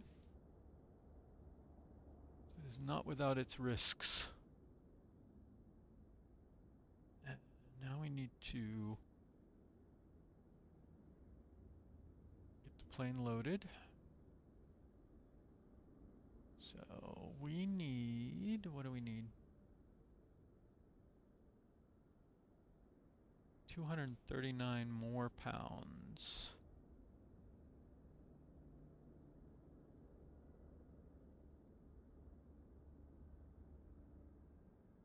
So 320 here and 320 here. Should do it. Yep, we got our payload. And we are 1 pound over. I'm okay with that.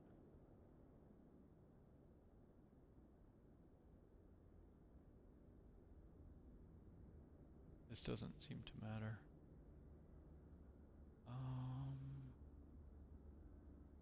The other question is, how much fuel do we have now?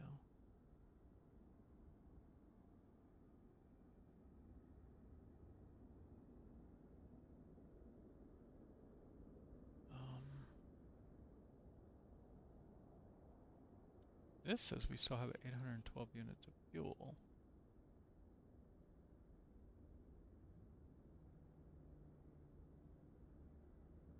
Which is kind of crazy, but okay, because I thought we were supposed to use like 400 or 500.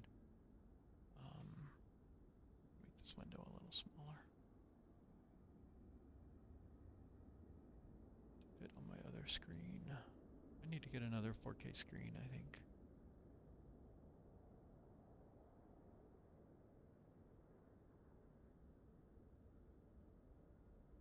Alright, let's try to depart 27 on the way back.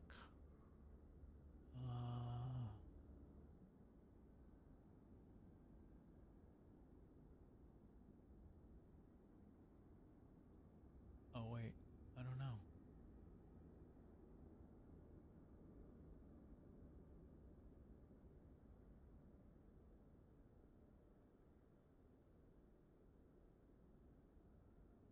Goroka.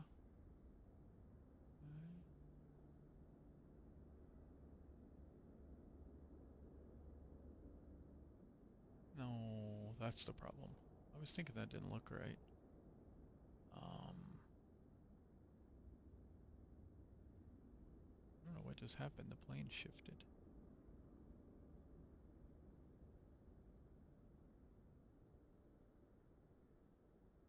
Okay, this is our departure, right? And Goroka's arrival.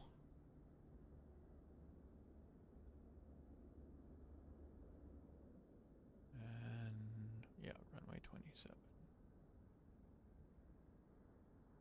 And we will take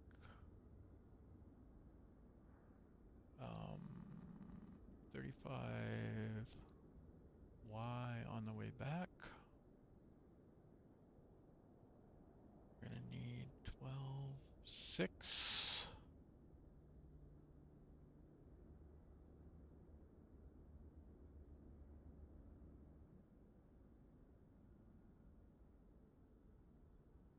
And we are going to attempt one of these.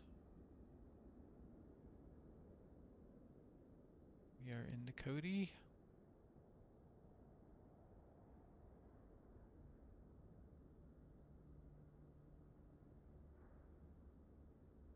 Alpha Yankee November, I forget what Z is.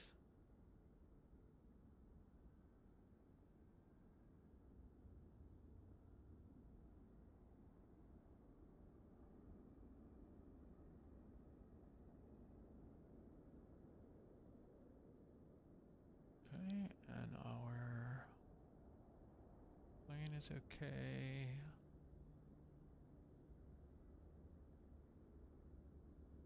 We have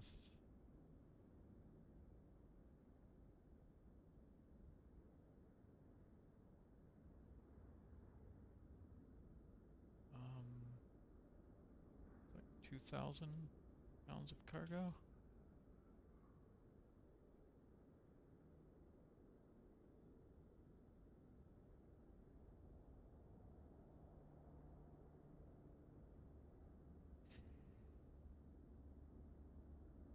Arrival 35 left, departure 27. I think that's what we had picked.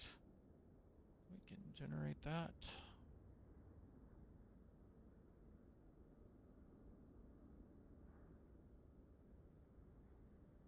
And an import route. And now we are going to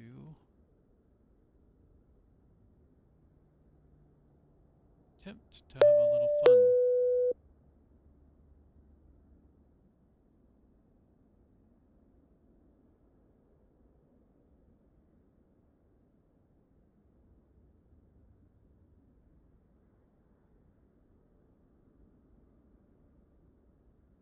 Beyond ATC, Connected.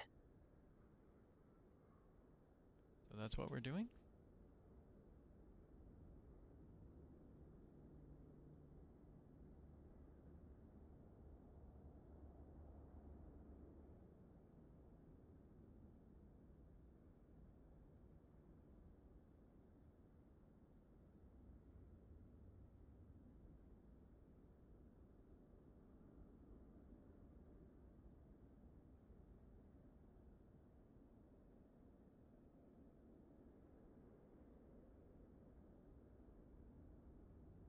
Our fuel usage was only 202 pounds of fuel, even though it was supposed to be like 500, so I don't know what's going on with that.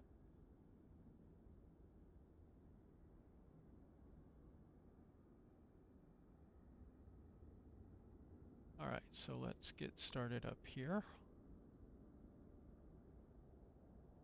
We have our cargo loaded, weight and balances are done, planning is done, we're cargo not passenger.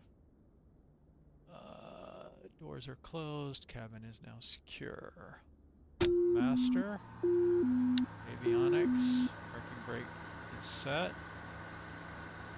Didn't turn off the firewall fuel. Emergency power is normal. Power lever is idle. Propeller is feather. Condition is cut off. Flaps are 0. Circuit breakers are in. Cabin heat's off. We are on battery. We have sufficient battery right now, more than around 25 volts. So beacon on.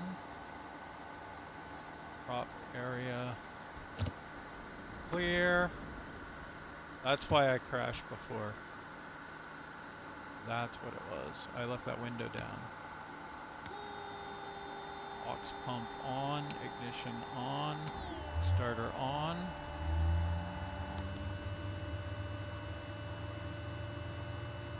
Wait for our NG to come up over 20. Condition lever to low idle, introducing fuel.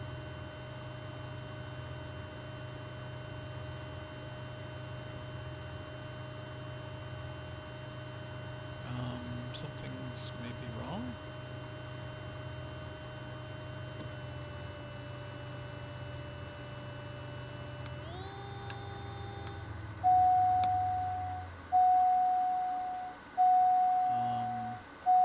Let's try that again. Okay, batteries are still okay. Beacon is on. Emergency power is normal. Auxiliary fuel pump on. Ignition switch on. On for low motor. Let's try and leave it there.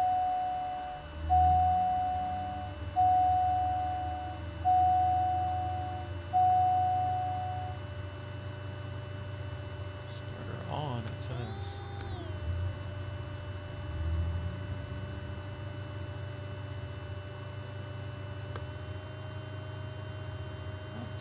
I know what's wrong.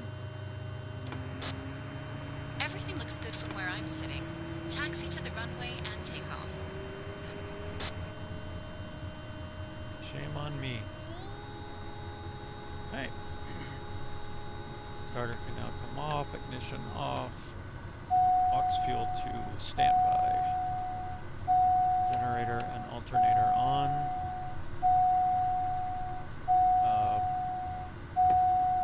Prop to max.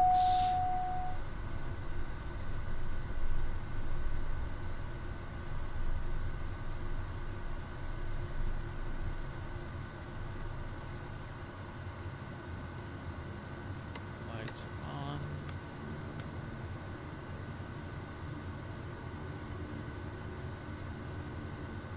Cabin lighting normal.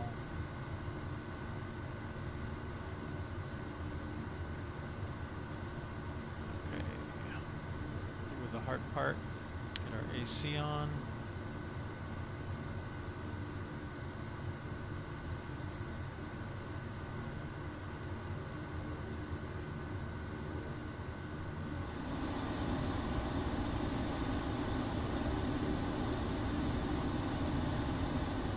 in this plane, if you have this window open, it will crash you.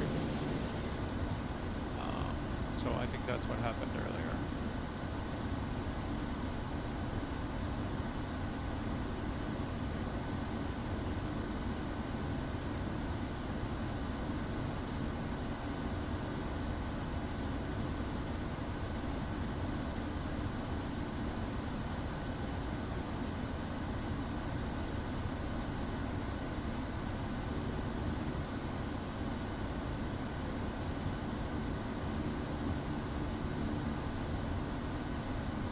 Seem to be on fire though, so that's good.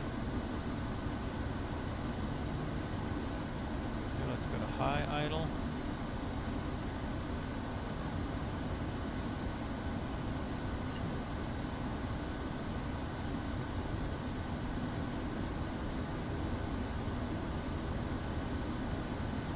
Alright, now let's get everything set up here.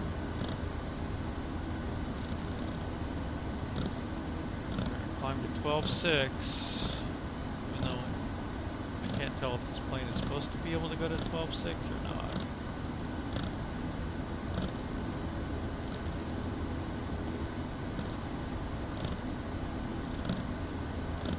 Long way up there.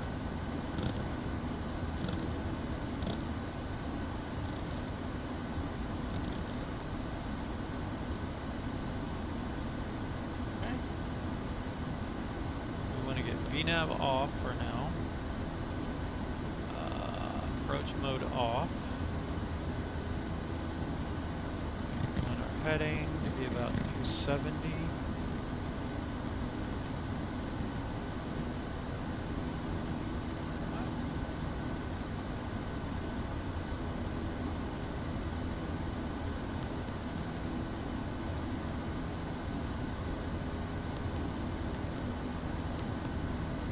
Getting the yaw dampener on, probably.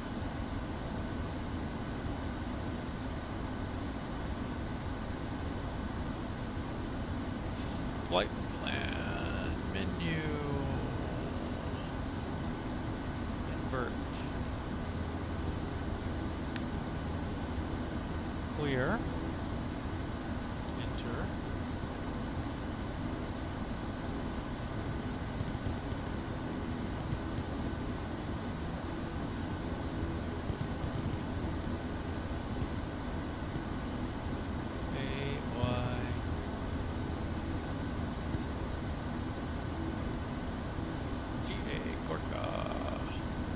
Goroka. Sorry.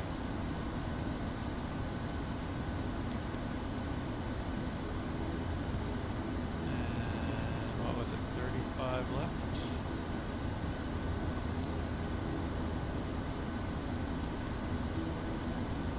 Procedure.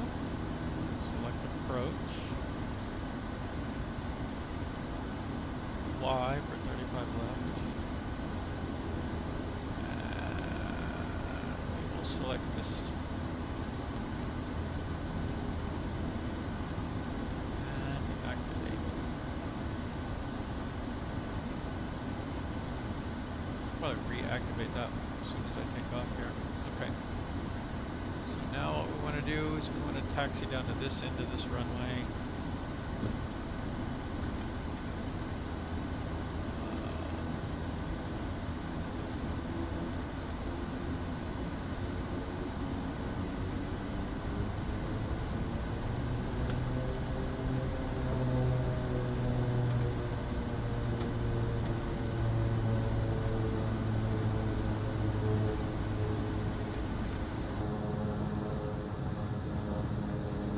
Clouds coming in here.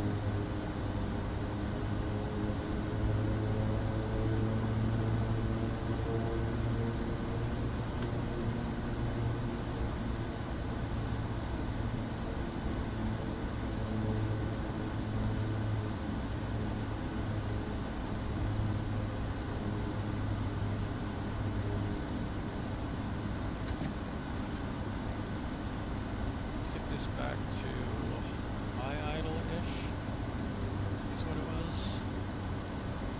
Stay on the taxiway here. I need real rudder pedals. I don't want to get some cheap ones.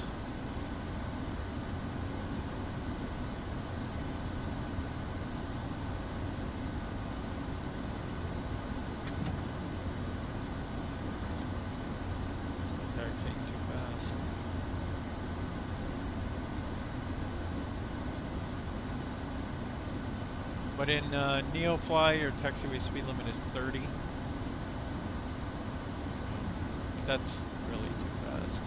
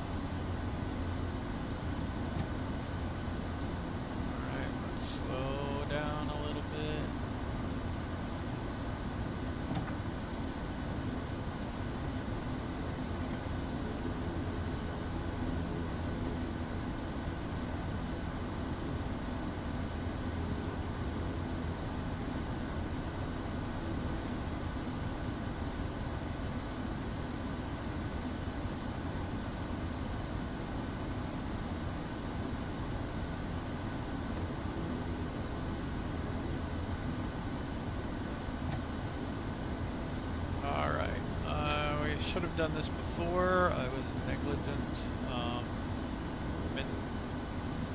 Let's get our ATIS, I think. I should have done it the other way. NADZAB airport information. Visibility 10 miles or more. Few clouds at 1,000. Ceiling 4,000 broken. Temperature 25. Dew point 24. QNH1010. VFR conditions. Landing and departing runway 27. Transition level 210. Bird activity. Oh, that's annoying.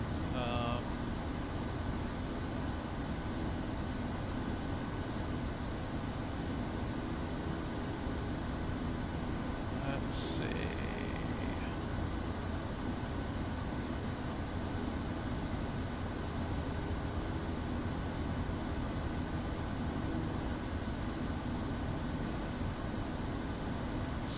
Try tower on 121.7.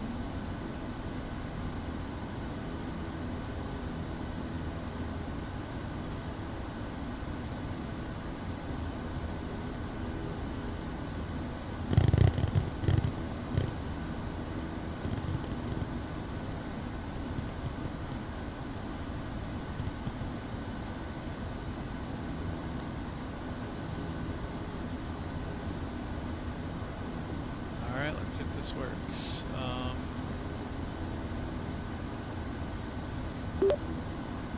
November 018 Sierra Bravo requesting IFR departure to Goroka.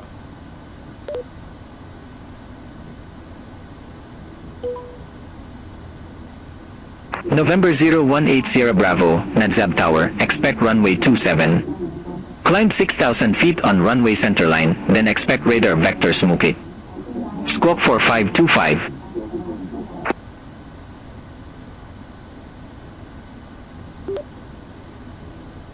Expect runway 27, climb to 6,000 feet on runway centerline, then expect radar vectors for Mukik. Squawk 4525. November 018 Sierra Bravo.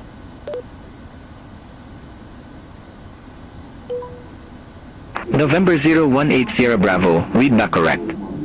Call me back when ready for start or taxi. Okay. So transponder code 4525. November 018 Sierra Bravo, read back correct. Call me back when ready for start or taxi. Acknowledge, call back when ready for start or taxi. November 018 Sierra Bravo.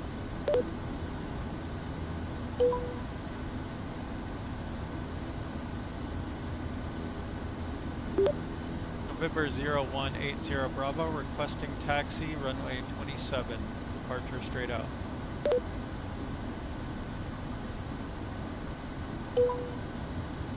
November 0180 Bravo, runway 27, taxi at pilot's discretion.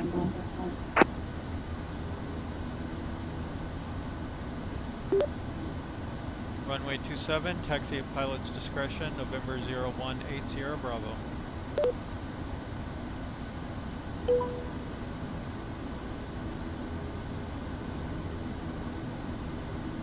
Alright, we're already here, so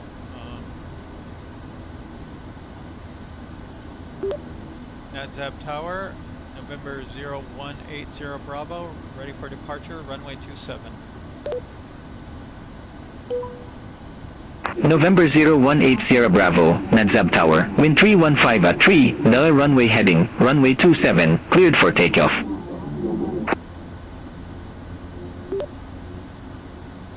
Runway heading, runway 27, cleared for takeoff, November 0180 Bravo.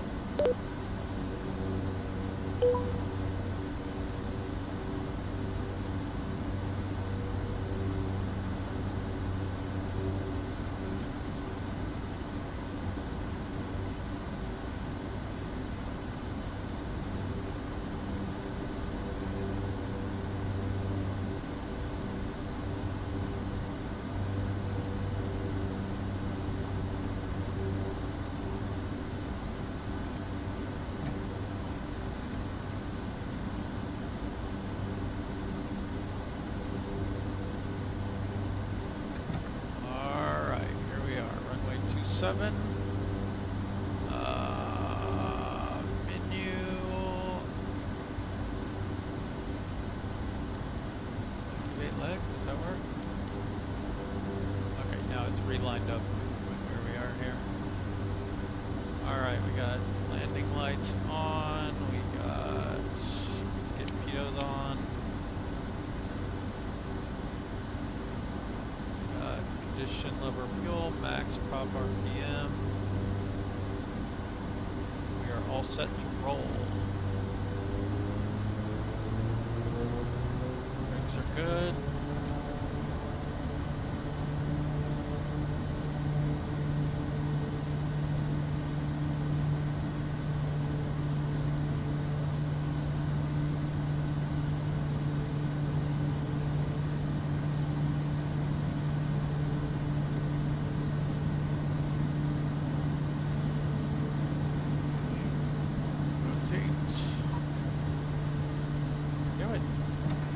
Enjoy your personal flight, pilot. You can search for more jobs after you land.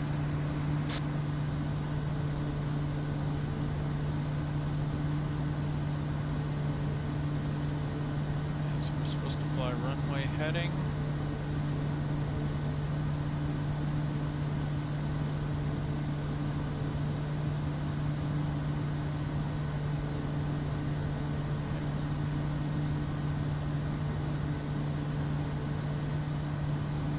Up.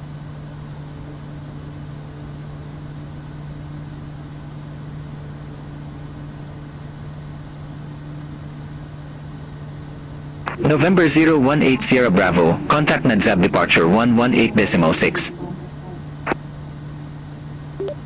NADZAB departure on 118.6, November 0180 Bravo.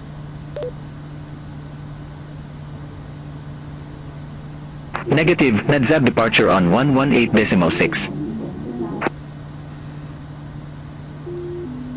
Now this autopilot is doing this thing and I can't. I'm gonna have to pause. I can use the mouse because it doesn't. Contact NADZAB departure 118.6, November 0180 Bravo. Get the plane trimmed out here a little better.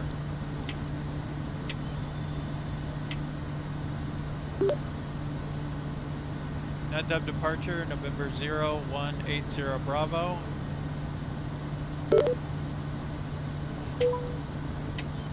November 0180 Bravo, NADZAB departure. Identified, climb to 9,700 feet, JHA 1010. Climb to 9,700 feet, November 0180 Bravo. Negative, Yagi L1010. Climb to 9,700, QNH 1010, November 0180 Bravo.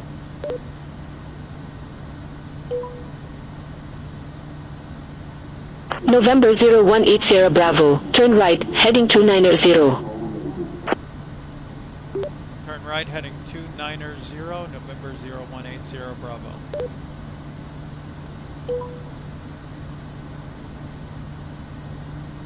Why we would turn to 290, I don't know.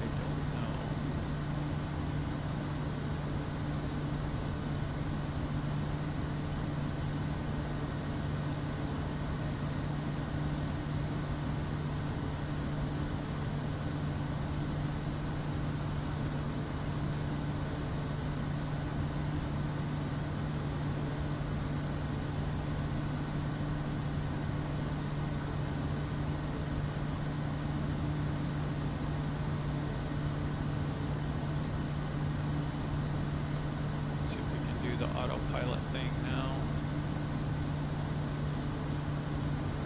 Why is it doing that? Well, it's supposed to be pitch and roll mode. It's not supposed to pitch me forward.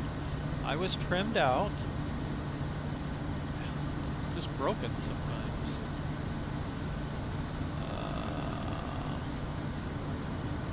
Heading mode. It's supposed to be on 290.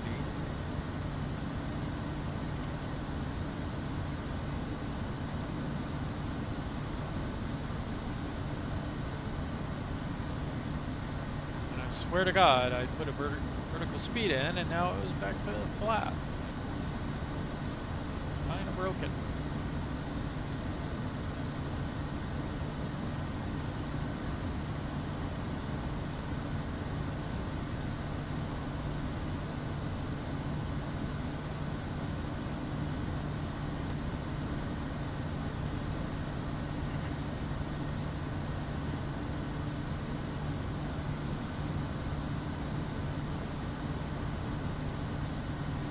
November 0180 Bravo, clear direct vector departure 2.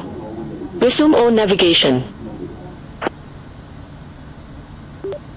Clear direct vector departure 2, resume on navigation, November 018 Sierra Bravo.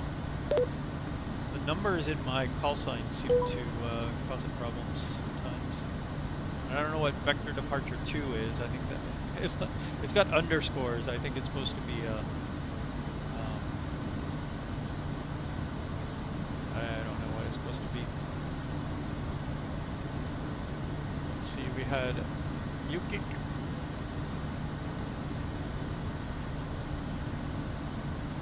So we see, okay, that's why they had us turn. I got it now. We're not on this flight plan, we're on this flight plan. I probably should have entered these, and I think I will go enter them.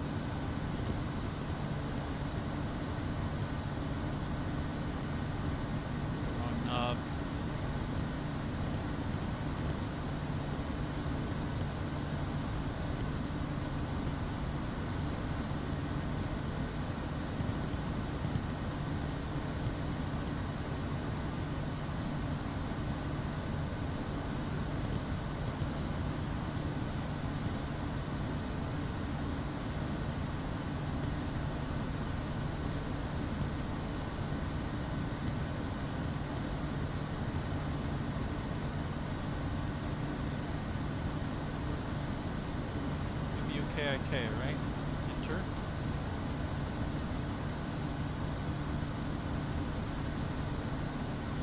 And nav mode.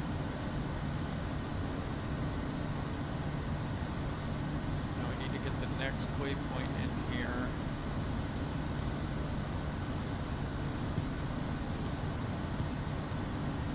Before we get to Mukik.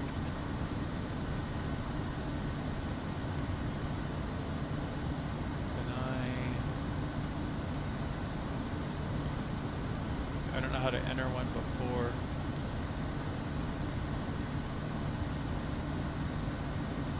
Okay, going into some clouds here.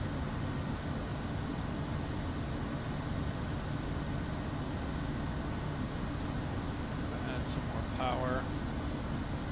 So we need to be climbing a little faster. Not that much power.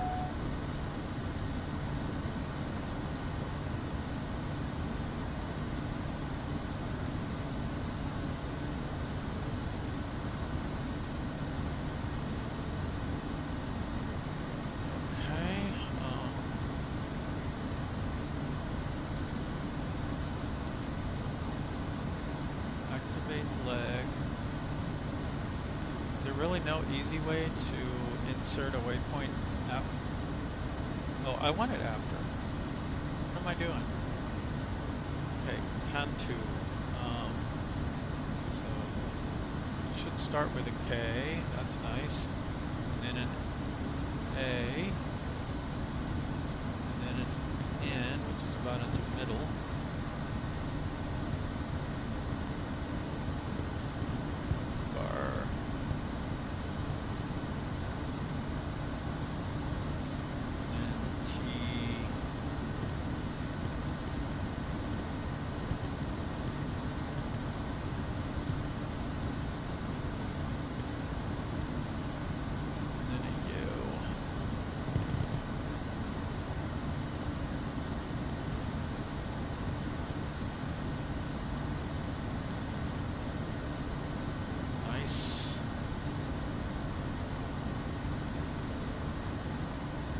Going to be 2,600 feet in time. Doesn't look like it. Let's go vertical speed mode. Can we actually go to? Can we do FLC and then just dial this back? There we go. Maybe that'll do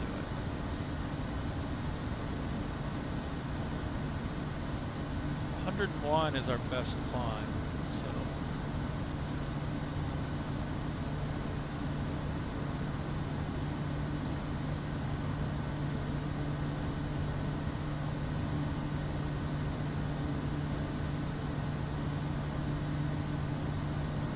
November 0180 Bravo. Contact Port Morse by control 118.1.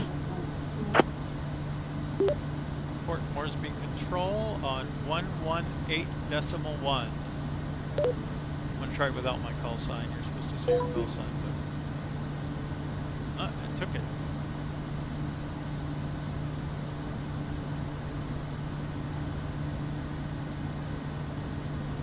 Okay.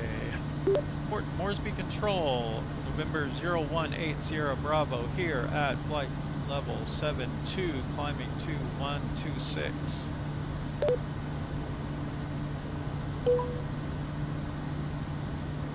November 0180 Bravo, Port Moresby Control identified.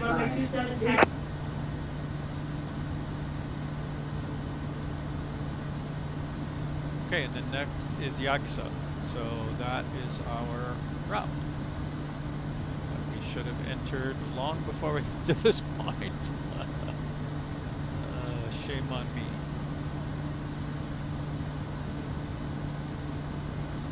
Hello, people on the stream.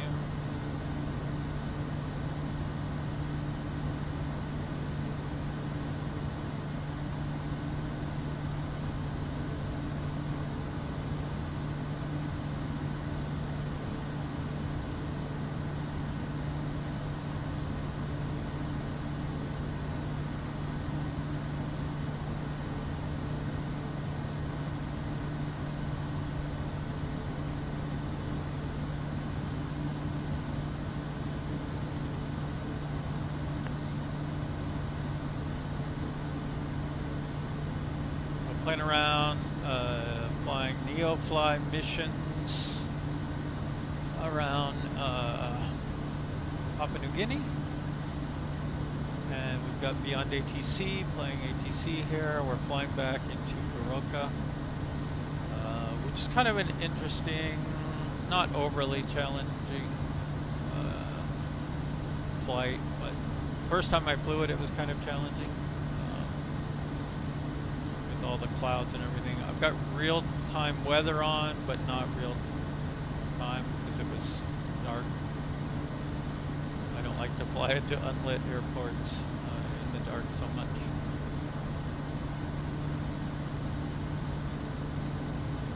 Right now we are hauling $1 million worth of caviar.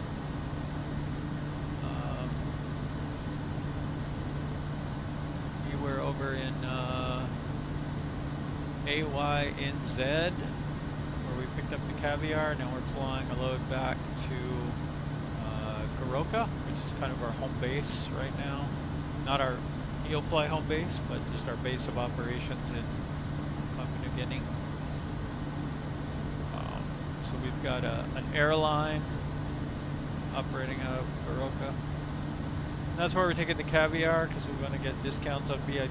I mean, we want to get bonuses on VIP missions. We've got some whiskey there to get bonuses on airline passenger missions.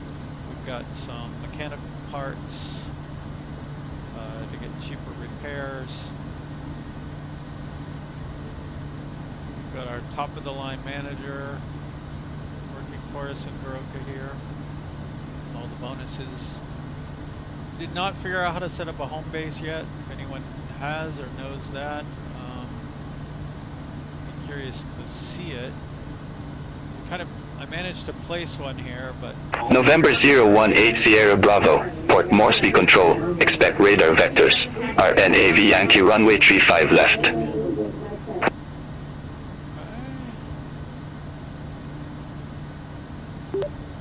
expect radar vectors for RNAV Y, Yankee, 35 left. November 018 Sierra Bravo.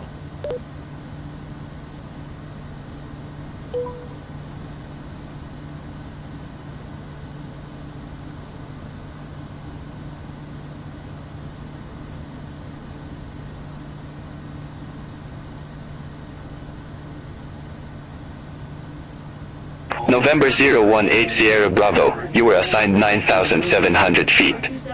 I show you at 10,711 feet. Descend to 9,700 feet. Descend to 9,700 feet, November 018 Sierra Bravo. Okay, they did in fact. I'm not sure that's a safe altitude though.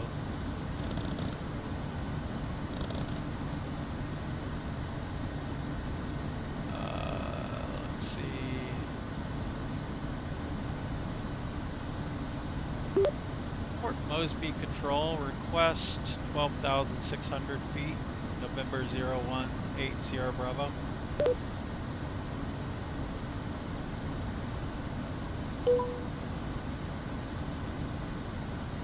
November 018 Sierra Bravo, unable your flight is to the west and 12,600 feet is an odd numbered flight level. Please pick an even altitude. What is the altitude I have to be at? What happened to 97?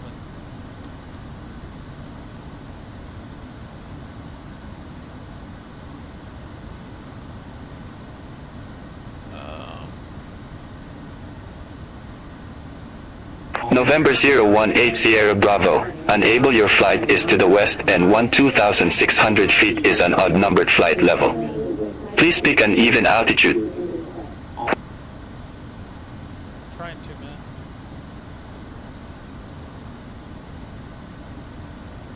It says pick an even altitude, but the choices are odd numbers. I think it's got a bug there. I might have to go report that.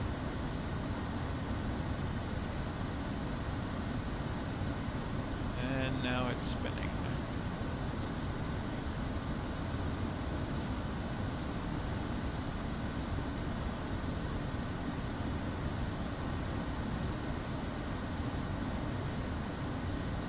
So I see Kingston up here. We saw them earlier flying around in a PC-12.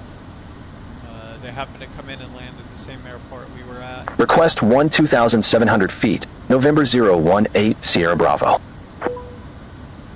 November 018 Sierra Bravo. Unable, your flight is to the west and 12,700 feet is an odd-numbered flight level. Please pick an even altitude.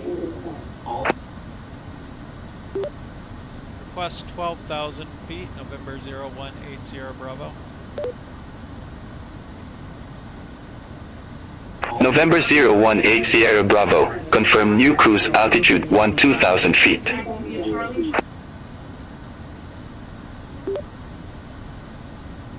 New cruise altitude 12,000 feet, November 018 Sierra Bravo. November 018 Sierra Bravo. I didn't get that. Say again, confirmation.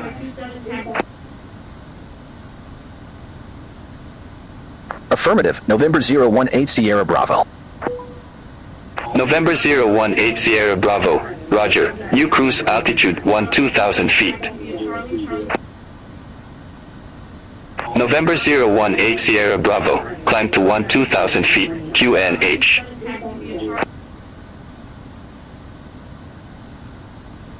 Climb to 12,000 feet. QNH. November 018 Sierra Bravo. It'd be QNH as QNH. It didn't give me a current barometer setting. I can hit comma and set it. Okay, 1013 is what it came up with.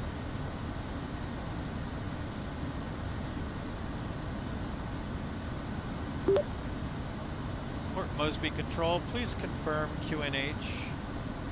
November 018 Sierra Bravo.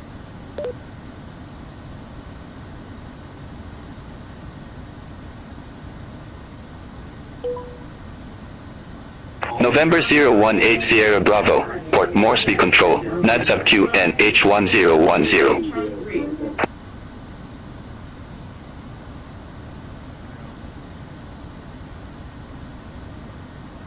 It says 1010, but my auto value is 1014 now.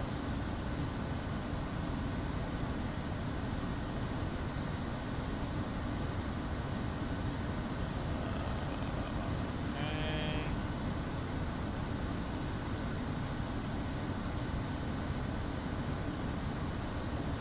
Don't want to go too slow here.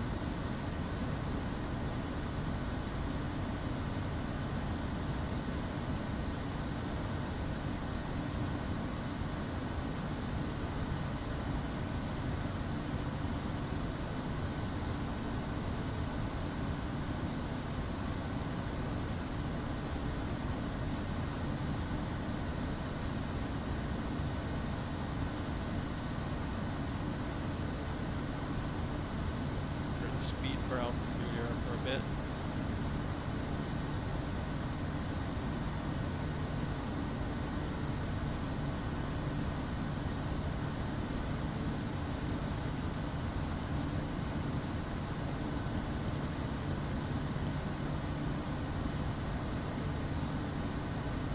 We're clear of the ground, so we wouldn't technically have to be up the side.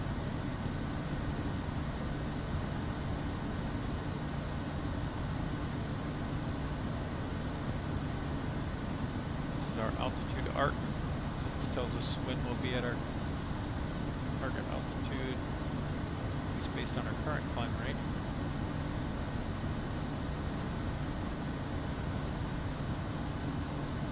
And if you want to use that, you go into menu, map setting, and you set altitude arc on.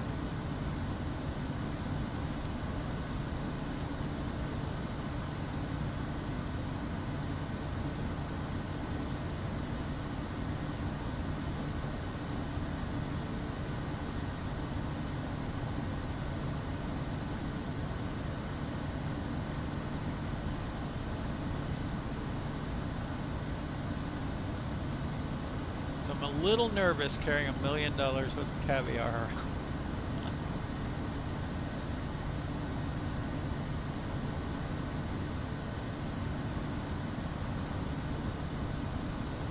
I wonder if it's a bug that the KODIAK crashes if you have your little side window open.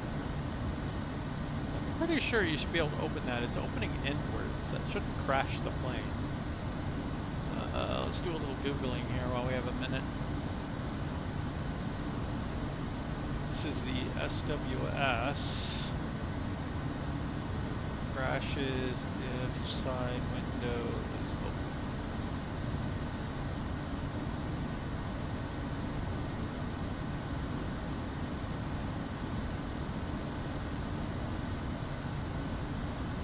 Yep, people have noticed this as well.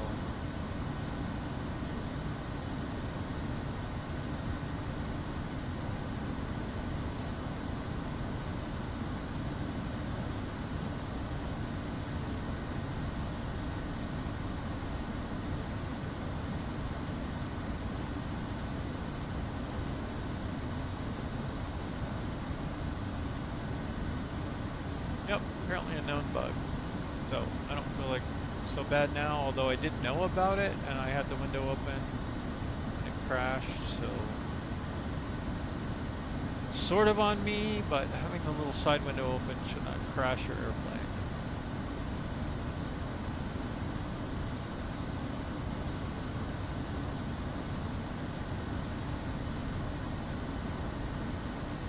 Get our landing lights off. November 018 Sierra Bravo, turn left, heading 250, vectors for Goroka. Turn left, heading 250's vectors for Goroka. That should ding me because I didn't say my call sign, but it doesn't.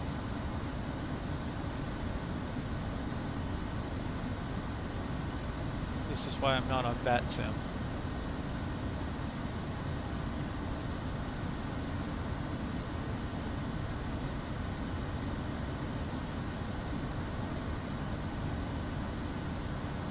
In theory, they're going to start vectoring us. I would rather follow the RNAV approach than have them vector us, but I guess I'll follow their vectors until they try to crash us into a mountain. Hoping they mostly follow the RNAV approach.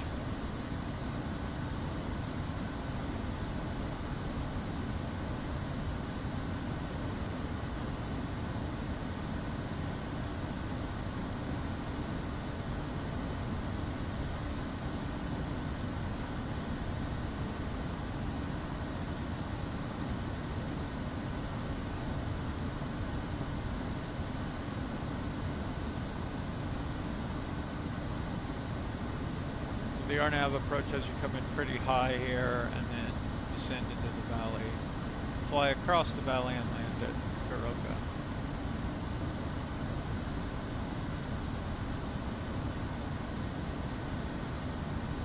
It'll be interesting to see what they try and do.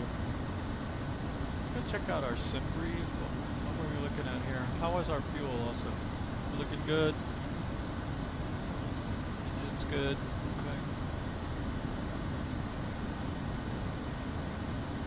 This says 439 pounds of fuel, but we used about 200 on the way out there, so well, that was kind of interesting. Got our 2,000 pounds of caviar. That's a lot of fish eggs.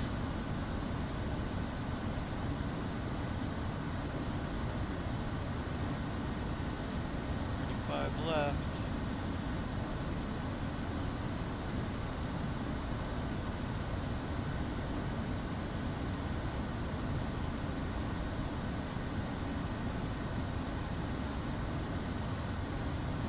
Pretty cool thing in here that I noted is this one? No. Flight maps. If you go to your flight maps here, it has a vertical profile.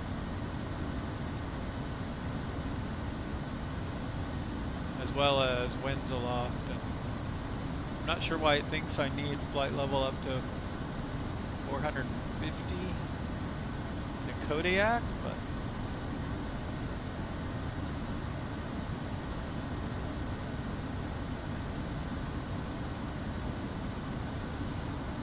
November 018 Sierra Bravo, turn right, heading 320. turn right, heading 320, no November 018 Sierra Bravo. Alright, here we go. Let's see. Heading bug ahead, heading mode. Let's turn right to 320.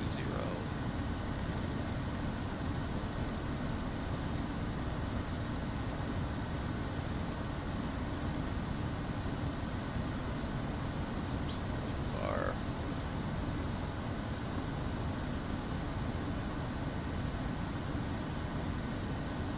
They may be flying us straight over to Yaxi.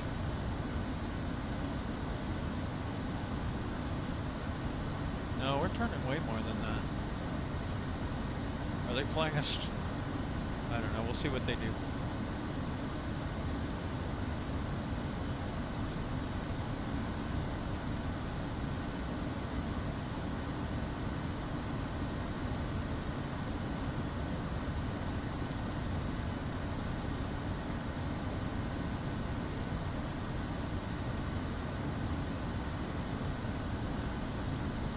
You can see flying over to here, or maybe here, but not.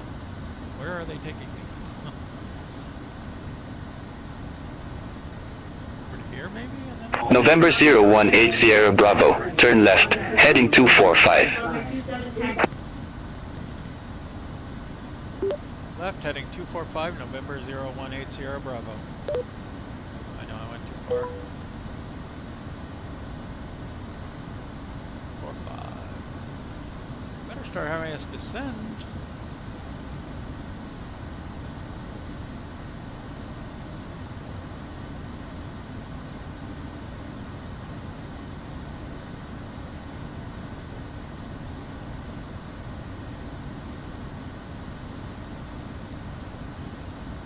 Get to Goroka, I'm gonna need to grab a bite to eat. Kind of a long stream today. Been a lot of fun though. We're hitting 5 hours right now.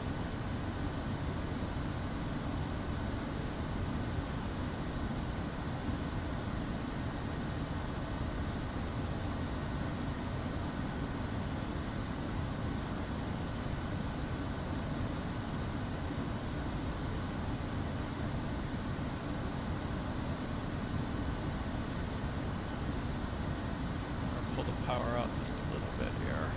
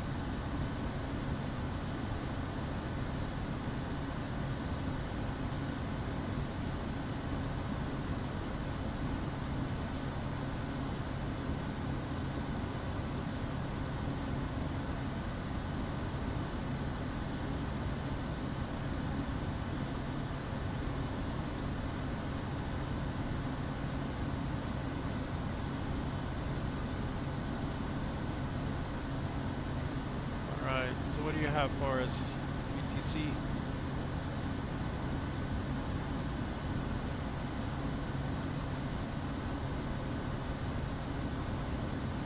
For Mosby Control, ready for descent, November 018 Sierra Bravo. November 018 Sierra Bravo, Goroka Airport landing runway 35 left. Goroka Airport landing runway 35 left, November 018 Sierra Bravo.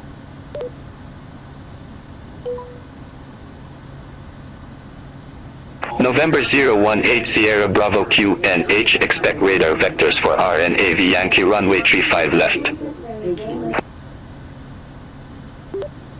Expect radar vectors for RNAV Yankee runway 35 left, November 018 Sierra Bravo.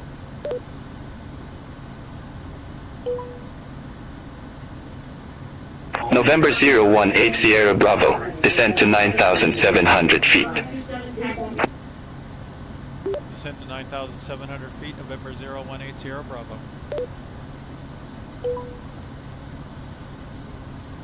November 018 Sierra Bravo, 2 miles from Igasi, turn right, heading 350, maintain 9,700 feet until established on the final approach course. Cleared RNAV Yankee runway 35 left. Somewhere around 350. Heading 350, maintain 9,700 feet till established on the final. Cleared for RNAV Yankee runway 35 left, November 018 Sierra Bravo.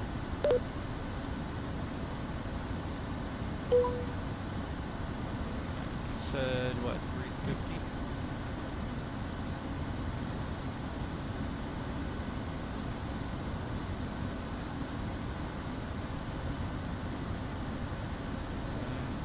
It's not actually going to work for me.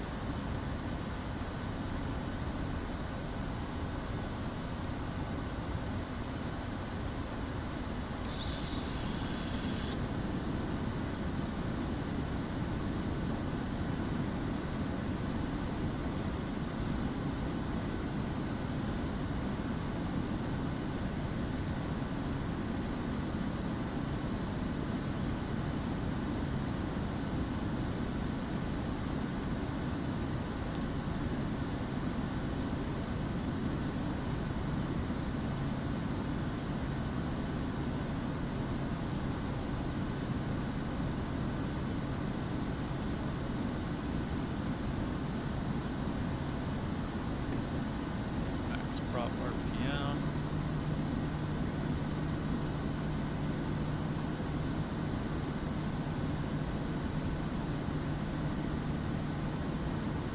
Times 2.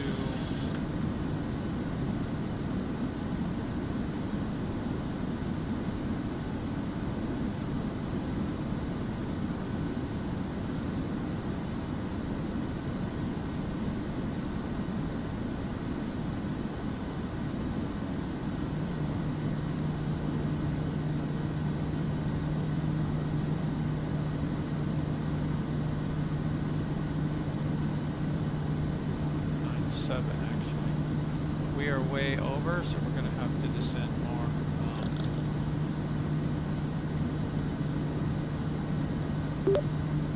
Establish on RNAV Yankee runway 35 left, November 018 Sierra Bravo.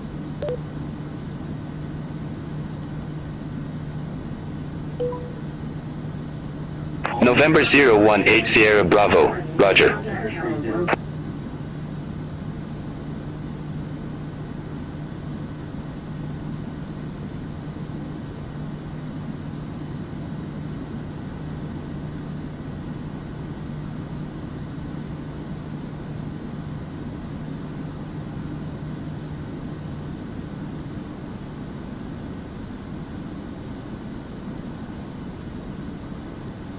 November 018 Sierra Bravo, contact Goroka Tower 118.7, bye-bye. Goroka Tower on 118.7.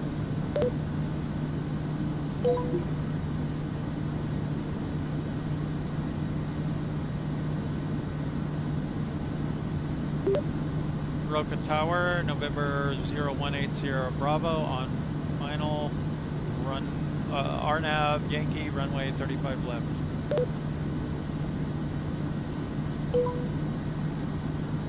November 0180 Bravo, Goroka Tower, runway 35 left cleared to land. We're still way high, and we're not really this frickin' altitude knob, man. Like how far, how many times do I have to drag it over to get down a few thousand feet? November 0180 Bravo, Goroka Tower, runway 35 left cleared to land. Runway 35 left, clear to land, November 0180 Bravo.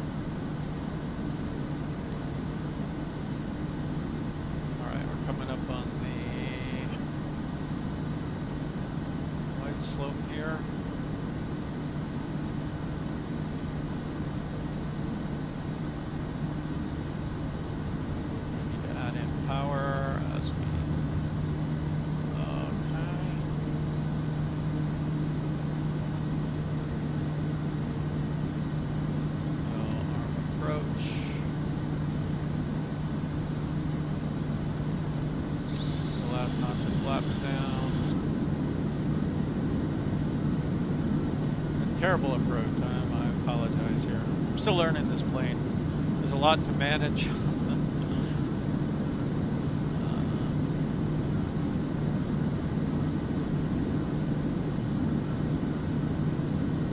Probably do better just hand flying it.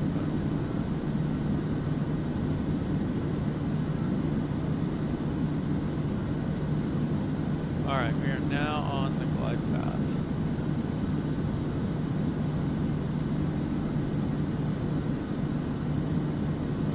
Nautical miles out. I'm going to get down to about 75 knots.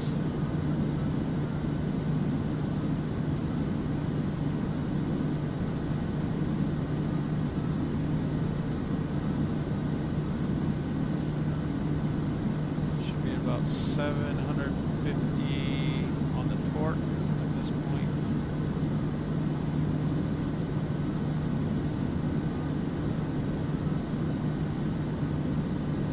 Of course, it varies with winds and other things. So.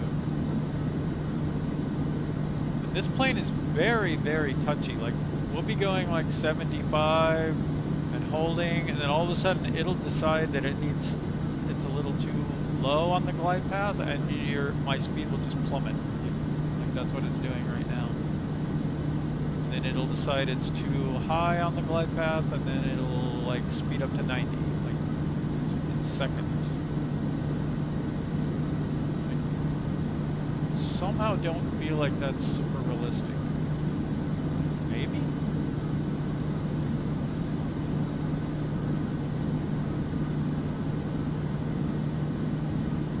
Like I'm kind of learning to compensate by, twiddling with the throttle a little bit.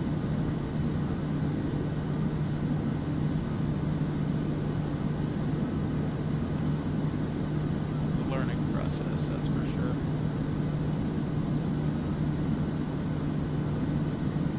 So saw Highway 55 earlier also.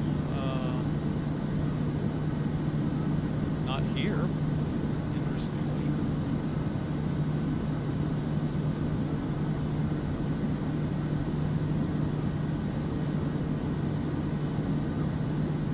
$500.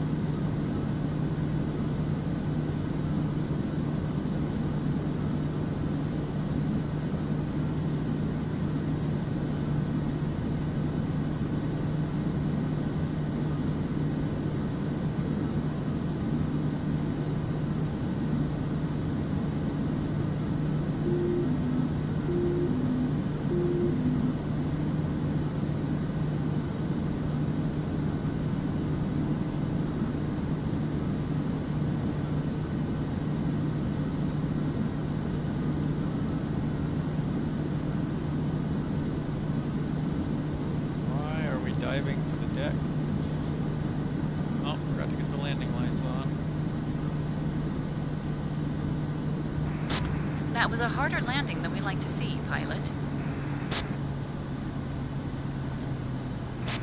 November 0180 Bravo. Exit right next available taxiway.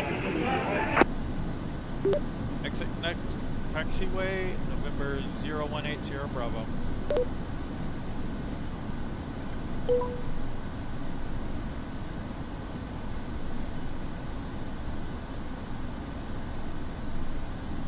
I like how it's like, you landed too hard, here's 3 extra experience points for a smooth landing.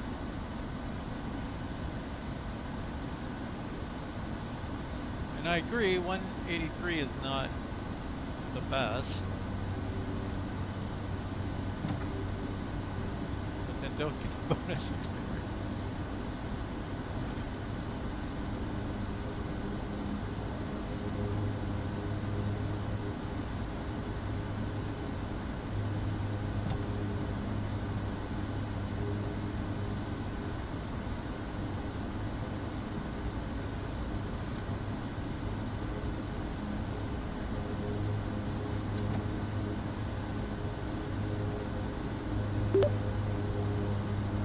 November 0180 Bravo, requesting taxi to assigned ramp. November 0180 Bravo. Ramp 11. Taxi at pilot's discretion. Ramp 11, taxi at discretion. November 0180 Bravo.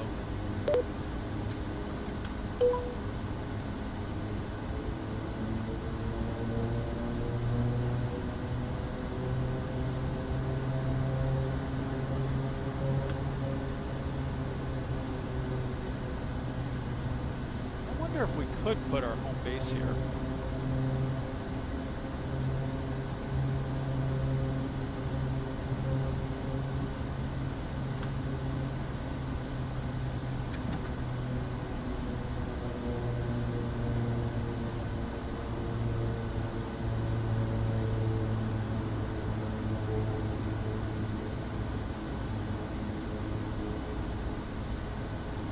Alright, I think we didn't get the flaps up like we should have. Flaps up. Fuel condition too low, idle. Auxiliary fuel pump off. Landing lights already off, shouldn't have been. Strobe, nav lights off. Get pitot heat off.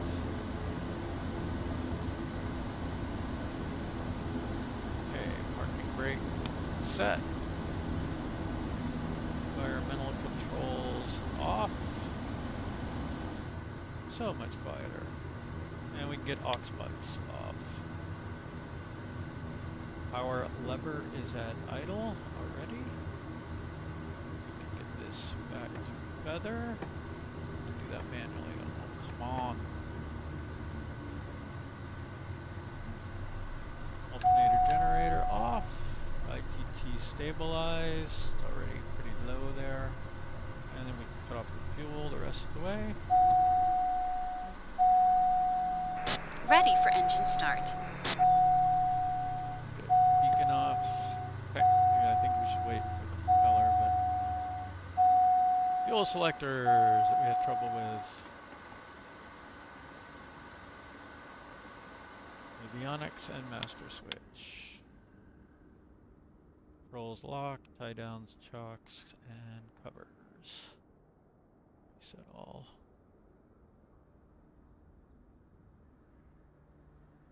We can go back into Neofly.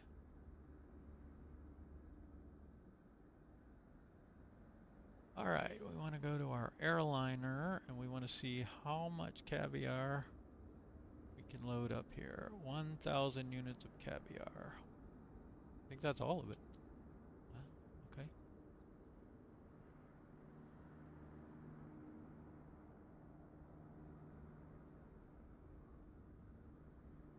Was that all?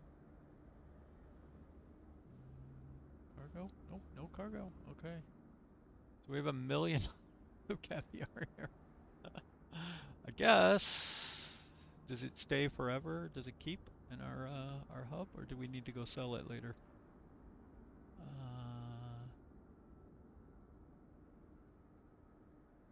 Goods added to the hub are automatically used when generating lines.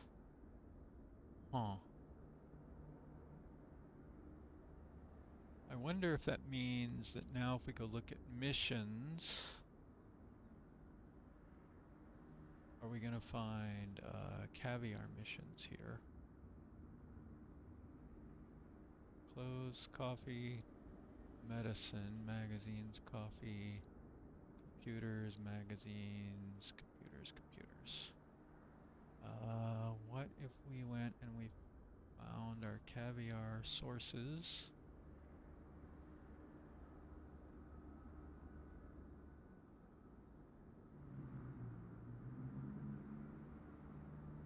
We need to, I think this one's way too short, but we already have a route to AYGL.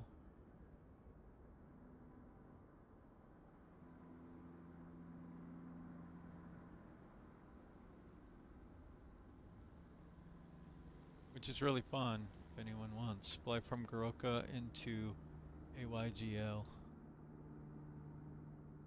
It's like on the side of a cliff. You're flying across the valley area there, and then you have to land on a pretty steep runway. The other alternative is, what if we... Do we have one to AYGL? We do. AYGL, right? So what if we delete this? And then we say add one to AYGL. Cargo. Generate return flight. And then we go look at missions.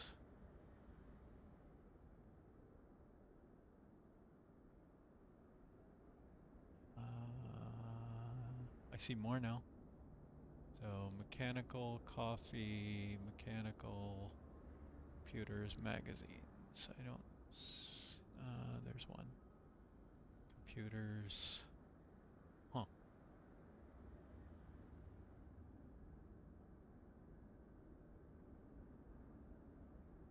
Nope. None for caviar. Even though they're apparently buying.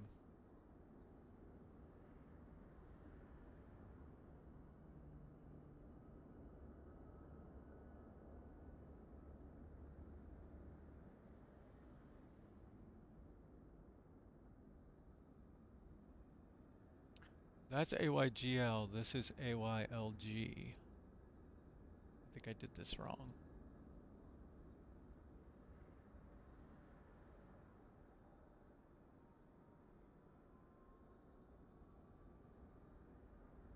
Let's try this again. We have an AYGL here.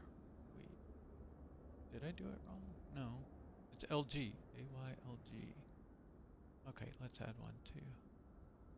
AYLG. I may have had that wrong all along.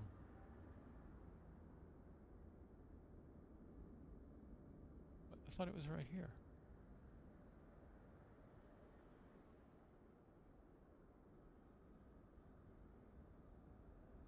AYLG. We have AYLG and AYGL.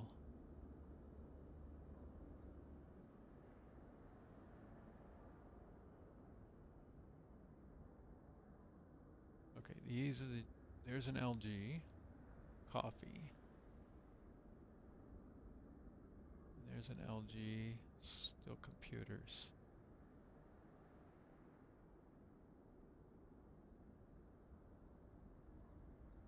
Those are the GLs, that's too far.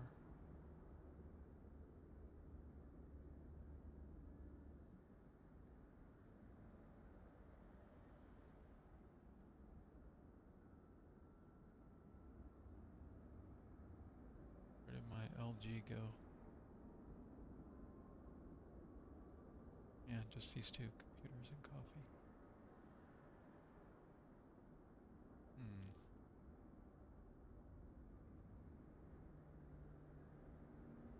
Okay, maybe that doesn't work that way. I thought if a place was buying a resource you had in the hub, it might generate a route for it, but it doesn't seem to. But we can always just take the caviar to places and sell it.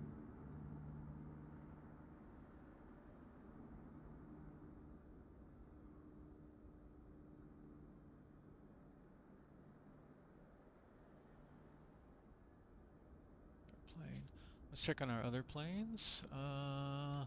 The citation longitude has landed. So we can see summaries of those flights here. So that's the longitude flight. So we got, so the rental aircraft, rental cost was 75,000, but we made 206,000. So that's an okay profit. This guy cost 127, and then we made 9,000, so it was like a super cheap flight. And then 127 back, and we made 6,000. Okay. So that was an experiment. That plane is this little 404. It's here in Goroka with us, with a NPC pilot. And what we can do, we can send this NPC pilot on our airline missions here, and then he will make money. So let's send him out on another job real quick.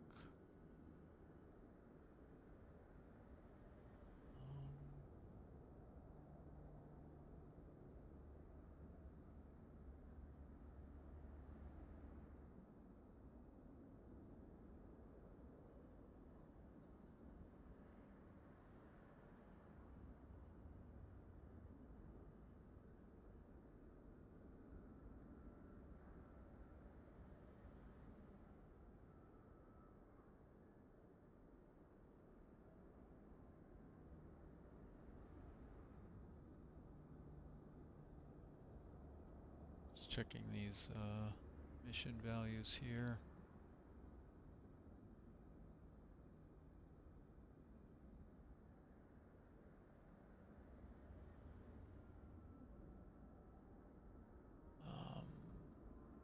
Actually looks like this one.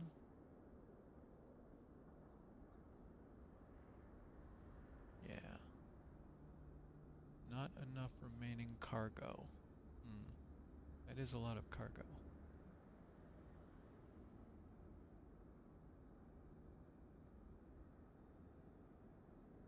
I think the problem is maybe it has too much fuel.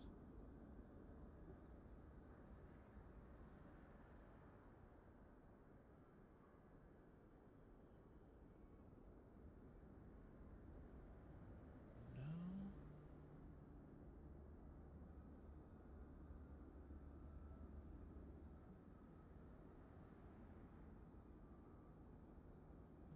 $25.14.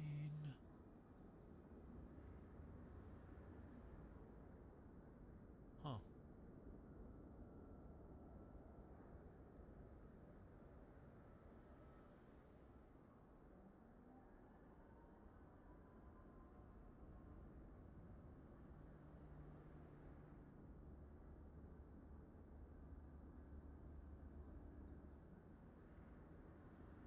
Well, let's see if one of these other ones looks good. Oh.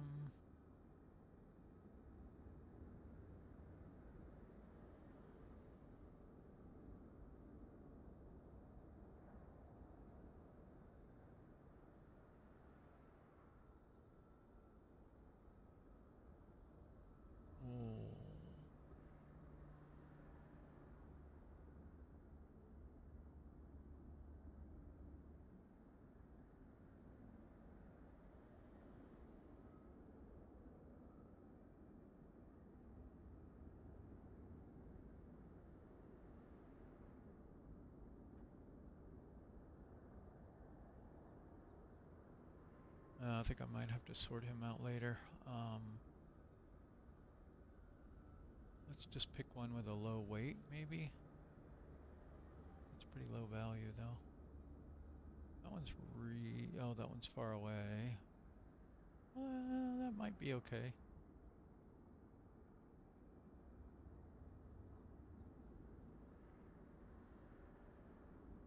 Let's try it. So now, see if he'll fly it. Yep.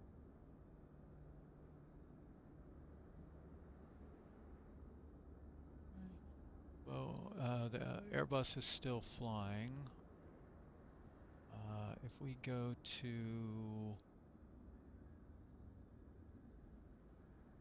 think,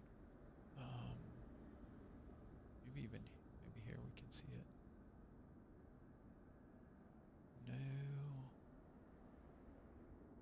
Flight map, maybe? No.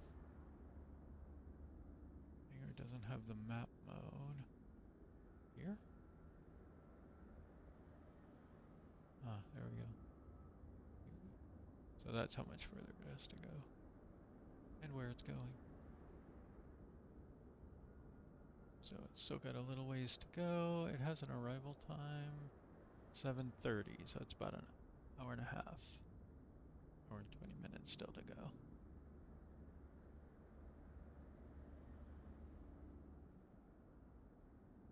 So we can see what the Cessna can do.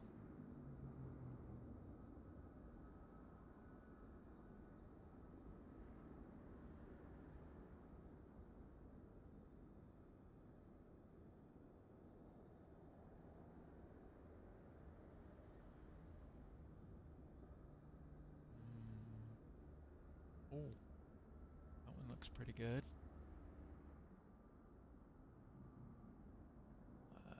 Let's see if we can take it. Now this one we're gonna have to fuel up.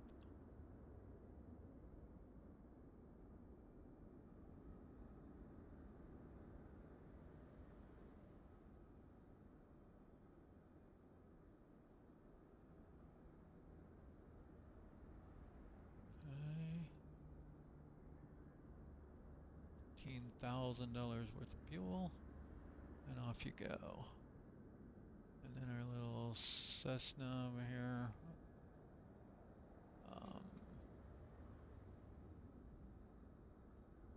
Search jobs. See, do we have any filters? I don't let this guy take many jobs. He doesn't have as many show up.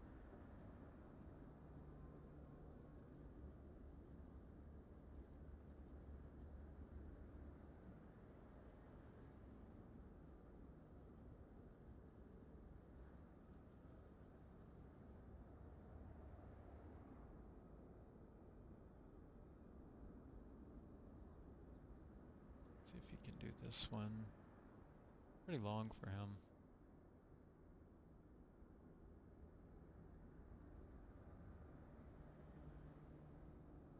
And then he's gonna need fuel.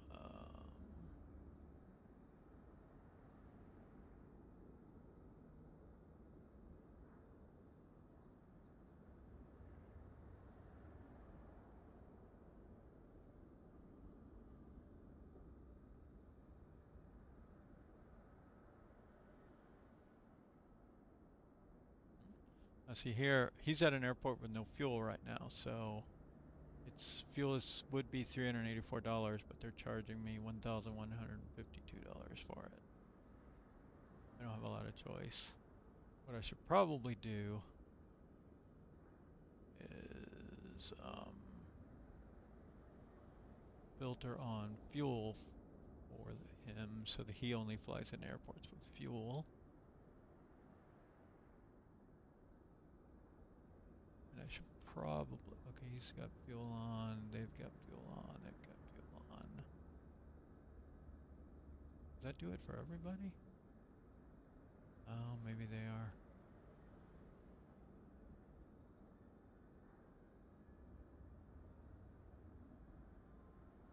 Well, I'll try and remember to do that in the future. Okay, everybody's flying right now, so we'll earn some money. Need to come back in about an hour and a half when they land and kick off another thing. The only thing is your pilots do get tired over time. Like you see, this guy's like already pretty tired, so we won't be able to use him again later.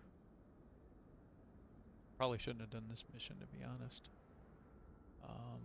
He's a low-level pilot. He's only cadet, and he doesn't have skills or anything. I don't know. That's why I haven't been flying the Cessna.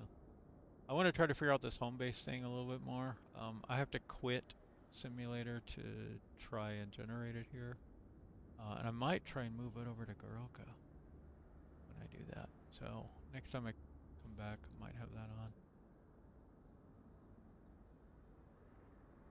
Oh, okay. I think that's good for now. I'm gonna go deal with some dinner. Y'all have a good evening. And I will catch you all later.